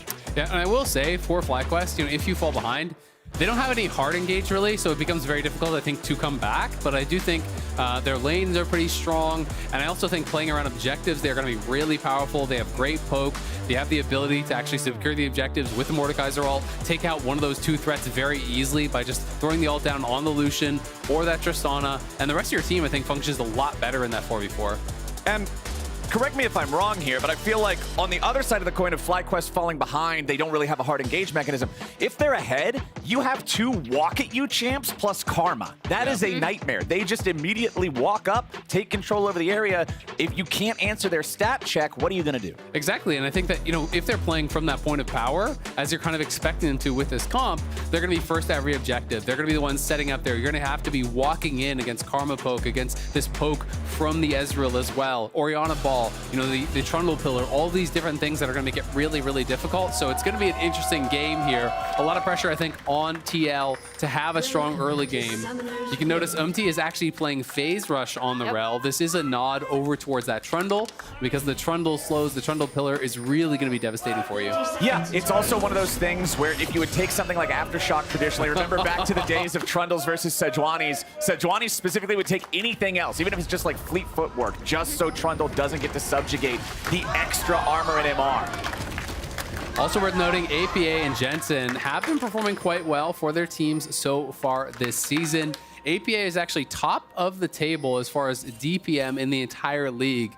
Jensen over on the other side is actually in 3rd place. So both of these guys have really been putting out a tremendous amount of damage and have been key for their teams in doing that. So it's going to be fun to actually see how they perform in the 5v5s, how they perform overall throughout this game, and if they're going to be able to keep up those kind of stats. All right, let's take a look at where everybody's going to start here. Looks like Inspired aiming for that top side as Impact will just drop the ward. Keep an eye on the blue buff. Make sure that they can have as much jungle tracking as possible. Umpty going to be starting up on his own blue, so opposite side starts as Cassante will be first to the wave up there in top lane. Core and Yan will be stepping forward. I really am interested in how this bot lane goes, too, because remember, Yan was the one who won the Rookie Award last year. He's going up against Busio and Masu, who both have so many expectations of them as young players. Masu, one of the big names in that competition for winning Rookie later on this year after we see how the whole thing pans out across spring and summer. So I think comparing the dude who just did it to the dude who everybody's expecting to do it now is going to be a lot of fun to watch. Yeah, and it is going to be interesting again because this Lucian Nami bot lane does want to get pushed, and Ezreal Karma is such a good answer to that. When you're comparing these two AD carries, Yan was the much more lane-focused AD carry, whereas Masu, everyone was pointing out his phenomenal teamfight targeting and his teamfighting overall. And now we see Inspired again. As he's going down on this path, I am curious to see if he's just going to end up trying to wrap around now that they've gained this push in bot. We'll have to see. You know, he is warded out by TL. They have that ward over by the Raptors, but you know, so much of this bot lane for TL is going to be about avoiding the poke from the Ezreal, from the Karma, sustaining through it with the Nami, and thus far they've done a pretty good job of it. You know, the first Mantra Q did miss. A lot of these Mystic shots have been getting dashed away from by Yan, and look at Busio taking a pretty big chunk there. Yes, he does land a Q onto Core JJ for it, but you know, you've got to be constantly landing that damage. Otherwise, the Nami's just going to sustain through it, and things could get a little bit rough for this FlyQuest bot lane. Especially with both sides having an Ignite available to use, the kill pressure significantly higher than it might otherwise be without the presence of that summoner spell. You can see neither of our junglers getting involved in anything super early just yet. As well. Just the full clears, The state of the push. Inspired's going to come down here, make sure that they do not end up getting crushed by any sort of move from Umpty or anyone else. Also just waiting for the Scuttle Crab to spawn. We know that Umpty's on the other side of the map since we have perfect vision, but Whippo went ahead, took a recall after crashing the wave. Yeah, and I think FlyQuest bot lane is getting a little bit nervous in this 2v2 because of the sustain situation. There's 3 potions in inventory for Yan and Core JJ. They have the additional sustain from this Nami, though Nami is starting to get a little bit low on mana. So, you know, Inspired wants to be playing in this area, making sure that they can cover, and it's going to help them to get this reset, come in, clear the ward from Try, and make sure that Yan and Core JJ can't just hold this wave. It is going to get pushed in enough. Even if those 3 minions don't die off, it's not the end of the world. Yeah, a little bit of a Mystic shot there. Core JJ and Yan did not want to allow them to get the recall that they were hoping for, so Masu's still in lane, but without a whole lot of mana to work with. Ezreal's a much less threatening opponent without the ability to spam out those spells. Jensen versus APA. APA's taking a chance to try to get the full-on explosive shot there. Guarantee a nice trade against Jensen, but the farm between the two is still very, very close. And again, look at the potion situation. Jensen just now using his first potion there. He has 2 biscuits. He has a lot of sustain, but you have to find those opportunities to go aggressive on the Tristana in these kind of matchups. Otherwise, that happens too. You're just going to get chunked out slowly but surely. You will get whittled down. You need to take these big trades. So if the Orianna ever misses one of those command attacks, you've got to find the opportunities to jump in, get that good trade, try to chunk them out. Otherwise, things just get tough. You can't really sustain through the damage, and you will get outranged. Whippo trying to move forward, play aggro versus Impact up here now. Impact has been controlling the tempo of the top lane up until this point. You could see at one moment he had about, what, 10 to 15 CS lead just because there were so many minions built up for Whippo to farm. Whippo has equalized a good amount of that, but the Grubs have made their way onto the Rift, and as soon as they arrive, Inspired is ready to beat him over the head with that stick. First Grub is already going to fall, and it looks like nobody from Team Liquid's camp is around the area just yet. APA now making the rotation over. Inspired's just going to take the first one and leave. Remember, as long as you get one from each set, your opponents will not be able to spawn the little grublings, which is probably the biggest thing you want to prevent. Yeah, and this is a really interesting call from Inspired, especially given how quickly, like, Rel is one of the best champs for taking those grubs, and Umpty has actually been super grub focused, right? So it's not just that he's been going topside a lot, but it's also that before games were played today, TL was actually tied with C9 for the most grubs taken of any team in LCS. So they've really been focusing that a little bit more than other LCS teams. It's a really thoughtful and good response from Inspired, not taking all of them, but making sure to deny the full cleared. Yep. Yeah, and I mean, when you're playing something like Trundle, when you don't have AoE damage, it's very difficult to actually take the full 3, right? Unless you have full prio in mid, in top, and at that point, he didn't. APA was having the push, APA was going to have that first move, so he just takes what he can get, and then he gets out of there. Ooh, APA with a flash. Wanted to go all in on Jensen. Not quite enough damage to finish the job, but Inspired's going after the Drake. Umpty wanted to come in and stop him. Cannot do so. And since you're Rel, your DPS is pretty much rounding down to 0. So Inspired's just going to walk that one off with Core JJ and Yon being unable to rotate over to guarantee they could get some sort of a punish. Still very, very even game state overall, with the objectives being the thing that tilted in FlyQuest's favor. Yeah, and I mean, that was another smart call from FlyQuest, right? Because again, they did the grub denial, and then they were like, okay, we can rotate down. We can get first Drake off of this pushing out the bot wave, and that is where bot control like usually showcases itself, is in early, being able to stack Drake early. And it's just interesting comparing these two teams and how this is reflecting what we've seen of them in terms of Drake and grub priority. Well, still no kills on the board to speak of, as our solo laners are now level 6. You can see Impact already ticking level 7. Inspired having the ulti available on his own. Trundle, very, very powerful duelist, especially once that activates. Umpty will have to be very respectful of running into him in any sort of neutral territory, but Umpty does go ahead and secure that Scuttle Crab up in the topside river. Inspired can drop down the pillar, force the crash down from Umpty to escape there.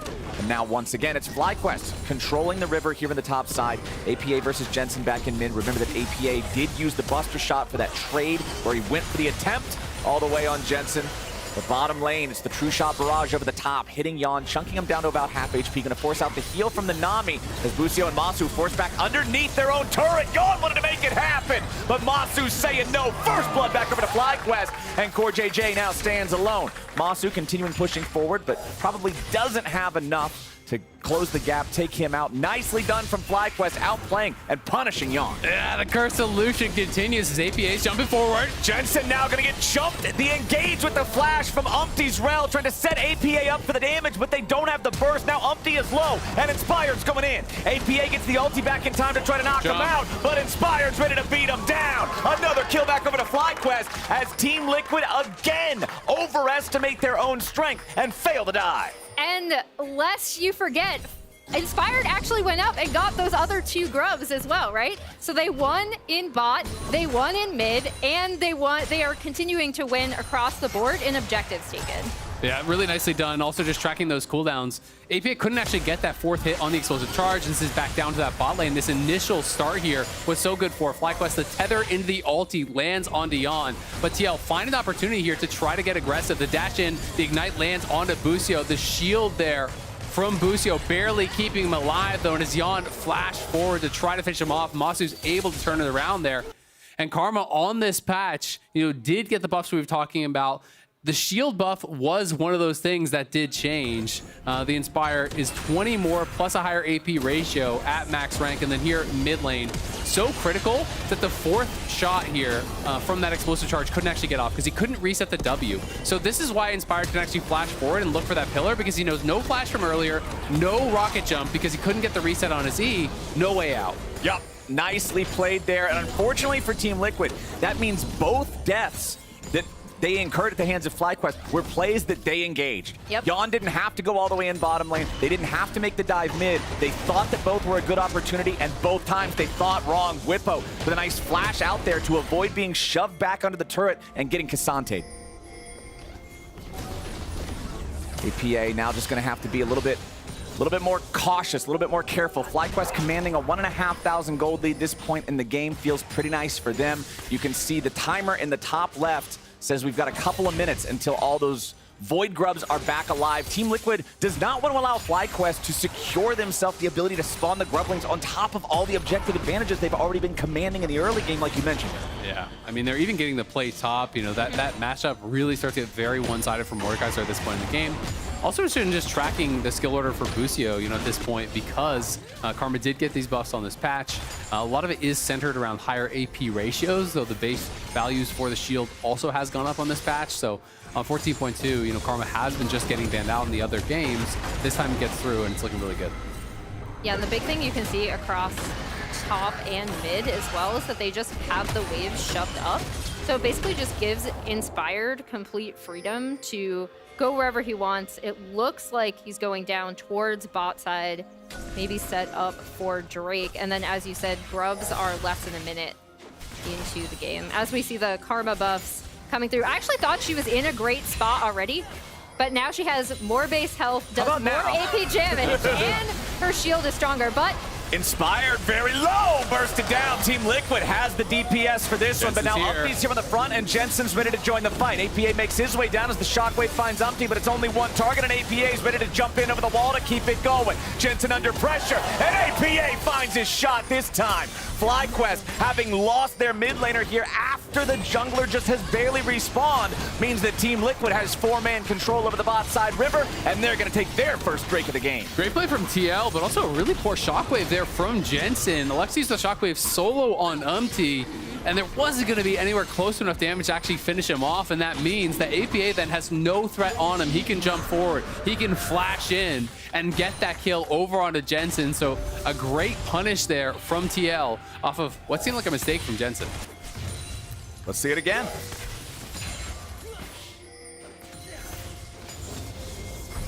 Inspired's just gonna go in. I wonder,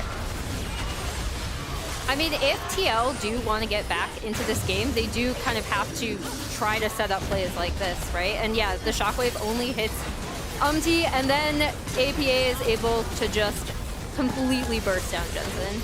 Yeah, nicely done by APA. Had 3 hits already on the E, flashes forward for one more auto plus the ulti. So then it does explode after that ult on the other side. So has the damage just enough there to be able to burst him down. And looking like he's just going to sit on the Vamp and probably build towards a Kraken, which is a build that I'm a pretty big fan of. Just have a little bit of sustain there with the fleet to be able to kind of work through any poke that does come in. Nice bit of a stealing there back from Jensen, though, does end up getting the big Raptor. Jensen obviously going to be scaling, going to be still in a pretty good spot. The game does even out a little bit after that last play, but we'll see where TL can go from here, because I just think there's way more pressure on them to make things happen. If FlyQuest just kind of AFK for 20 minutes and then you team fight later, I feel like they win almost for free. Yeah, that's the big thing about is like they were obviously able to stop this Drake stacking, but now it's like, are they going to be able to keep continuing to group up, try to get some of these picks? Because they're in a really, like in my opinion, they're still in a really difficult spot just because their team composition is a little bit more difficult to execute than FlyQuest. I mean, this is the tough thing about Lucian, right? Lucian, you know, can be really successful, but you have to pilot it so expertly. You have to get leads, and you have to be so careful about when you go forward. But at the same time, if you just sit back and do nothing, you're absolutely useless, right? So you have to be finding those opportunities to dash forward, get those big chunks.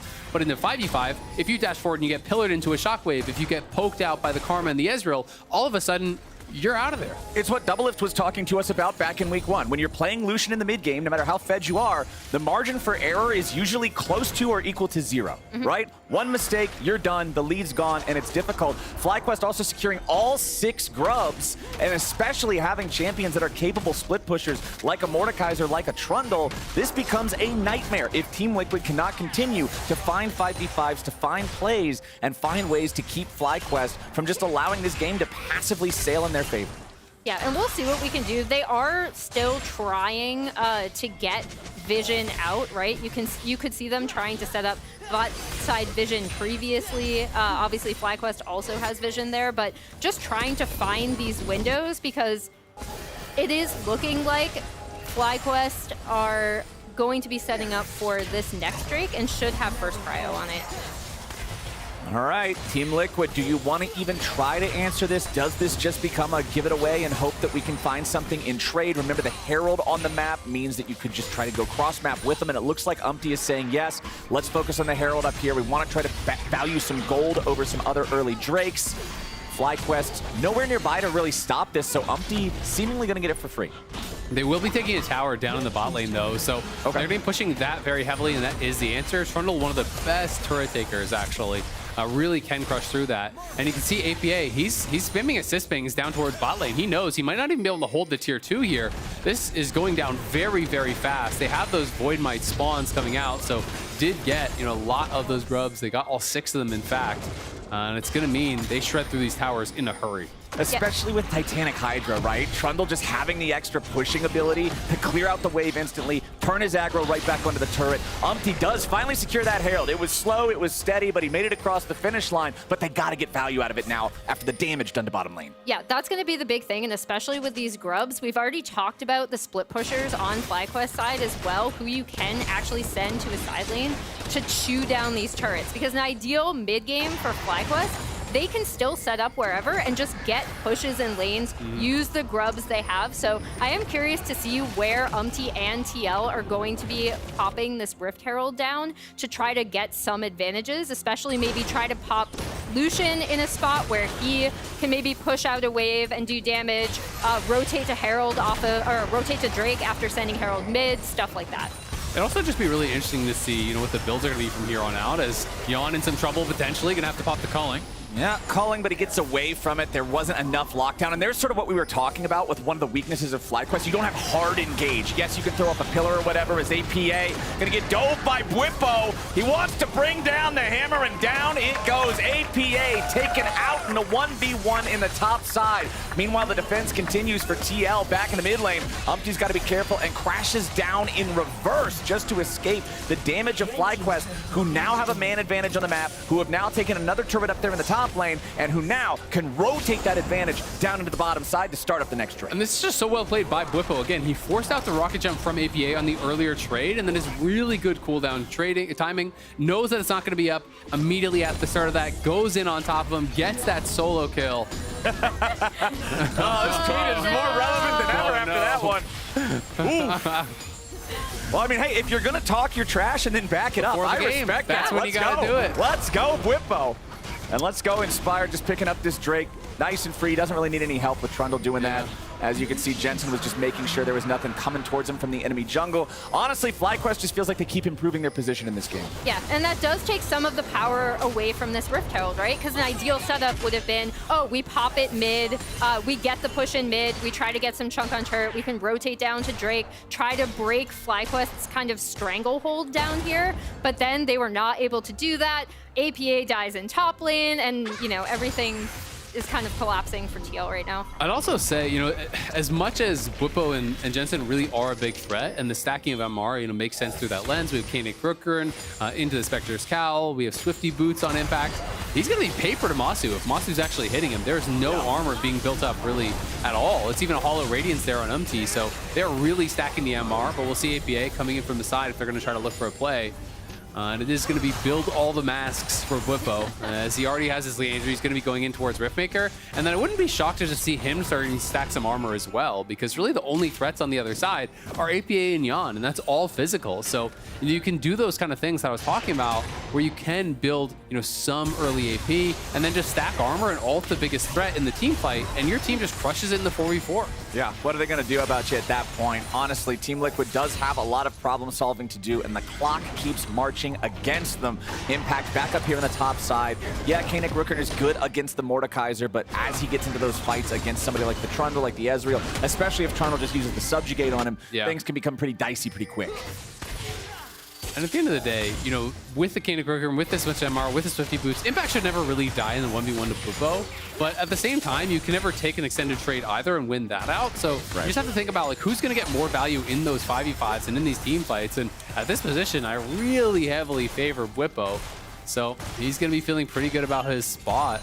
And with Jensen just farming up on the bot side, Busio's coming down. APA's in trouble. APA now going to get jumped on by Busio too as Jensen goes forward. APA with a nice escape. Jensen still chasing after him. Command attack hits. Needs another one to take him down. The clockwork wind up, winds him out of there. Jensen grabbing another kill as the Rift Herald is driven straight into the mid lane tier 1 turret. They've got the Herald. They've got all the little grub babies. They're going to take that one down. Unfortunately for Team Liquid, that is the first turret they have taken all game. So still behind the pace being set by FlyQuest right now, but at least it was the mid lane tier 1. That'll at least help them open up the map a little bit more. Yeah.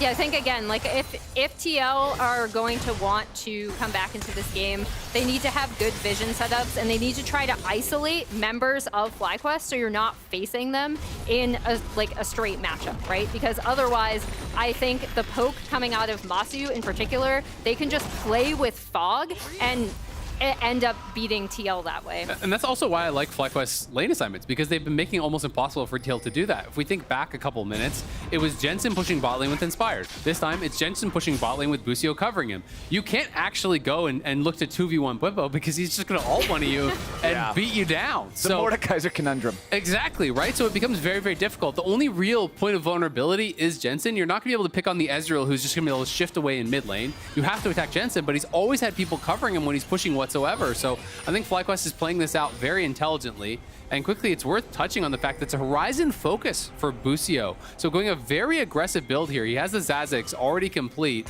and he's going heavily towards the AP. He went 5 points Q, so he's really looking for high poke. The build right now being used by Karma players prevalently in solo queue for the solo lanes. Hold on, we'll get right back to it. Inspired and the rest of FlyQuest going in after Team Liquid as Jan and CoreJJ are able to disengage. But the solo lane Karma build these days is the Malignance. Yeah, Malignance into the Horizon focus. So just going support item into Horizon instead. He's playing support Karma as a solo lane AP Karma. And it's going to be hitting some big damage numbers if he can dial in those inner flames. Yeah, and generally speaking, even on this patch, when I've been seeing people play as support, they're still going more traditional support items because they don't feel they have the economy to actually support all this AP. But from this point, he just feels really confident in the poke. And because they're playing with a Trundle, you pillar them up, you poke them down, you harass them around objectives, they're playing from a point of power. It's a really interesting take. You know, the E did also get buffed on this patch, and you could also make the argument that, hey, the only way the TL can win is actually 100-0ing someone, so maybe you should be E-maxing and playing that more supportive style. But we'll just have to kind of track it and see if it pans out. So also worth noting, both the Seraph's Embrace and Muramana are completed for Jensen and Masu respectively, so nice big power spikes there. You were talking about how Jensen's the only guy you can go after. Well, it's harder when he's got a built-in Mage Stair Axe, and then the extra damage from that Masu poke that you were talking about before, Emily, is just going to make it so much more oppressive for TL to try to check into Fog, to try to contest these neutral objectives.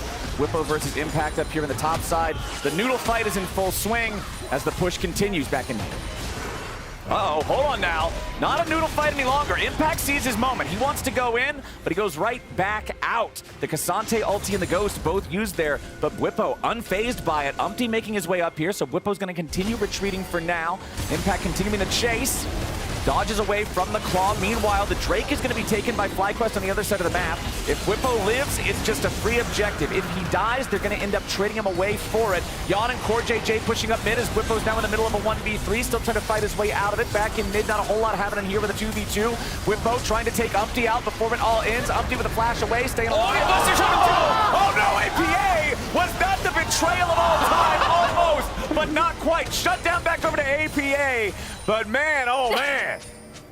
Oh god. All right, we're pulling that up now because even though obviously FlyQuest are going to end up getting this bot lane turret, and they might be able to reestablish push in mid to try to take out that mid turret as well as Jensen TP's bot to cover that wave. Umpty, for those that don't know, obviously he's had a little bit, not necessarily a rough game, but you know, I think Inspired had a really, really good control over FlyQuest's early game. His attention to detail was very good. Umpty is known as the general. It's a joke that Cloud Templar started, I believe, on the Korean cast for the way he tries to command, especially on Fredit Brion, a lot of his teammates. as we see him go in and try to help out Impact here. It just takes them so long to kill Bwipo here, even with APA joining in the fight. Well, and a lot of it is that they have to go in and out, because if Umpty is hard committed to him, he would get insta-ulted and Bwipo would just kill him, right? So you kind of have to try to slow him down so APA can catch up. That Q flash missing for Bwipo was the difference between him dying and him surviving.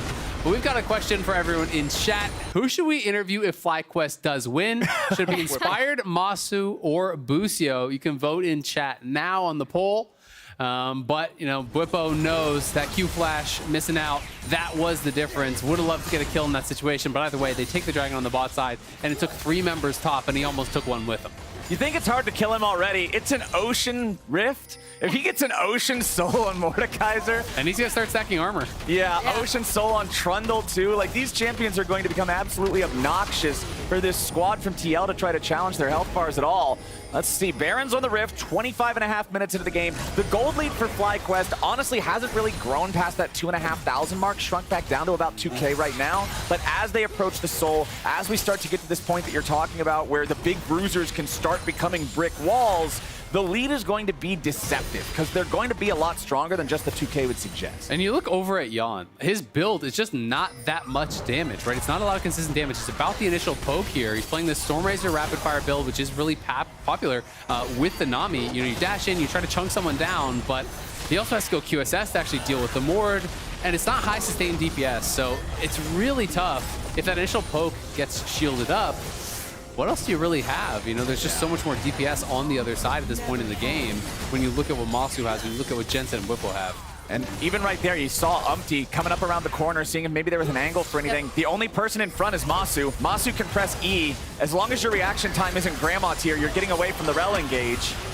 Yeah, and this is where the poke from FlyQuest's comp is just going to start to get super, super oppressive. And when we're looking at 5v5 from these two teams, another thing to watch out for is whether Bwipo or Impact can isolate someone on the opposing team, right? Because even if TL end up getting a good engage, if Bwipo has really good teamfight targeting in teamfights, which he usually does, he should be able to isolate someone from TL and kind of break up the fight so FlyQuest can reset and just soften them with poke. Yeah, I mean, FlyQuest also just have so many threats, right? Like, it's very difficult because you have to kill Jensen, you have to kill Masu, or you're probably not going to win the fight. But if you try to walk past the Titanic Trundle, if you try to walk past Bwipo, who has 2 core damage items and stacking armor, it's going to be very tough. But TL, it's desperation time now. They're going to be starting up the Baron here. It is going to be spotted out by FlyQuest. We'll see what the response is. All right, True Shot Barrage finds it out, and that means APA and Umpty bail away. You can see the positioning of everybody else. Impact was waiting in the side brush in the enemy jungle. You also still had Jan and Core JJ off to the side in the river. They didn't want to commit all 5 bodies into the pit. They wanted to be able to turn, but it meant as soon as it got discovered, you can't do it fast enough with just the 2 guys, just the 1 DPS in the tank. 1,500 gold, still the lead for FlyQuest in this game as we wait for the next Drake to spawn. It is Ocean Soul if FlyQuest get it. You know Team Liquid is feeling the pressure. You talk about trying to walk past the Trundle. With the Frozen Heart now completed, it's even tougher than ever. This item has become much more popular after the item rework. The price point went down. It just feels like it's got a lot of value, and I love seeing junglers pick it up on their economy. Something also really interesting that we haven't touched on yet is it's actually a Solstice Slay support item here for CarJJ. So this is traditionally considered that kind of engage item, but what you can do when you're playing with the Lucian is, so when you slow or immobilize someone, it gives you health and it gives 90 move speed to you and your closest ally. So you E the Lucian dashes in, he's gonna be able to get that slow with that, get that proc, and have the move speed to then retreat back after the poke. So I think that very much is the idea. Okay. It is kind of an interesting take, and we'll have to see, you know, really how it's working out for them throughout the game, because generally people are going like Celestial Bastion, the defensive one, or they're going something a little bit more aggressive and the kind of heal support one. This is not something I've seen a ton of.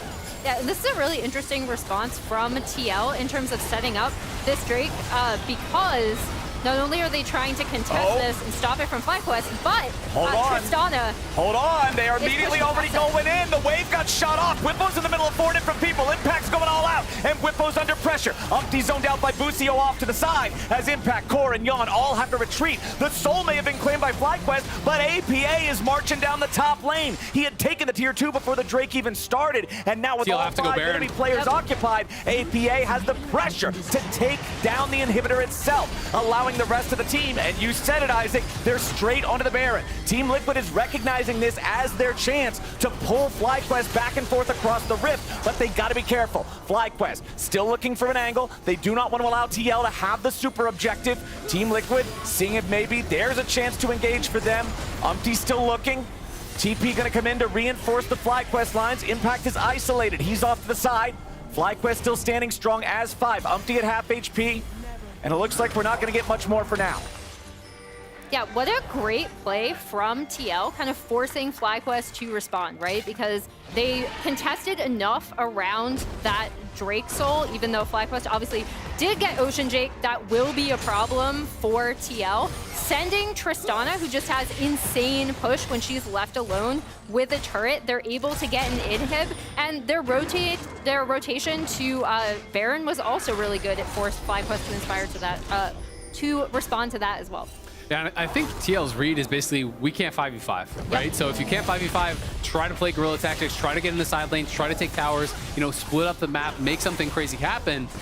And the problem is, you know, yeah, they did get an inhib, but Ocean Soul is now given over to FlyQuest. So if you couldn't 5v5 before, there's no way you're ever going to be able to 5v5 now. So as long as FlyQuest keeps pushing out these lanes, denying any sort of base race shenanigans, it's going to be very, very difficult for TL.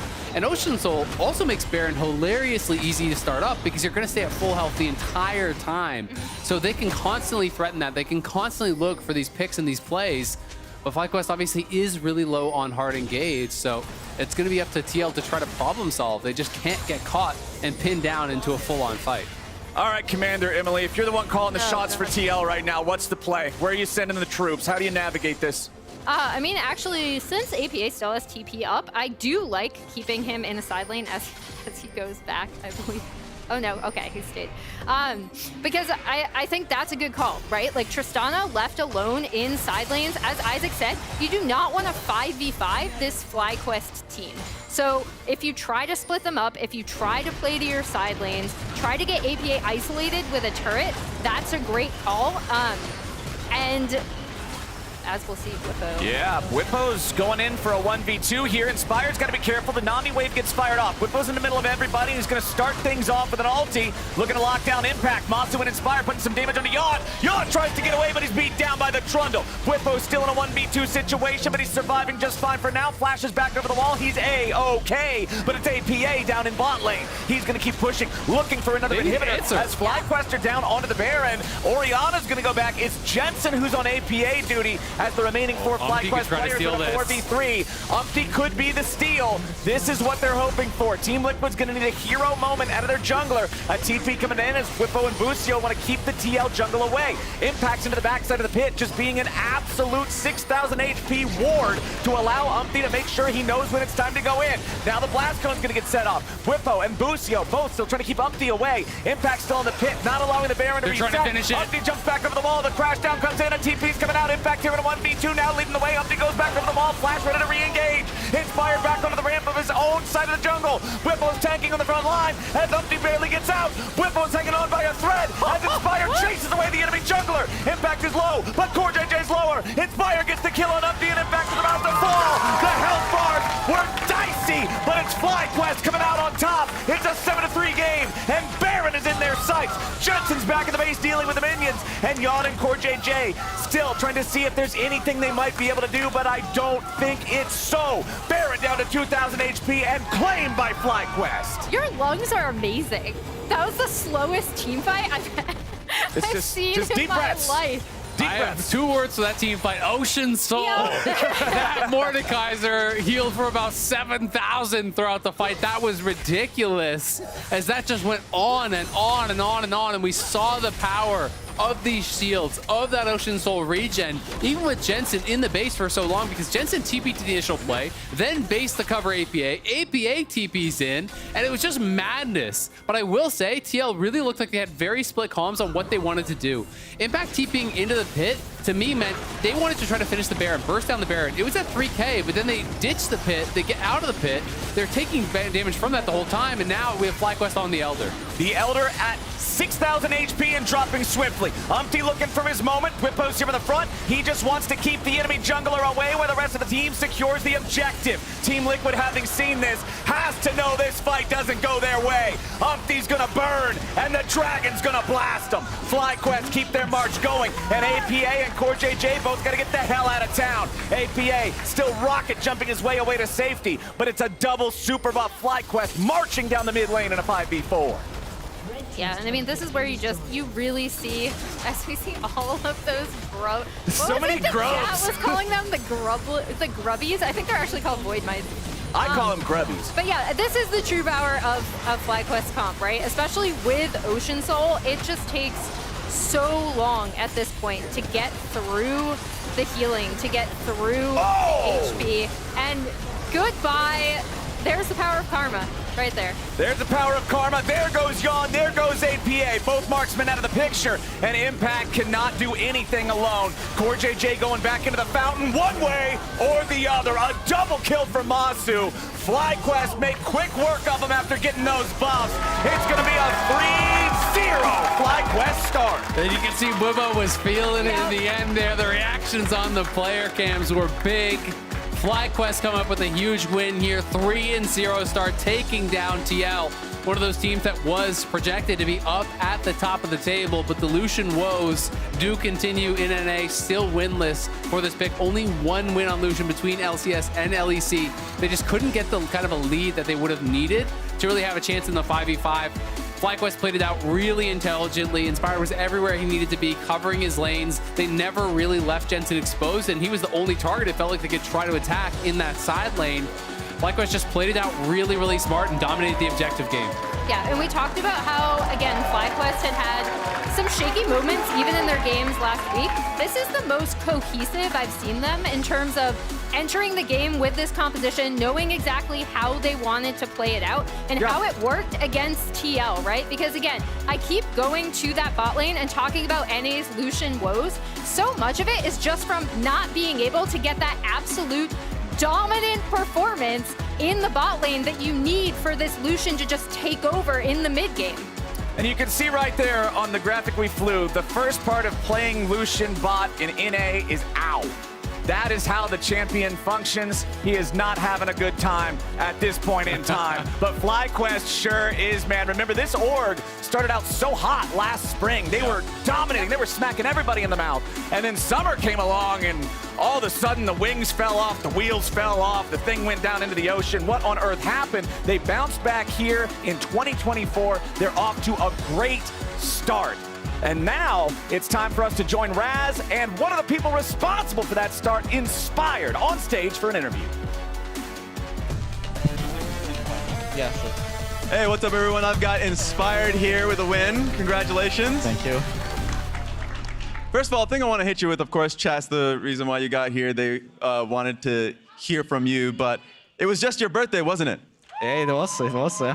Tell me about that birthday week. First of all, I saw that cake. Someone, it was inspired, not inspired. Tell me a little bit about it. I don't know, someone made a mistake. That was a little bit awkward, but I was happy anyway. And about the birthday, I mean, I'm really happy we won the game because it's like the first game after my birthday, so it's like kind of a birthday present. True.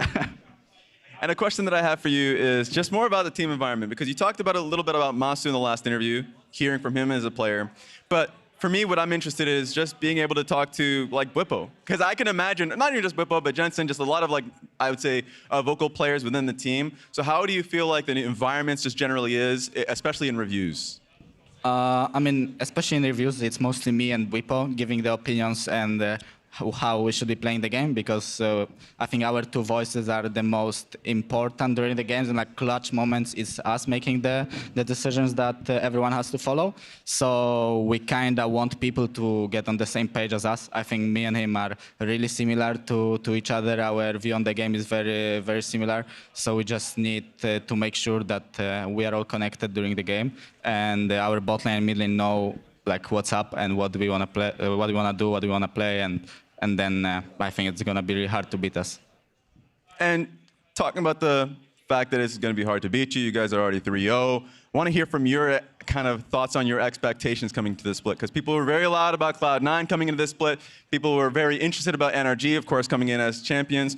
But a little bit of chatter. Yes, the fact that you're back, we talked about that. What is your expectation going into this split, and also your personal goals? I mean, expectations were obviously that we are going to be a good team. I think every team that I played on was always pretty good and at least a little bit successful. And I think looking at the rosters, I was really confident that we'll make at least top 2. I think Cloud9 is a very strong team, but I can see them not perform on the day, and we could like beat them. Other teams, I'm not really scared at all. I think NRG winning was a big fluke because I was not in the league. And other teams are kind of whatever too. Okay, and just on your personal goals, because anytime we hear comms from you or just anybody that's talking about you, it's all about how vocal you are within the game. But anything that you're coming into this split just wanting to work on personally, because it has been quite some time. Of course, new players that you're working with. So anything that you feel like you need to work on going into this split? I think what I need to work on is explaining myself better. I think as we were talking about before, I think if I get my whole team playing on the same page as I wanted to play, I think like that's what I need to work on. Because currently, even when I'm saying what we should do, sometimes I don't go into the details, and then someone makes a mistake, and then the whole plan is ruined. So I think I need to work on making sure everyone is on the same page and making sure that I give clear directions to the teammates. Thanks a ton, of course. Once again, congratulations on the win, Inspired.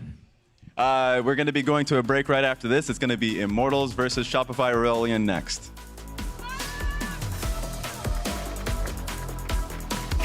Inspired back onto the ramp of his own side of the jungle. Whipple's tanking on the front line as Umpty barely gets out. Whipple's hanging on by a thread as Inspired chases away the enemy jungler. Impact is low, but Core JJ's lower. Inspired gets the kill on Umpty, and Impact is about to fall. The health bars were dicey, but it's FlyQuest coming out on top. It's a 7-3 game, and Baron is in their sights.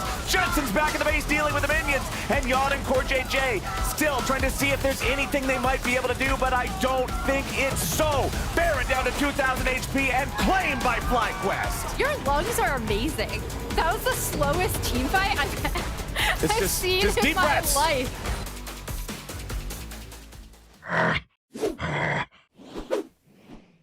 Red Bull gives you wings.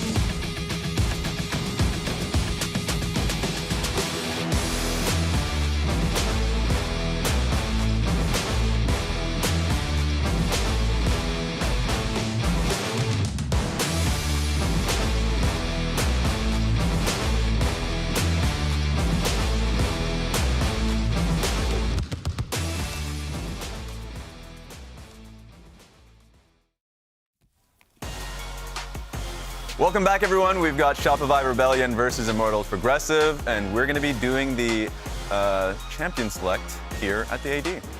What's up, guys? Who's going to win? What's up? Immediately?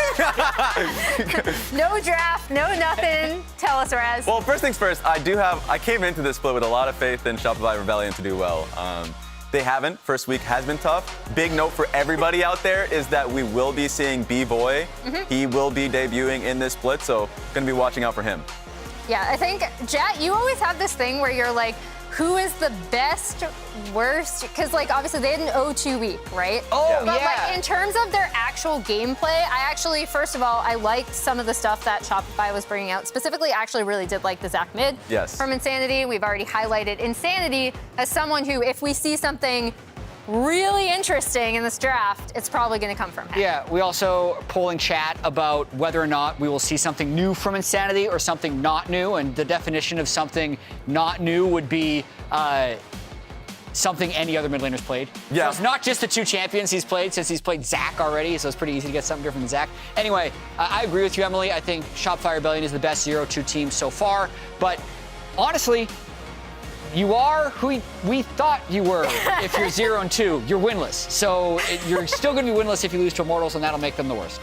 That's true, and also on top of that, once you start stacking losses, like after a 0-2 week, the mentality of it starts to really pile on top of you. Yeah. So even if you feel like you're doing well, even the scrims are showing different results, the pressure is going to stack on if you continue to lose, especially if you come out of this one with a loss against the other They've already lost to 7th of their games, Raz.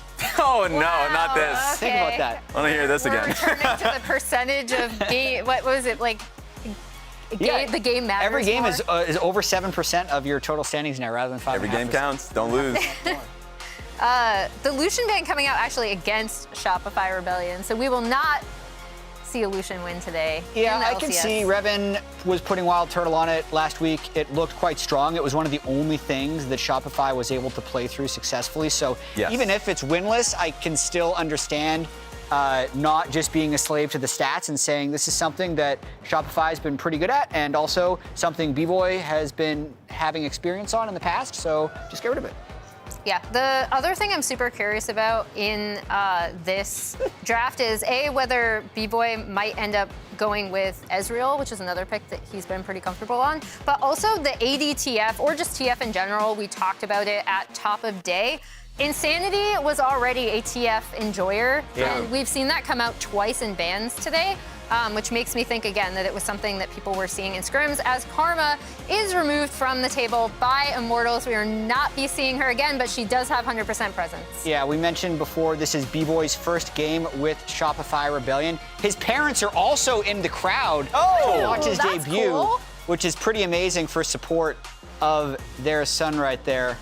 I mean, I believe that is their parents, but the faces are covered by the supportive signs. That's incredible. That's cute. Just knowing the journey that B-Boy has had throughout his career, coming in from China to then Brazil, and then now he's here in the LCS. You do want to see him basically running, and the fact that his parents are here now, it's great to see. Okay, Twisted Fate, yes or no? Here, actually, Insanity is winning the chat vote for something new by 70%. That's pretty big. 70% saying it won't be something new. So there's a lot of expectation now. We built him up that he's going to be the Zach mid weird kooky pick guy. The last game he played was on the Corky too. So we're setting up an expectation. It is so sad. I mean, Ori and Azir have both been taken off the table. It would be really funny if he just ends up picking the Corky, but it's going to be Varus coming through, and then obviously Udyr locked in for Castle on the IMT side. We've talked about how strong this champion is, especially if you can get the push into topside turret and then proxy the wave for complete control over topside. Will be really important, and I think what Shopify Rebellion did was really good here. Banning the Kalista, although it has been a priority, last few games has been kind of being let go, but you're going up against Tactical, who is the strongest, I would say, Kalista. Like, that's his best pick, in my opinion. And IMT wants to center their entire draft or playstyle around bot lane.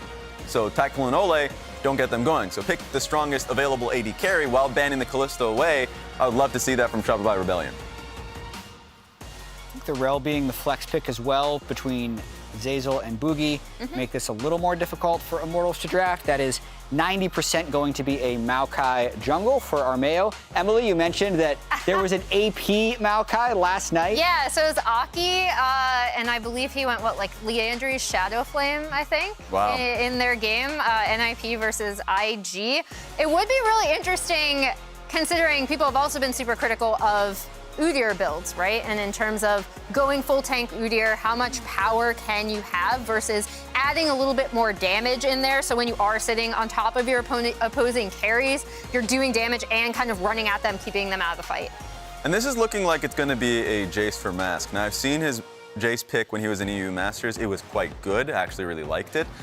Even hearing from Blabber in the interview with you that he was pretty impressed with Mask. Yeah. With the scrims coming into this split. So overall, there has been some hype on Mask and how well he does perform and how strong his champion pool generally is. So the fact that now we're seeing it come to fruition. I want to see what the 4-5 is looking like for Tactical and Ole here, because with Jace, it opens the window for some poke. So Ezreal is still available if they want to do that, but without Karma, you lose out in that strong poke bot lane.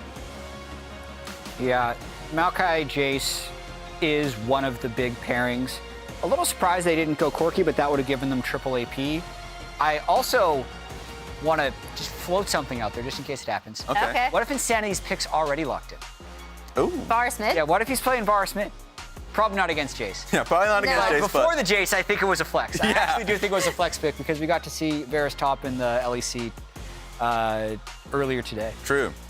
And even in Champions Queue, the Varus top, or just Varus in solo lanes in general, was just impressive. Still has some tankier itemization in 3-4 if you wanted to go for Terminus and just kind of going tanky from that point forward. But here we go. That's a Nocturne locked in. Yeah, it's interesting to see the Nocturne coming out of B-Boy because, wait, it's Nocturne mid. Is it Nocturne mid or is it Nocturne jungle? Nocturne mid. Oh, no. We don't know yet. Already locked in. We don't know yet. On the other side, though, Lilia is a pick I actually did really want to see on this patch. She is incredibly strong. We'll see. She's going jungle. And it's a Maokai support. We have just had the switcheroos actually happen on Immortals side. It looks like Insanity is going to be playing Akali, so nothing crazy happening there. It is something normal for Insanity, so chat, you're wrong. Sad. Also, we all led you down the hole to be wrong, so it is our fault. I take the responsibility. But looking at these drafts overall, huge poke comp from IMT, actually, with the Flex Maokai. You can actually get pretty tanky on support Maokai now, if you would like, and you can see Shopify definitely kind of all-inning on the dive there with the Akali Nocturne combo. Yeah, I like the composition from Shopify a little bit more. The Lilia is interesting to me, and we've been seeing it being picked in solo queue quite a bit against heavy melee compositions. This one's a little bit tougher. You're going to be dealing with Nocturne and Akali, so I think it's going to be really hard for Armeo to keep alive. So interested in the draft, like Shopify Aurelians a little bit more. Yeah, I can't believe I got baited into thinking it was Nocturne mid from Insanity. It was in your head. You know? Yeah. He's going to play something weird. The moment you started thinking. He's played it before, hasn't he? He played it last year. I remember on IMT way back he played it for sure. So like that's something that has always been in his wheelhouse. That being said, with the coaches fist bumping and everything, we're going to be sending this straight to the casters for the call. Hell yeah! Welcome back, everybody. It's time for our last game of the day. It's Immortals going up against Shopify Rebellion. You know what I always do, Isaac, whenever I read their in-game tags? I read it as Summoner's Rift. SR, I've been playing League of Legends. Summoner's Rift Insanity. How I feel after playing League of Legends every exactly. day. I've been playing this game for over a decade now. I have the League of Legends brain rot, so I can't read SR as anything else. But they've got B-Boy this time. I'm interested to see. So good anymore. Yeah, it's we're old now too.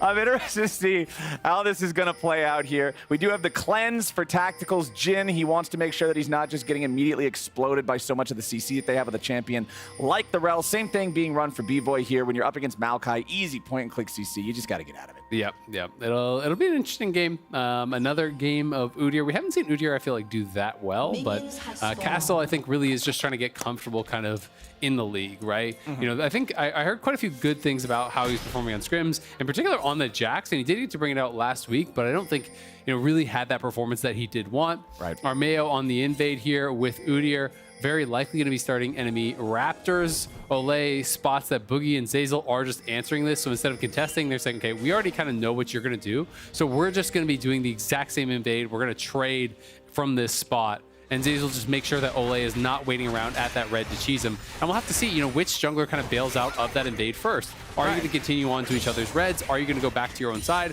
Armeo very clearly moving to start the own red.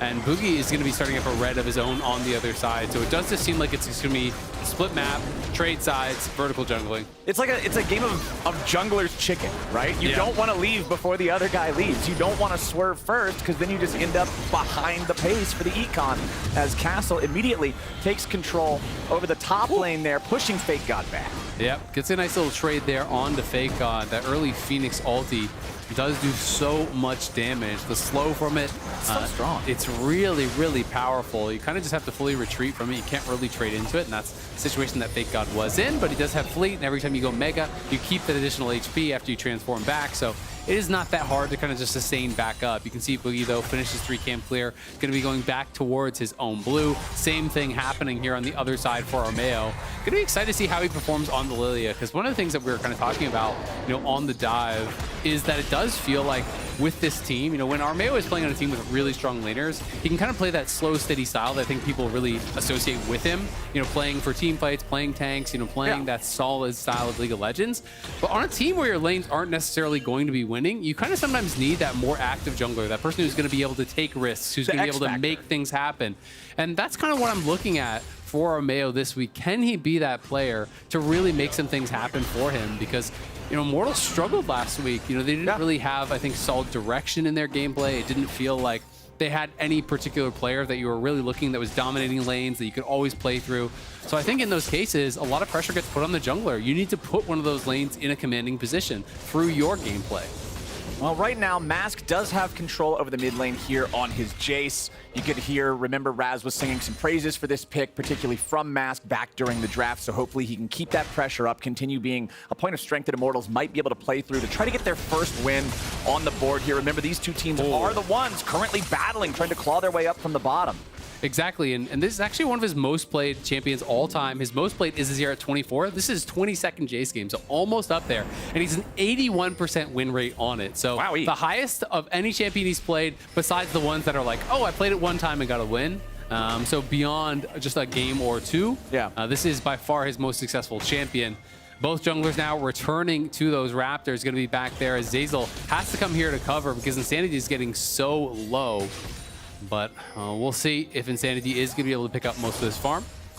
Yeah, he really doesn't want to lose out on it. You can see there's already quite a gap in those CS counts as Olay has been found out in his own jungle. Zeyzal and Boogie working together. Olay wanted to flash away, but he's only flashing into his own demise, but Mask is ready to follow it up, and they'll make it a 1-for-1. Zeyzal trying to escape here, pops the flash on the Rel. Mask still has a flash of his own, but with low mana and cooldowns already spent on the first kill, he will not be able to catch up and end up turning that in the favor of Immortals, ends up being an even trade. Yeah, Olay does end up going down, but Mask gets that blue buff, and he's already dominating in the mid lane. And he's been around for a while. We can take a look at his career timeline. You know, he was on T1 as a trainee, then he was playing in Challengers with KT. He was on Unicorns of Love on their amateur team as Fake God forced to flash away from that Unleashed Phoenix form. So he's been around for a while, you know, bouncing between a number of different teams, mostly playing in that tier 2 scene. Oh man, if Castle ghosted early, he kills him there. Yeah. He ghosted in the last second. If he early ghosted, the very least, Fake God has to actually cancel that recall.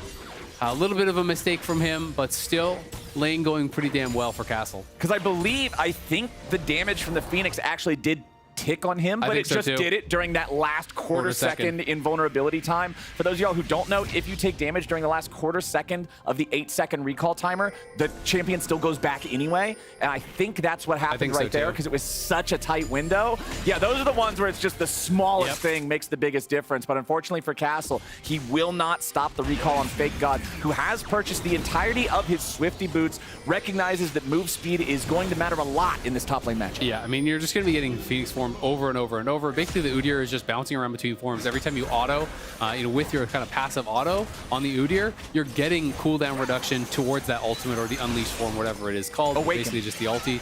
Unwakened, okay, there you go. And it's almost always just going to be that Phoenix form that's getting thrown down on him. So with the fleet footwork, with the Swifty boots, he's going to be able to kite that out pretty effectively and just try to neutralize this lane. But it's a good start for Immortals. You know, overall, Mask very, comfortable in that mid lane, has the earliest rated Dirk, and with the way that lethality is kind of calculated differently in this season, it is really strong early on. Yeah. It is very, very powerful. He had that blue buff for a little bit that he picked off that kill. And is up farm, but Boogie again heading back towards mid here.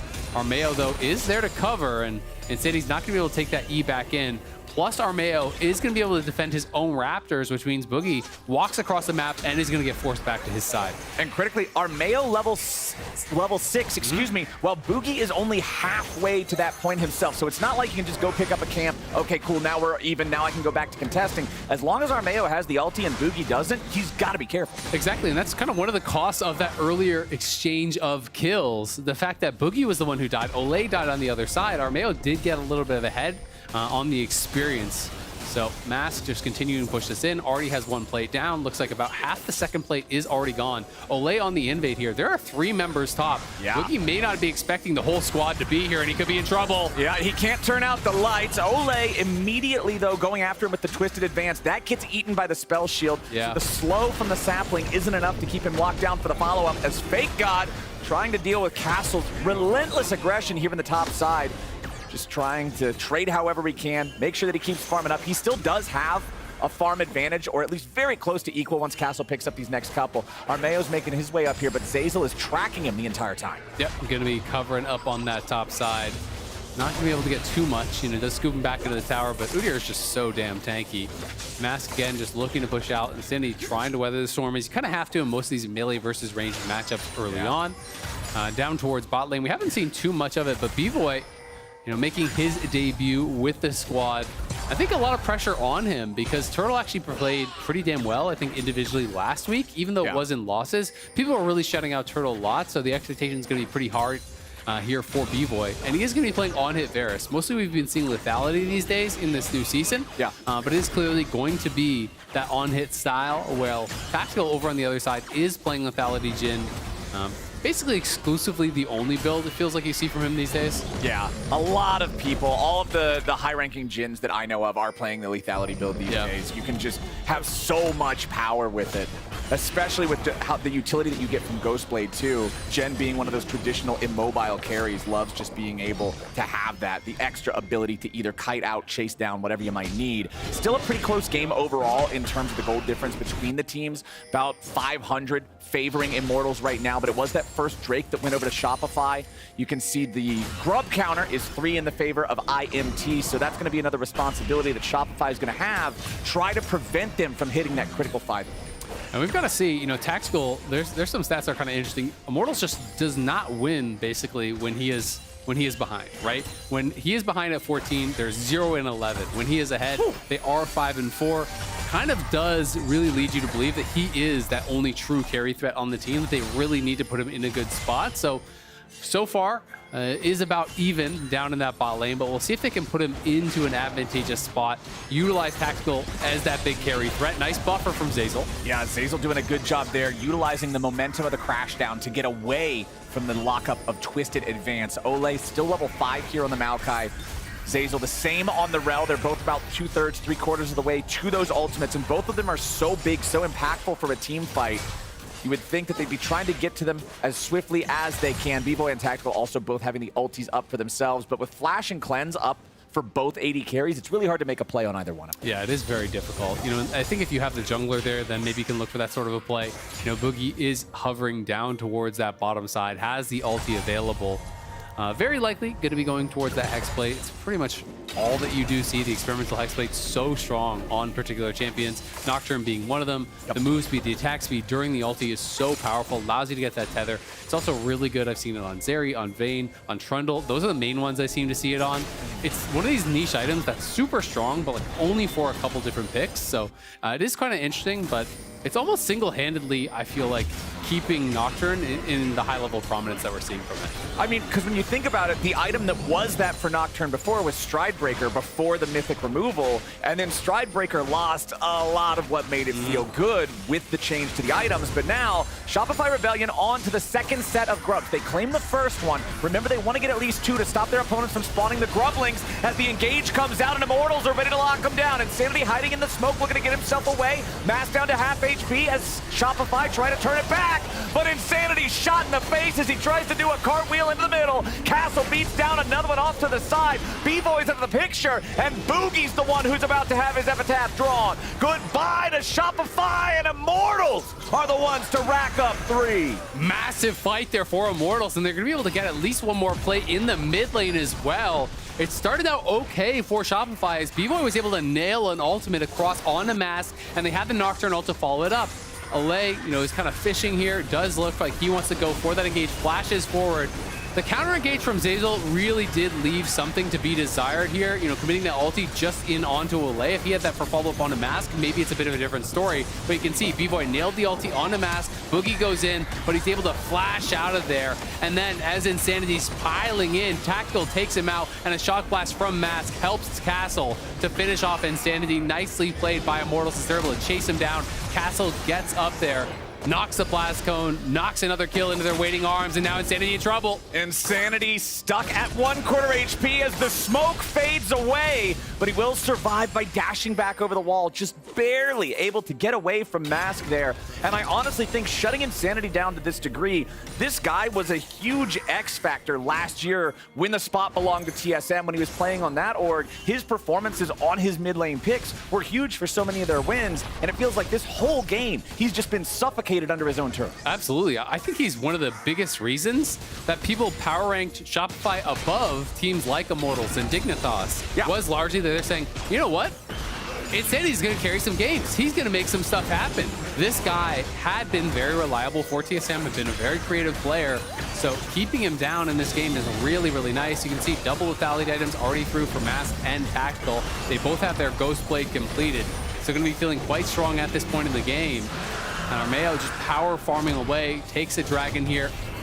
We'll have to see what the Rift is going to be. It is going to be Chemtech Rift, so not the one you're really looking for if you feel that you're in a position of power. But it is still a fun one to play on. Even though the dragons feel useless, it's my favorite Rift to actually play on. Because of the goofy plants that yeet you 500 feet the other direction. The goofy plants. Okay, that's fair. I can respect the goofy plants. Whenever I play on this Rift, I always hit the blast cone just because it's fun. Yeah, even if you don't really need to. Yeah, you just have to use it because of how much fun it is. It's like a theme park ride. But it is also just about 14 minutes into the game. You talked earlier about how Immortals needs Tactical to be ahead at 14 minutes if they want to win. And as I pull up the stats, he is about 550 gold above that counts. His opponent. We take that. Yeah, that's good enough. If it was like 50, I'd say, nah, it doesn't really count for anything. It's 2 minutes. But 550, I'll give you an actual lead on that. Great sign for Immortals, who are up 2,500 gold as a team. The Grubs, they still have 3 of them. They don't have any more. The other one's despawned, but Shopify only got a single one. The Herald is now live on the map too. Yep, and if you're wondering why things are kind of looking a little bit different this week as far as the bot lanes that we're seeing, double support items did get nerfed. In fact, it basically got deleted.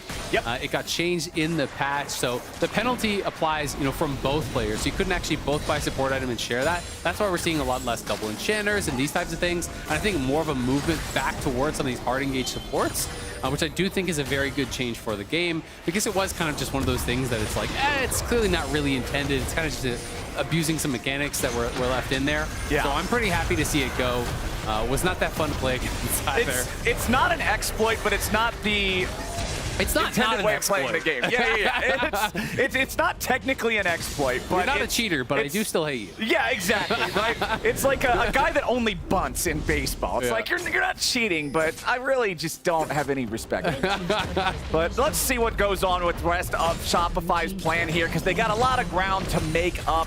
The gold lead's still about 2,500 in the favor of Immortals. They have the Rift Herald in their pocket now. That could be a lot of extra gold, depending on how good of drivers they are. We've seen a couple of mishaps with the Some Herald. drunk driving on the Rift. Yeah, y'all gotta be careful. Drive. Get an Uber. Yeah, don't take your Herald into the turret. Don't drive Shelly into a wall. It might end up right next to the Speaking of bad Shelly drivers, we played a game the other day. I saw you get into Shelly. Let's not talk about Ole's in trouble, Isaac. Ole's in trouble. Zazel's going to get locked down. He tries to re-engage with the Magnet Storm into the crash down, but the only thing crashing is him into the dirt. Shopify trying to reinforce here. Fake got arrived at the teleport, but all he can do is say a couple nice words about his buddy Zazel. Castle takes the turret up here in the top side. Another advantage going Immortals' way. Yeah, that's tough. You know, Shopify do commit the TP down towards that bottom side, give up the tier 1. They're going to lose farm up there as well. They pop the Nocturne ult. They don't even end up going in on it, so weren't able to get much of anything there whatsoever. And now Mask, they're just playing around this point of power. He's almost got his second full lethality item. He's popping off. He is really strong at this point. You know, I had been hearing some good things about him from scrims, and it's been nice to see some of those kind of moments now showing on stage. And you want to see these guys have a good debut. And Mask down here going to be working away on this tier 1. No one close enough to stop it. So that tower is just going to be straight up gone. That's going to be his second item completed. And I feel like at this point, when you see your mid laner that bed, Armeo, you glue yourself to this guy and you make sure he cannot get 2v1 by the Nocturne. You play behind him. Any turn Nocturne ult is up, you got to be covering him because you're going to win the 2v2. You are his shadow. If he's going somewhere, you're going with him. That's your meal ticket right there. That's Mr. President. You're the Secret Service. Yup. You're the car. Just make sure that he's not even the guy in the car? No, you are the car. Okay. He's not going anywhere without you. Hubris completed for Mask now as well. And you can see in the inventory, the tier already over 300 stacks. So once that Manamune gets built, it's immediately going to evolve into the Muramana for the third item power spike. This dude has all of the power in the game in the palm of his hand. How tilted do you get when you press tab and you see Hubris has like 50 AD on it? Because that makes me want to FF immediately. Yeah, it's just like, okay. Oh, you just have 2 items on that one item. That's cool. Yeah, for sure. Great item. Fine. Yeah. This is a great game state to have to play from here. Akali still aboard the struggle bus back in the mid lane as well. Insanity still not able to get on the board, even with an assist. Shopify only having a single kill thus far as Ole goes for the engage. Locking down Insanity with Twisted Advance. Accelerated Shock Blast going to find him from a distance as the curtain call opens up. Number 1. Number 2. Number 3 only hits Boogie. Number 4 goes out and flies wide. Meanwhile, Zazel is your sacrificial lamb, and Immortals wants to feel for dinner. Gets away for a moment, but Castle's ready to eat him up. Armeo hits him with another one of the blooming blows, and Castle picks it up. 6-1 game. 4,500 gold for Immortals. For a squad that looked real shaky in week 1, they're starting off week 2 with some style. Yeah, they're looking good. I mean, they are dominating Shopify right now. It is a 4.5k gold lead here. We are not even 20 minutes into the game. It's going to be another dragon to boot.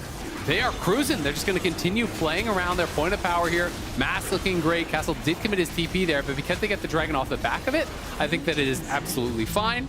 Also do really like Trailblazer from Ole here in this position because they are playing from that big advantage. You're getting the move speed. You're getting additional move speed for your teammates as well to be able to follow up on those engages. And Mask here looking to continue shoving in while, again, Armeo playing behind him nonstop, always there to cover, making sure you don't give up that bounty. All right, Fake God grabbing that top lane tier 1. That's something. It's not a lot, but you got to take whatever you can get in a game state like this. Still a 4,000 gold lead. Next, Drake not going to be spawning too terribly far from now, I wouldn't think. But Baron being up in 35 seconds puts a whole nother level of pressure on. Because if you are Shopify, you know you can't have any more of these team fights anywhere in the top half of the map where you just lose a couple guys for no reason. Because then the Baron gets taken. Then the snowball really starts to become an avalanche. Yeah, exactly. It becomes really tough to be able to actually answer in these side lanes when you're already kind of getting bullied around in the side lanes. Let's be honest. They're going to be looking for B-Boy. The cleanse is there, but is it enough? Okay. Not quite going to have anything just yet.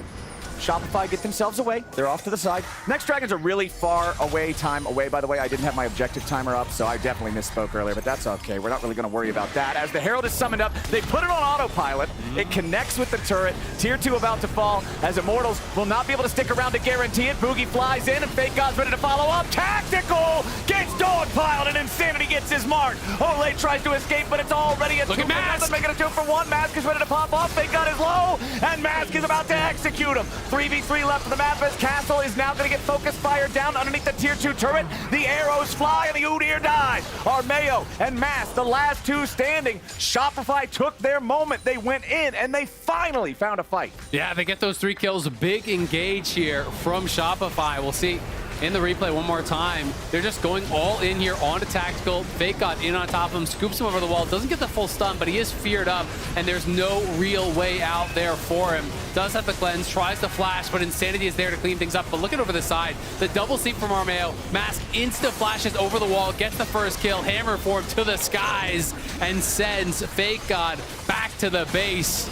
as he slams him down, able to trade one back. That final kill, though, making things slightly in the favor of Shopify at the end of the day. But still, it is that 4K lead here. Mask, pretty damn good, I would have to agree. And he did get some stacks there as well on the Hubris. So an additional 20 AD now sitting on it. We'll see if he can keep that buff active, continue to keep that stacking before it does actually fall off. Yeah, but it's just all about playing around him. He's got 3 full items. He's an entire item ahead of any of the carries over on Shopify's side. Muramana getting completed. I already talked about it earlier, but the thing is such a huge power spike since it's locked behind the stacking mechanism. The stacking is already taken care of. Huge stuff here for Immortals.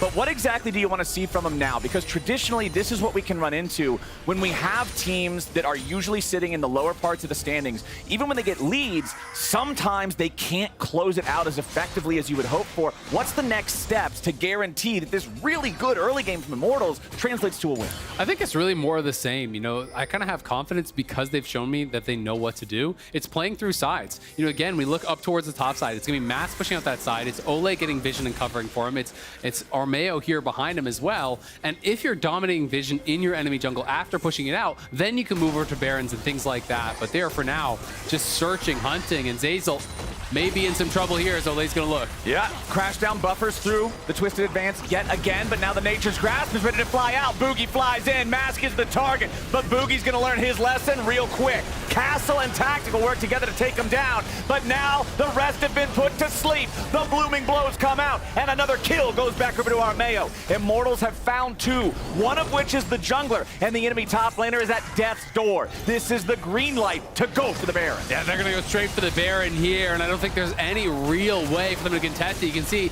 Insanity's just going to TP down towards bot, try to push in, maybe look for a tower. I don't even think he's going to have time to be able to get that. B-Boy trying to sneak out here, see if he can get any sort of a miracle Q, but not going to be able to get in range. Immortals secure the Baron. They win a fight on top side. They know the recipe to success. Play here around Mask. Make sure you're peeling for him. Make sure you're covering him at all turns. The ulti comes in, the lights go out, but look how fast that TP was from Castle, by the way. Was insta TP, was able to get that down and get up towards that top lane to cover. And then there's no real way out as you're trying to run. It's just a shooting range for the Jhin, slowing you down, knocking you down. Those 2 kills, all they needed to secure the Baron. Huge for Immortals, over 6,000 gold in the lead. The Drake is just about to spawn now, and Immortals, with this amount of an advantage over their opponents, I don't really see an angle for Shopify to contest this. I think you just end up yielding it, but they're hanging around. They want to see if there's any kind of an angle. Maokai makes it even more difficult, just being able to lay down those saplings as your opponents try to approach. Mask, separated from the rest of the team, but confident in his ability to deal with Boogie. He forces back the Nocturne, but Insanity wants an angle. Massive Magnet Storm coming out from Zeyzal. It's 2 already dead on Immortals. What were they doing? Shopify still having all 5 men, but Insanity is about to drop. Armeo grabbed the kill on that one, thanks to the damage over time. Castle's still looking for a little bit more. The sleep has landed. There's another one. Fake God's about to be number 3. The curtain has been called, and Shopify is on the run. Beautiful downtown shot from Tactical. Just when it looked like Shopify might have had something, here comes the deer, and Immortals managed to get a 4 for 2. Immortals turning that one around. Tactical barely surviving as Insanity was piling in after him. Armeo shows up and has so much power at this point in the game. 5-0-7, 10 stacks on the Dark Seal, able to make it happen even with the great engage. And we do have to give credit to it. The initial play didn't look like anything was going to happen, but look at Zeyzal coming in from the side here. Zeyzal finds the angle, flash RW, getting that Magnet Storm on multiple members here. They execute Mask, and then Insanity are thinking maybe he can actually finish off Tactical, but he's not able to do it. Armeo arrives, gets the Q onto 2, the sleep comes in, and he tells him, go to bed. Taking one down, the W lands on the second, rooting him up for another kill. Boogie was on the run, but there was no real way out. The 4th shot takes another one, and they're able to chase down that final kill at the end of the day. Gotta be happy about how that did work out. Yeah, Mask went down, but things looking great for Immortals. I really like the patience from Tactical there, too. He wanted to make sure that when he opened up the curtain call, oh my God, he was in a spot where he got to fire off multiple shots and didn't have to reposition, either because of pressure from his opponents or the fight just getting too far away. Yeah, 6,000. It's a lot. From Armeo. Wow, man, okay. The Lilia, we said we needed to see this guy be able to carry. We needed to see him step up and drive the car for a little bit. Little did we know, this man's hitting some F1 status in this game. The Lilia leading the charge, the Jace, the massive cannon to back him up, and Tactical 4-1-8 here in this Jhin as well, having a very good game for himself. Immortals, almost 7,000 gold lead, pushing down the top lane. Tier 2 turret should melt away pretty swiftly, given how much damage is in their inventories, plus having the extra bonus from the 3 Void Grubs, as it's still about 4 minutes away from what will be the Chem Soul, if they're able to claim it. As you already mentioned, yeah, it's not as strong as some of the other ones, but it's still a really nice power boost that your opponents are going to feel even more like their backs are against the wall having to deal with. Exactly. It does make it really tough for Shopify in an already very difficult position. That last fight, you know, is about as good of an angle as they're probably going to find. You need those huge engages from Zeyzal. He was able to deliver one, and it didn't make it close, but it's just so tough because there's a lot of threats over on this Immortal side. And you're having to spend all your cooldowns to just get one kill. Then all of a sudden, the other members of Immortals can kind of just run you over. Castle's just playing this disruptive duty. He has so many strong members, so many strong carries around him. He's full tank. He just needs to mix things up, stun people up, slow them up. Same thing here for Olay, who's just walking around throwing saplings in every single brush, making sure you can't get taken off guard. Yeah, and this is also one of the consequences of Insanity's Akali being stuck so far behind. Castle was just able to hard rush 2 armor items. Yes, he's got the cowl now, so padding it with a little bit of MR, but he's got armor boots, 2 full armor items. Akali's not going to kill Udyr. That's not happening, and the rest of the targets are just troubled getting through these defensive stats. Immortals using the curtain call to try to keep Shopify back far enough to pressure onto this tier 3 turret, but it does not work. Shopify doing a good job making sure they can keep this baseline defended. Immortals might end up needing to grab another Baron in order to break through the base of Shopify, but unfortunately for Shopify, that's only about a minute away. Yeah, exactly. And when you're this far behind, you're nearly 9,000 gold. We all know that feeling when you fall behind a heavy farming jungler. It just never feels like you ever get a camp for the rest of the game, right? Nope. You can look over at Lilia, going on 70 CS ahead, you know, really looking to be power farming incredibly heavily, plus getting the kills and the assists in the team fight. So 3 items already completed here for Armeo. The Zhonya is now done, so we can even look for those Q flashes into the backline, throw down the ulti, Zhonya's to buy the time, then follow up. Well, everyone is piling in. It really creates chaos. So having that opportunity can be quite big. You can see as well, 3rd item now done here for Tactical, 4th item done for Mask. They are well and truly online, and they want to fight. So they're just going to be setting up around this Baron area. That's going to be starting to spawn here pretty soon. Get the vision, poke and prod at anyone from Shopify who tries to come over here and contest. And again, it's just another strength of having Maokai in the team too. Playing from ahead with Maokai just feels like you're not playing by the rules. You can set up so many of these saplings. If they ever try to do a full send so that they don't get poked down by it, you immediately stop them with the Nature's Grasp. Olay is set up with all the tools that he needs to guarantee that Immortals have an advantage in this fight. I will say, B-Boy, I think, has quietly had a pretty solid game, but it is tough when you are this far behind. You know, he just doesn't really find the opportunities to stand and fire, you know, to stack up lethal tempo, to really get a lot of autos in. But at the same time, if you go full lethality, the Udyr is going to be immune to damage. Like, you have no one that could ever kill him. So, you know, I definitely understand why he did go on hit here, but the game has just really not worked out in his favor. You know, he's constantly under threat and doesn't really find that time to get enough damage out, but it is going to be Immortals looking for the engage. Olay with a flash into the twisted advance, followed up in a Nature's Grasp. Zeyzal's already almost dead, but not quite yet. Insanity into the back, looking for Tactical, but he's going to be controlled. Olay drops at least. Insanity getting away for now. Armeo is low. Castle also just trying to protect these guys as the curtain call fires off. B-Boy trying to get away. The haste from the Blade of the Ruined King will not outrun a bullet, and Mask is ready to finish him off. It's Olay traded away for B-Boy and Insanity. Yeah, beautiful team fighting there from Immortals again. Castle is just harassing B-Boy, keeping him out of the fight, and then as he flashes over the wall, the W lands from Tactical, and Mask is there with the Shock Blast to finish it off, and now they're going to be able to grab their soul here. Immortals really looking good to start week number 2. People are going to be having to start reevaluating some things about those preconceived notions about some of these players, about the preconceived notions even of Shopify, who has really not been equal to the task thus far against Immortals. Yeah, Shopify struggling heavily, honestly, throughout this entire game, I think, just from the laning phase of Immortals having control of things. Now with that soul in their inventory, they're going to be feeling even better. 10,000 gold ahead. They can go right back to what they were doing before. Control the enemy jungle, choke out the vision, force the Baron in the game. Yeah, Castle's got his Mage Eyes now. He upgraded to that as well. You can see a Locket now through for Olay. So just kind of trying to check all the boxes. How could you possibly lose from this point? It is going to be really, really hard. Whenever you build Medjai's Soul Stealer as a melee champion with no dash, no stealth, no I turn invulnerable for some BS reason ability, I just feel like it's even if it's good, it's more BM.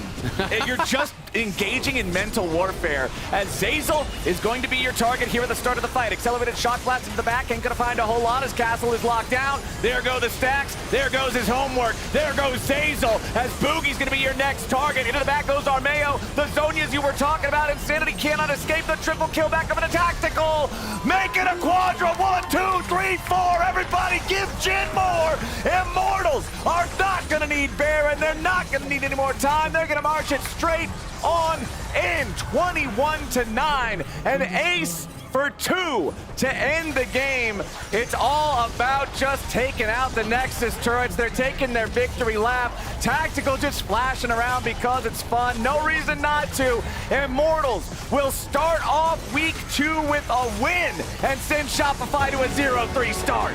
And what a feel-good game it is for them, because this was not some fluke victory that they got, some throw from their opponents. This was Immortals dominating from start to finish in this game. From the laning phase to the jungle plan, everything made sense. They coordinated well. They played around Mask, who had excellent laning. Armeo had a great game here, really got ahead of the curve.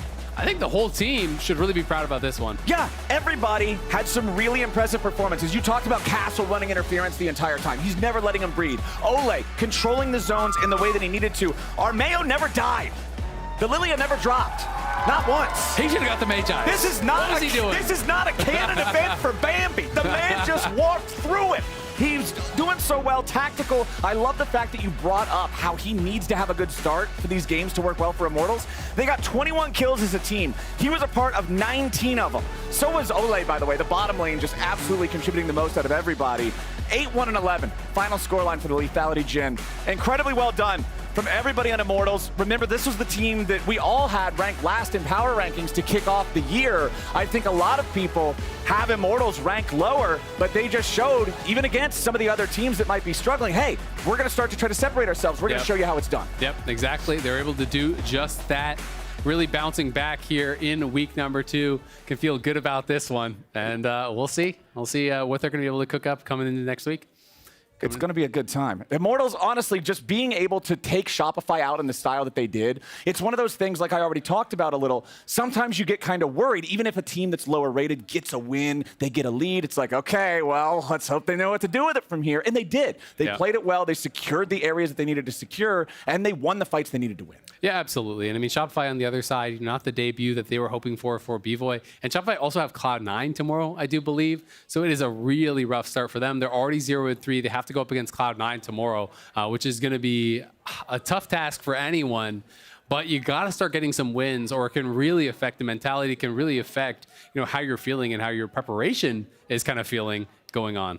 All right, and now with everything wrapped up for game number 1, and Immortals having an absolute dunk on Shopify. I'm sorry, Azale, I'll pay your medical bill. We're joining Emily and Tactical on stage for an interview. Thank you, Flowers. I am here with Tactical after IMT's first win. I don't know what was going on up there with them, but congratulations. It's been a while since I've had a chance to talk to you, so just generally, what was it like for your off season? Because now you're surrounded by almost a completely new team. Yeah, so this team is really different. I'm the only member that stayed from last year's roster. So personalities, it's just completely wild. Like, we have like pretty funny personalities and we're pretty goofy. So that's going on for us. And I think our team chemistry has been pretty good so far. So nice. Pretty happy. Who's the weirdest person on your team? Ole. Ole still? Yeah. All right. He's so goofy. And weird. I don't know if he can hear you. In terms of what this team is going to look like, obviously, you guys put out a really interesting composition today with the Maokai support to kind of set up for this Jhin poke, Udyr being able to dive into the backline. What were the thoughts behind this, and is this how we're going to see Immortals as a team kind of play? Yeah, so our plan was to pick Mass Jace because we think he's pretty good at it. And Maokai is also a strong pick paired with Jace often because you can guarantee your damage and pump out a lot of damage. So, I mean, that was basically the big idea. And we have Jhin to follow up as well. How would you rate your execution on it? I think our execution was decent. We're pretty quick to pull the trigger. I feel like we're really confident, so that felt really good. So it was pretty decent, I'd say. Nice. And then going forward for you, obviously, you're an experienced veteran on this roster. What are your goals as a player going into this split? One of the goals I have would be just to try to help my team win as much as possible. My goal, one of my goals would be, have my teammates say in the future, oh yeah, I would love to play with Tactical again or something like that. That'd be great to achieve. Nice. And then I've heard your mom is in the audience today. Yes, and she's supporting you. Yes, And then also you have a lot of fans here. Is there anything you'd want to say to your family and friends? To all the fans first, I really appreciate if you're still my fan. Like, I work really hard. I really want to show results, which I haven't been able to recently. So it would be great to show results again. Nice. Thank you so much for taking the time, and congratulations. You had a fantastic Jhin game. I think you're a player of the game. I can't hear producers because they cut out. Okay. No? That'll be great, though. Oh, okay. I messed that up. Back to the desk. Thank you very much, Emily. These are actually the players of the game. Let's hear it. Game 4, it was neck and neck, but it was Armeo. Blabber game 1, FBI game 2, Inspired and Armeo in games 3 and 4. Blabber's just stacking up the pogs. Sure, you know who else is stacking pogs? Who? Junglers. The junglers out there. I mean, this is true. They have 3 junglers. Boo, junglers. They're boo junglers. But yeah, I mean, I think what we saw from Armeo at the very end, and I'm sure we'll talk about it as we go on and talk about the day as a whole, is he came in with his Lilia. I was interested to see how it performed just because there were just a lot of threats from the opposing side. And it was solid. It was really good. So, great job. That's what I'm saying. I hate both messed it up. I actually voted Eddie for Pug, so I messed that up on stage. I'm so sorry. It's fine. You should feel wronged.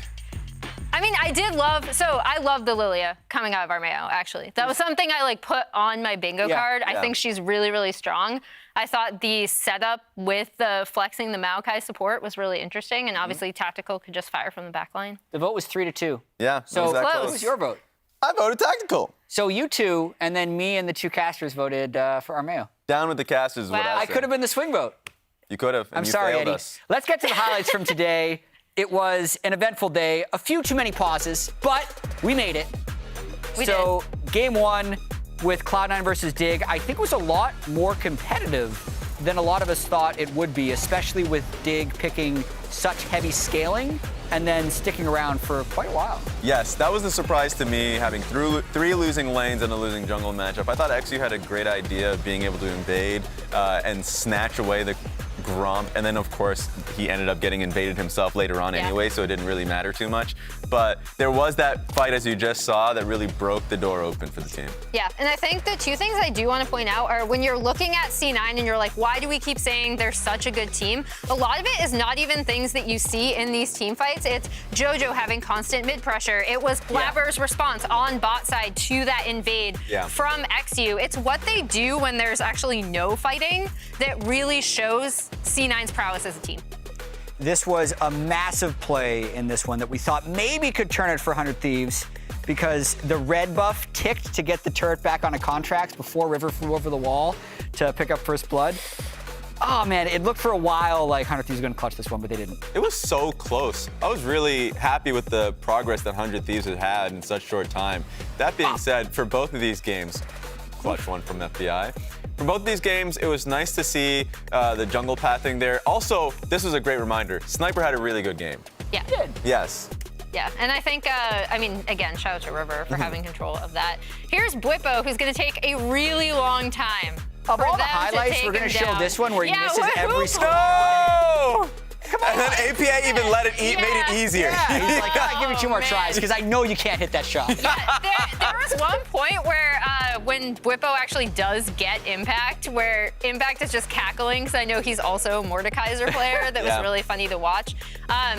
I think this, for me, was actually my favorite game from FlyQuest in terms of them entering with a draft and their execution of that draft throughout the entire game. There was a lot of chaos around their Bear intake and the Elder, but that was not on them. That was on Team Liquid trying to make it as complicated as possible.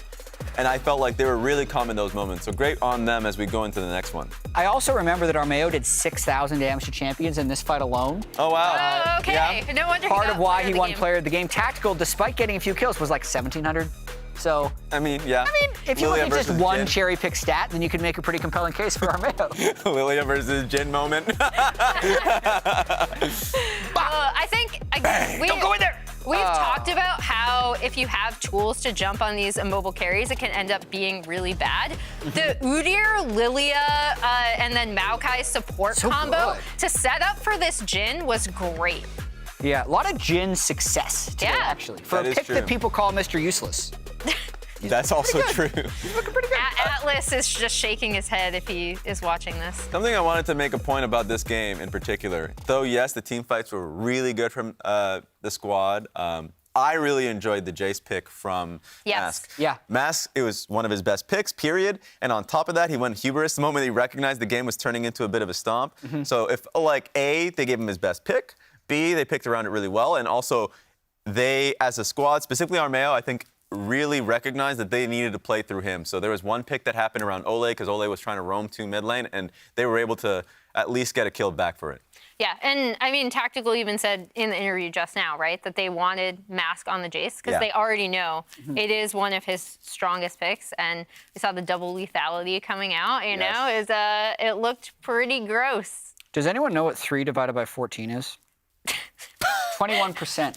Of the games have currently been played for each team in the LCS split. Let's pull up the standings after 21% of the split has been done. Every game counts. We still got those 2 teams tied for first, Cloud9 and FlyQuest. Shopify, surprisingly, shockingly, bafflingly, in 8th place. And Team Liquid tied for 4th, even though it looks like they're in 7th, but they're not. They're tied for 4th. Yeah, I mean, we have 4 teams at 1 and 2, and I think this is kind of the pack of teams that we're looking at, because going into tomorrow, we are going to see FlyQuest face off against NRG. And if you talk about, okay, what's the difference between these 2 teams? Why are NRG 2-1 and FlyQuest 3-0? One of the reasons, if you don't look at the gameplay at all, is that they face C9, right? And C9 is by far and away, I think, the strongest team we have in the LCS right now. So that is a super interesting match to me, as is Dignitas 100 Thieves. Like, we're kicking it off with a matchup with 2 teams that I think have had really interesting moments from both their players and as teams, but haven't necessarily been able to put together a string of it for success. Just think about it. IMT take down Team Liquid Honda. They're suddenly 2-2, and that completely changes the entire conversation from the beginning of the split, where everyone thought they were just doomed 9th. True. Including myself. They can prove us wrong. We all have them. Right from the bat. So that one's interesting. Of course, the matchup that you had talked about between NRG and FlyQuest is interesting, especially after the interview where, I mean, he said that NRG's championship win was a fluke. I feel like we're hearing that a lot. We hear, and that's just like the negative connotation of a Cinderella run. That's just, at the end of the day, that's just another way to spin it. So really want to see that. You talked about the murkier gameplay from NRG, so hopefully I know they're the ones going to be beating themselves up. They come in a little bit stronger. Yeah, Jensen Inspired going to have to put their money where their mouths are. Yeah. That's a better way of saying that. That's it for us. We're going to be back tomorrow at 3 p.m. Eastern or noon Pacific time. So now we're going to send it over to week 2 of the NACL. Goodbye.